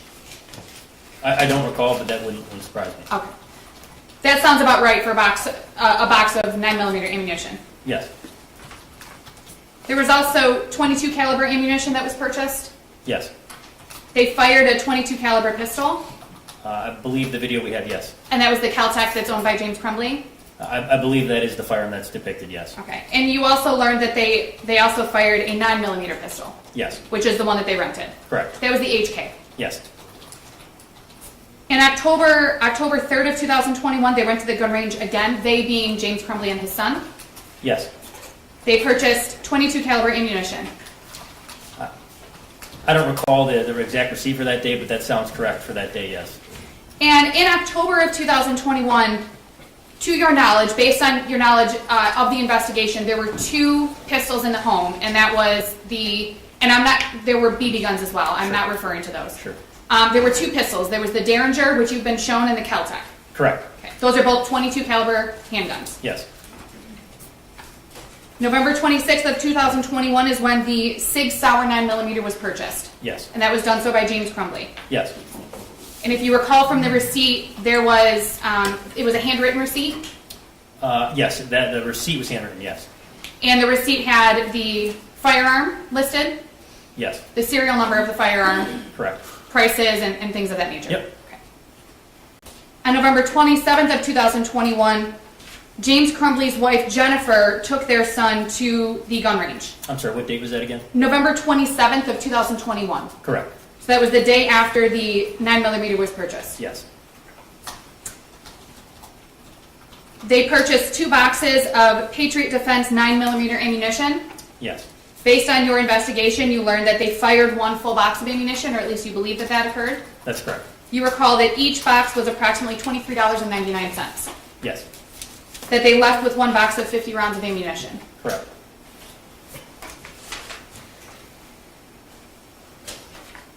I'm going to get back to, you compared the handgun on the math assignment and also the handgun in the home. I'm going to get back to that in just a minute, but I do want to talk about keeping a handgun safe in a home. You would agree that there are a variety of ways to keep a handgun safe in a home, and I'm going to give you some examples. One would be to store it in a safe. I would say that's one way to. Are you saying when you said keeping a firearm safe, what does that mean exactly? Sure. Well, just that. Keeping it safely stored, keeping it safe in the home. Safe. I mean, I'm not trying to play a game. I'm just trying to. So you're saying like keeping it safe from access or from a person? Like I'm trying to understand. Sure. Safe from others, safe from accidents, safe from accidental discharge, Sure. safe from mishandling, safe from ... Sure. That's one way I think you could keep a firearm securely stored inside of a home. You can store it in a locking gun case. We saw that the cases that were on the table, they had holes where you could put a lock in them. Yes, that's That's correct. another way. Yes. You could store it in the small safe. I guess there's a couple different styles of safes. There's the little safe that you showed us earlier, and then there's other bigger safes, correct? Yeah, there's a variety of gun safes out there, yes. You could use a cable lock. Yes. You could use a trigger lock, which goes in the trigger. Yes. You could store the firearm unloaded. Obviously, an unloaded firearm is not inherently dangerous, correct? I don't want to speculate on whether that would be a safe way to secure a firearm because you don't know, I'm not whether knowing all the ins and outs of whether someone else has ammunition or magazines or things like that. I don't want to, I can't answer that question. Sure. I guess my question is actually a lot more simple. I'm not asking you to speculate on anything. Sure. Simply having an unloaded firearm, is an unloaded firearm in itself dangerous? Or does it become dangerous when you put ammunition in it? I would say that the answer to that question really depends on the proficiency with firearms of people in the home. If you have ammunition stored separately and it's just the firearm by itself, if someone clearly knows how to load a magazine and insert it, it's no longer stored safely secured, I would think. My question is a little bit different, though. It's not necessarily talking about, and we can get to the other stuff too. I'm not asking you to avoid that. I'm really just trying to answer your question. I'm trying to understand what you're trying to ask. Sure. Yeah. What I'm trying to ask is an unloaded firearm, in and of itself, no ammunition in it, no magazine in it, is that itself unsafe? Again, I don't know what else. Not knowing what else is in the home, I can't answer that question. Okay.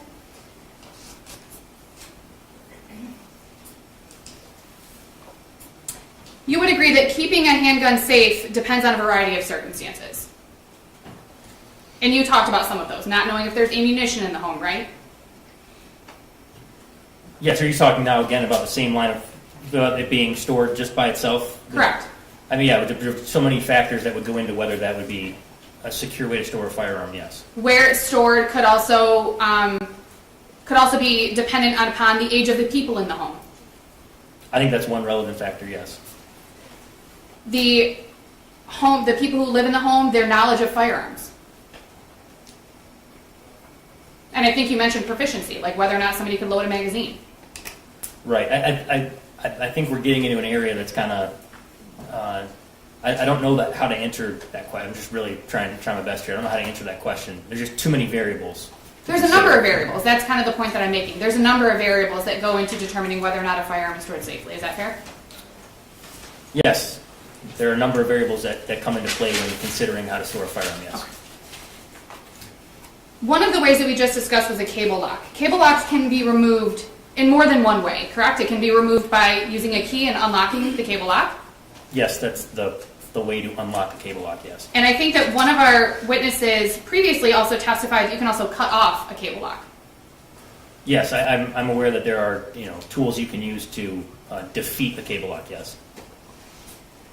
As for the youth handgun safety pamphlet that the prosecutor showed you, you're aware of federal law, which that ATF handgun safety pamphlet is about federal law, correct? Yes. It's not about Michigan laws. Correct. I believe it references state and local ordinances at one point, but generally speaking, yes, it's a federal law. Okay. And you're aware that it is legal under federal law for a minor to possess a handgun in certain circumstances? Yes, that's correct. That includes going to a shooting range? So we have to be careful about how we're using the words in that sentence. So there's certain five specified things in particular about what minors can do alone with firearms with written consent from their parents. It would be hunting, ranching, employment, target practice, and hunting, I believe. But there's specific things you have to do with, as far as if they're doing it alone with written consent, the consent has to be on them. There's a variety of things in the actual statute itself. I can't recall all of them off my head, but if I'd have to love a little more information to know that was okay. Sure, and we don't have any evidence, and we haven't looked at any evidence during your testimony, and you've been sitting in court for all the witnesses, correct? That's correct, yes. There's been no evidence presented by Mr. Wagrowski or any other witness to show that Mr. Crumbley's son went to the range by himself? No, not that I've discovered in this case, no. So we're talking about going to a shooting range with a parent. That itself is not illegal under federal law. No. Learning firearm safety. A minor can handle a firearm while learning firearm safety. Again, assuming they're with a parent. Right. There's only certain things that are covered by federal law that federal law even touches upon, and it's the transfer of a handgun to a minor. It's not even contemplating those scenarios you're discussing. So there is not a federal law that says a parent can't show their child firearm safety. No. And during your involvement in this case, you found no evidence that James Crumbley was aware that his son had obtained unsupervised access to any of the firearms in his house. Can you repeat the question? Yes. During your involvement in this case, you found no evidence that James Crumbley was aware that his son had obtained access to the firearms in his home. I don't recall him ever having the videos of his son playing with the firearm or anything like that, just the fact that he was present during the time. So he was in the home during those times, but you don't have evidence that James was aware that those activities were occurring. Is that fair? And I'm not trying to trick you. No, I haven't. I understand your question. If I understand it correctly, you're saying that there's not evidence that he sent the video to his dad saying I was playing with this gun or something to that effect. I never found anything like that, if that's what you're asking. You've been involved in this case since November 30th of 2021. We heard your testimony about that. You were involved in the search of Mr. Crumbley's home? Yes. And that was on November 30th of 2021? Yes. And we talked about there were various BB guns found in the home. That's not illegal, correct?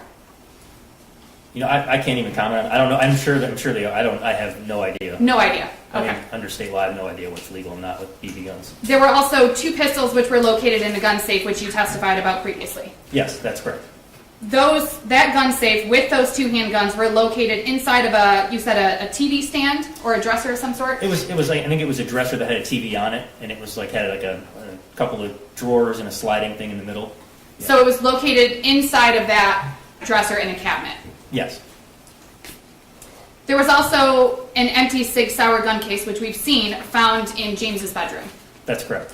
along with an empty box of Patriot Defense 9mm ammunition, Yes. also found in James's bedroom. Yes. You learned that Mr. Crumbley purchased 3 handguns between June and November of 2021. Yes. We went over those purchases today. Yes. With each purchase, you know that Mr. Crumbley signed a trigger lock statement, That's correct. and you reviewed those as part of your involvement in the case. I reviewed the documents from every purchase, yes.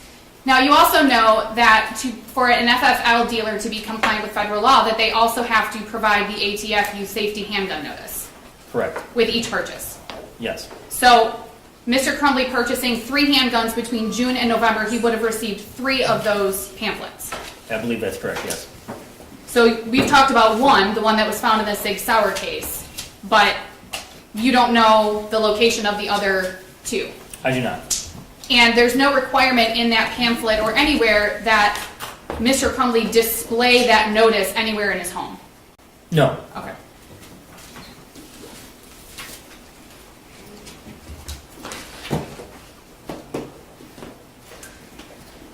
Federally licensed firearms dealers provide the cable locks to each seller, and typically the cable lock comes with the firearm from the manufacturer. Is that fair? Correct. With new firearms, that's generally the case, yes. Used firearms, the cable lock might come from somewhere else. Is that accurate? Yeah, either the store will have you buy one or sometimes people throw it in for free. It all just depends, yeah. And I think Ms. Back testified that the cable lock that we have was from Sig Sauer, correct? Correct. Cable locks are not necessarily specific to each firearm. So it's not like a key in a lock, right, which is specific to that lock. Cable locks can be used on other firearms. Yeah, generally speaking, yes. They can be used on multiple makes and models of firearms, yes. So assuming that there isn't an issue with the caliber, a .22 caliber we've determined has a smaller bore, so it's more narrow than a 9mm, which has a wider bore. Correct. So a cable lock specific to a 9mm may not fit in a .22 caliber, but a .22 caliber cable lock may fit in a 9mm, if that makes sense. It depends how you use it. I mean, if you were going to put it through the magazine well and not the actual barrel, there's different recommendations on how to use it. But if you were going to put it through the magazine well and lock it, it would fit both. So that Sig Sauer cable lock isn't necessarily designed just for that Sig Sauer. A Kel-Tec cable lock could have been used on a Sig Sauer, correct? Kel-Tec, to my knowledge, does not make cable locks. They provide trigger locks, but I get your point. Yes, Yes. A different model could work just as well. Okay. There are also universal cable locks, which we've kind of talked about, which could work on any caliber handgun. Correct. Semi-automatic handgun, yes. Semi-automatic, thank you. Again, Mr. Crumbley, we know received 3 either cable locks or trigger locks in connection with the purchases of the handguns. Correct. Based on the documentation we have, yes. Right. You found 1 cable lock in the home. That's correct. The keys were still in the lock. Yes. You did not find the other 2 No. or their keys. Not to my knowledge, no. You don't know where those other 2 cable locks are. I believe there would have been a trigger lock with the Kel-Tec, but to your point, yes. Okay. You don't know whether Mr. Crumbley had a cable lock on the SIG or not at the time that it was taken by his son, based on your Taken by investigation. his son. And based on statements made that we've heard in court and other things like that, I've never heard mention of a cable lock. I've always heard hidden. Okay. You don't know that. Is that fair, based on your investigation? I know that one wasn't recovered at the school or in the house. So is it a certainty? No, I think it's highly improbable. You said that 1 was recovered at the school? I said one was not recovered at the school. Oh, I'm sorry, I didn't hear you. So it would, yeah. I found no evidence that a cable lock was ever installed in that firearm. The prosecutor was asking you about the difference between a .22 caliber round and a 9mm round, and there was something about the size of it, the bigger the round, the bigger the hole, things like that. I don't know if I said that today, but I know it, yes. Okay. There's no evidence that you've learned to show that James bought a gun because he wanted more damage. I think that's what you said, more damage. More damage? Yeah, I don't think I found any evidence that James decided to purchase that firearm. If my understanding is right, based on things, is that the only person to ever research the purchase of the firearm was the shooter.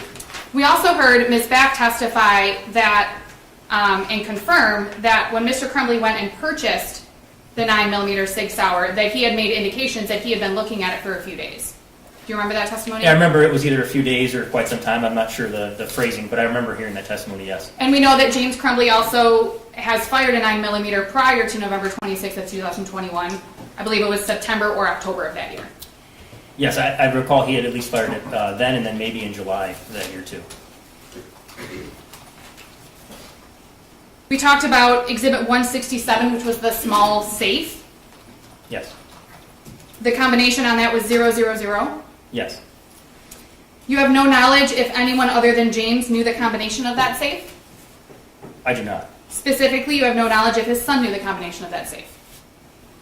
I do not know if he knew the combination was 000, no. You don't know if James was aware if his son had the combination to that safe. Is that fair?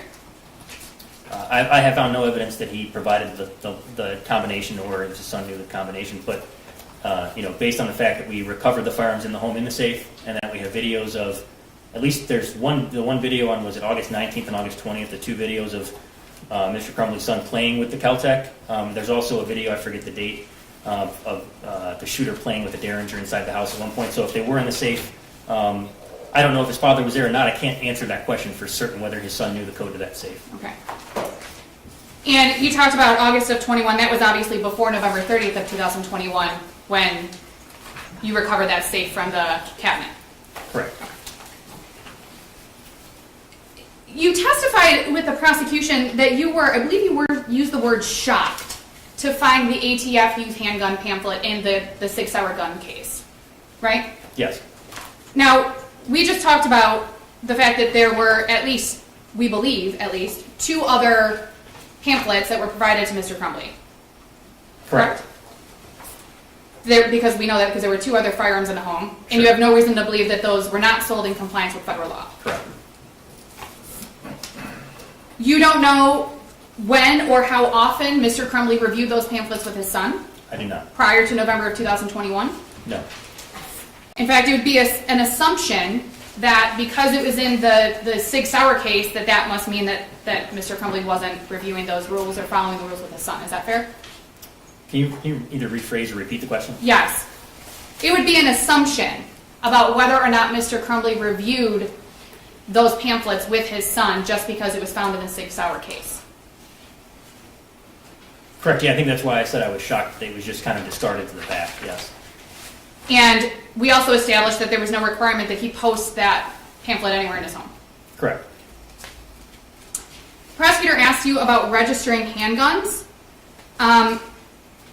You don't know whether James mailed the pistol sales records, correct?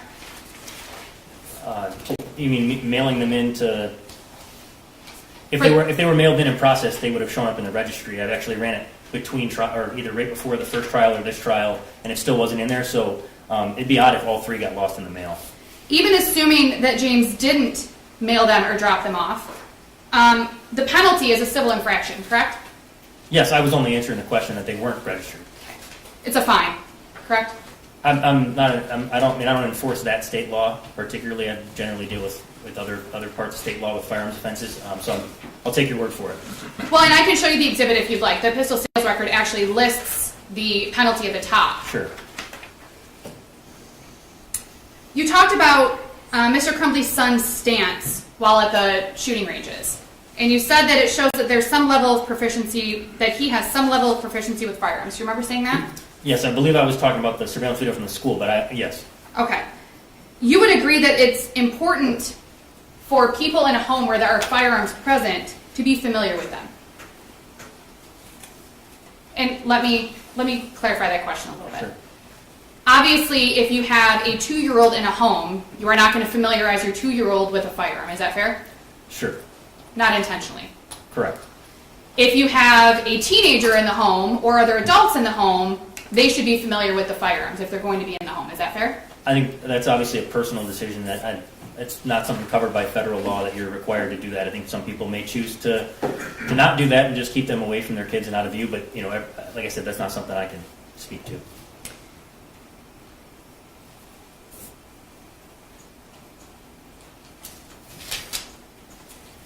Prosecutor specifically asked you about Exhibit 169, which was the firearm purchase on June 15th of 2021, and that there was a delay. You testified that sometimes the background may take time. That's not a negative or positive, it's just a fact that sometimes they take time. Correct.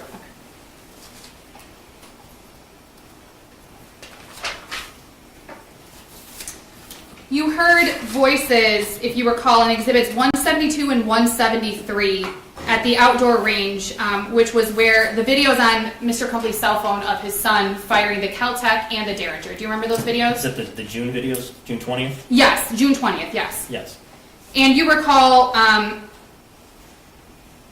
there were other voices. Do you recall hearing other voices? I don't recall hearing them. I don't disbelieve you. Do you recall hearing other firearms being fired? I don't know what they were, but you can hear other firearms being fired. I don't recall after watching it right now. This time, I was focused on the shooter in this instance. I don't think it's out of the realm of possibility that other people may be shooting at a range as well. Exhibit 175 is the Instagram post by James Crumbley's wife that both Mr. Crumbley and his son, quote, both got handguns. That was the Instagram story? Yes. Yes, yeah. And that was, that video is showing Mr. Crumbley's son firing the Kel-Tec. Yes. Which was in the safe in his room. In the safe in Mr. Crumbley's room. On November 30th, yes. Correct. Yep. Exhibits 70 and 71 are the August 19th of 2021 video and text that we just talked about a few minutes ago. That is of the Caltech, correct? Yes, both of the August 19th and 20th videos were of the Caltech, yes. So you would agree that these may have been the same night. The August 19th video was about approximately 9:30 p.m. and the second video was about 12:30 a.m. the following morning. Correct, yeah, it was the same night into the following morning, yes. Exhibit 70 and 71, you specifically can see that the Caltech is unloaded. In the 819 video? Yes. Yes, That there's no round in the chamber and that the safety is not engaged. correct. Exhibits 72 and 73 are the August 20th of 21 videos. Your testimony was that Mr. Crumbley's son slammed the firearm down onto the magazine and released the slide forward. Correct, yes. You testified that the way that Mr. Crumbley's son was handling that firearm was not safe handling. Correct. You may have also testified about this, but I wanted to clarify. There was nothing in your investigation that showed that James was aware that his son had made that video. No, again, just only what I testified to, that he was in the home at the time of the video, but no. Exhibit 190 is the September 25th, 2021 gun range. There was some 9mm rental, some ammunition purchased, and then targets also purchased. Yes. There were silhouette targets and also non-silhouette targets purchased, if you recall. I don't recall, but I take your word for it. There were also range safety officers present, if you recall. Yes, I think that's standard at that range in my experience.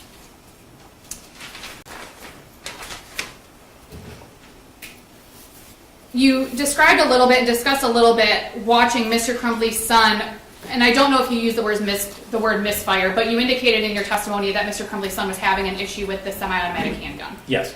That he was struggling and was unable to clear something, correct? Yeah, I think he thought a round was in the chamber, and he thought he cleared it, but there was actually nothing in there, and that's when Mr. Crumbley picks up the magazine and inserts it and makes it operable again, yes. And obviously we know that Mr. Crumbley and his son went to the shooting range, Yes. and Mr. Crumbley's son handled the handguns. We watched it. Correct, yes. You would agree that it's important for a person who fires a firearm or a handgun to know how to properly clear a misfire.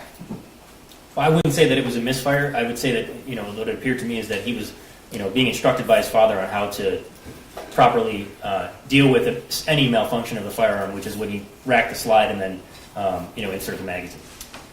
So same question, but worded a little bit different. It's important for somebody who handles a firearm or who fires a firearm to know how to deal with things that come up while you're firing it. Is that fair? I would say that's a safe way to, if you're going to be shooting a firearm, that's correct. And if somebody handling a firearm or shooting a firearm doesn't know how to properly do that, it can have potentially very dangerous consequences. Yes.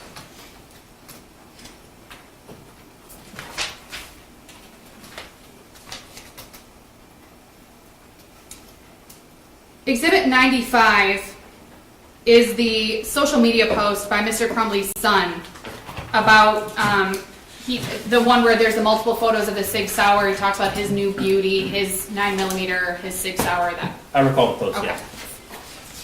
There was no evidence other than those pictures. Well, let me say this, and I've asked this question before, you've heard it.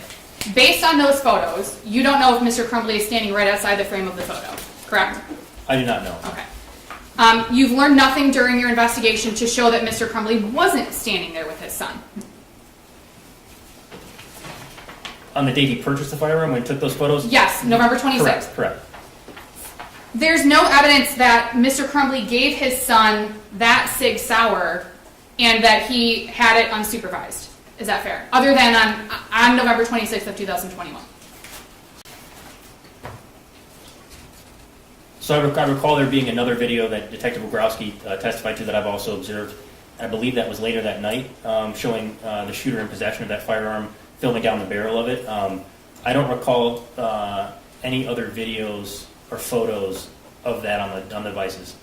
And along the same lines as I've asked previously, you learned nothing during your investigation that Mr. Crumbley was aware of that video, the one that you just described, later that night on November 26th of 2021. Yeah, again, the only thing I believe he was also present in the home for that one, but that's the only thing that I could find, yes. In fact, the Sig Sauer case was found in Mr. Crumbley and Mr. and Mrs. Crumbley's bedroom. That's correct. It was on the bed it was open next to the box of Patriot Defense ammunition. Exhibit 97 was a photo taken by, I believe, Jennifer Crumbley of the open Sig Sauer box with the Kel-Tec and the Sig Sauer in the case, correct? Yes, That has the ATF pamphlet and the cable lock. correct. In looking at the Kel-Tec, there's no magazine in the Kel-Tec. I don't believe so in that picture, no.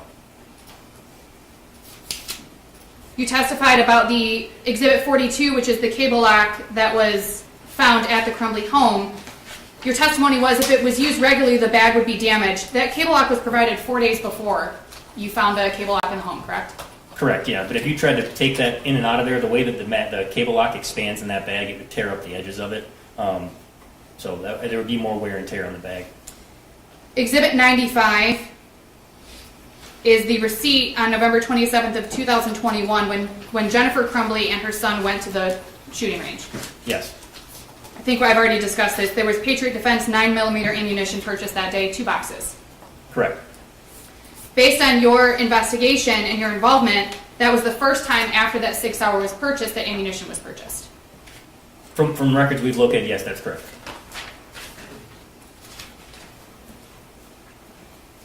If you recall, and if you don't know the answer to this, please tell me. You reviewed a lot. Did you also review any statements made to law enforcement or the interview from the substation of Mr. Crumbley? Yes, Okay. And if you recall, during that interview, James did not know how much ammunition was purchased that day, November 27th of 21. I recall there being a conversation between him and his wife, and I believe he ends up correcting her, saying it was 50 rounds, but I don't recall the exact words he used. Okay. They discussed the cost. I believe so, yeah, because he was. I think she initially thought there was like 200 rounds, and I think he eventually informed her it was 50 rounds. Okay. Exhibit 196 is the video of Mr. Crumbley's son and Mr. Crumbley's wife at the range. You can see when Mr. Crumbley's son is actually in the booth handling the handgun, the 9mm handgun, the Sig Sauer, that there's actually a range safety officer standing slightly behind him to the right. He's got like a bright yellow vest on, correct? Yes. And if you know, and I assume that you do know, the purpose of a range safety officer is to ensure that people are handling their firearms correctly. Yeah, I would say it's in compliance with whatever the rules are for that specific range, yes. So if that, we would assume, and if you don't want to assume that's okay, but if that range safety officer had seen Mr. Crumbley's son doing something incorrect or inappropriate, it would have been raised as an issue that day. I would assume so. That's his job, so yes.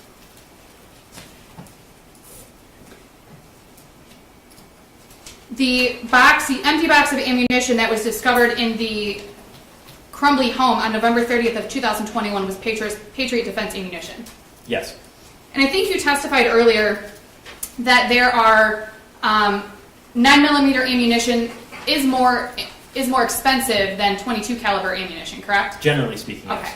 But within that, there are varying levels of expensive for the 9mm ammunition, correct? Correct. And we know that there were 2 different prices on 2 different purchases of 9mm ammunition in 2021 by James Crumbley and by his wife Jennifer Crumbley. Yes. And obviously, if you're going to the shooting range, you need ammunition to shoot, correct? Yes. So it's not unheard of for somebody to buy rounds of ammunition at a shooting range. No. During your involvement in this case, you saw no information that James Crumbley was aware of the Instagram post by his son. Let me clarify, because I think there were a couple. The Instagram post where his son commented, it was Exhibit 100, about his, quote, new SIG. I don't recall if he saw that one. I know he saw the social media post by his wife of the firearm, but I don't believe that there was evidence of the him doing that specific post that I found. You also talked, lastly, you talked about the similarities between the drawing of the handgun on the math that we've seen, the math assignment that we've seen in Exhibit 130, and also, and let me see if I can get back to it, and also the similarity to the handgun, the Sig Sauer handgun. Do you remember making that comparison? Yes. Okay. Let me see if I can pull that up.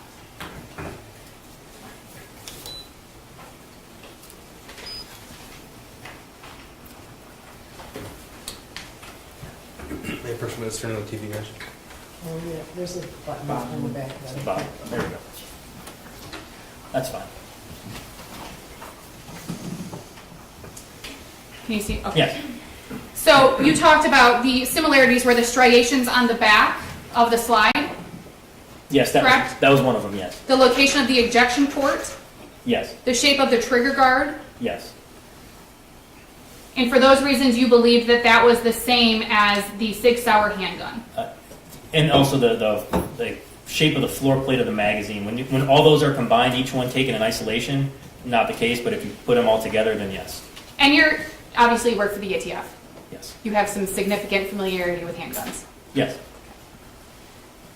This is the Sig Sauer handgun. It's Exhibit 86. This is the Smith & Wesson handgun.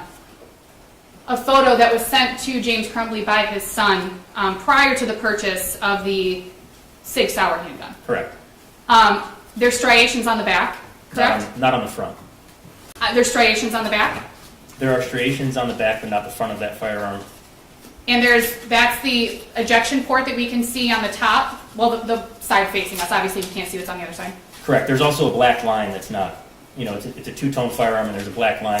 There's vast differences between that one and the one that's drawn. There are some similarities, like we discussed.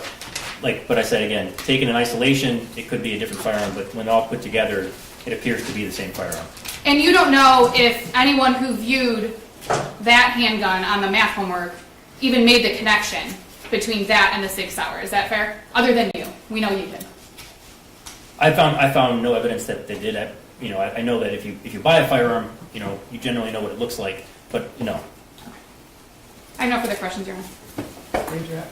Briefly, Special Agent Brandon, Defense Counsel just asked you some questions about other cable locks being used or could have been used. Do you remember that? Yes. All right, and she asked you about the other two cable locks. Do we have any evidence there were two other cable locks ever given to James Crumbley? No, there were two trigger lock forms that could have been trigger locks or cable locks. And honestly, the cable lock for the Derringer probably wouldn't even work because you have to have one small enough to fit through the actual firearm itself, which the SIG one would not. All right, and you just testified that you believe a trigger lock was what was sold with the Caltech. Did you say that? Yes, that's correct. Okay. Did you find any evidence of a trigger lock or another cable lock anywhere in the home? No. Anywhere in the school? I didn't search the school, but I'm not aware that one was ever located. Okay. No.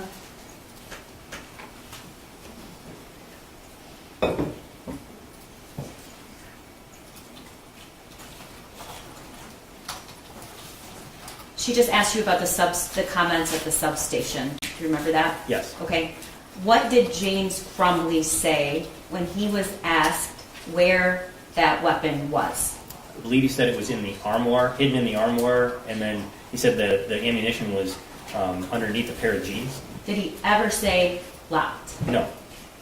Was there anything that struck you about his mention of the SIG? Yes. So when he mentions the SIG Sauer, he mispronounced Sauer as Sawyer, which if you purchased that firearm and it was for yourself, you'd be familiar with how to say SIG Sauer. Okay. And Your Honor, I would object to that response and ask for it to be stricken. He's making an assumption about what Mr. Crumbley knows.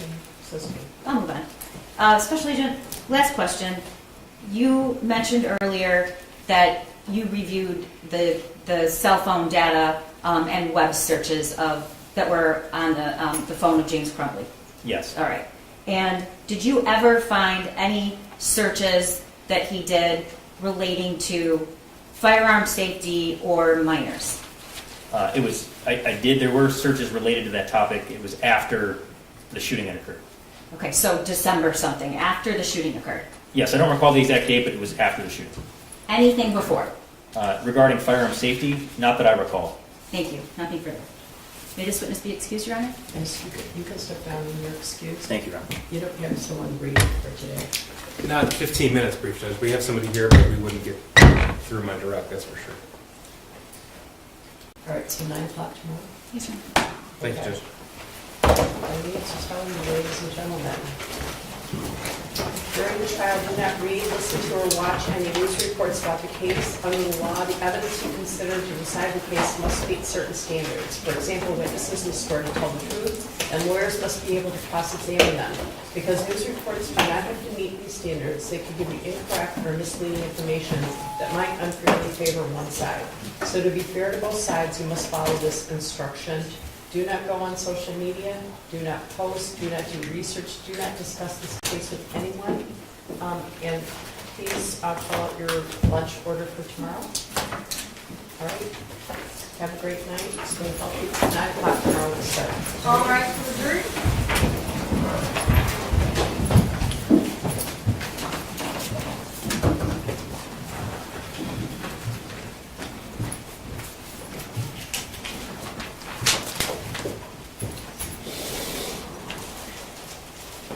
You may be seated. Deputies will to remind everyone to stay seated while the defendant's taken out of the courtroom. Okay? Thank you.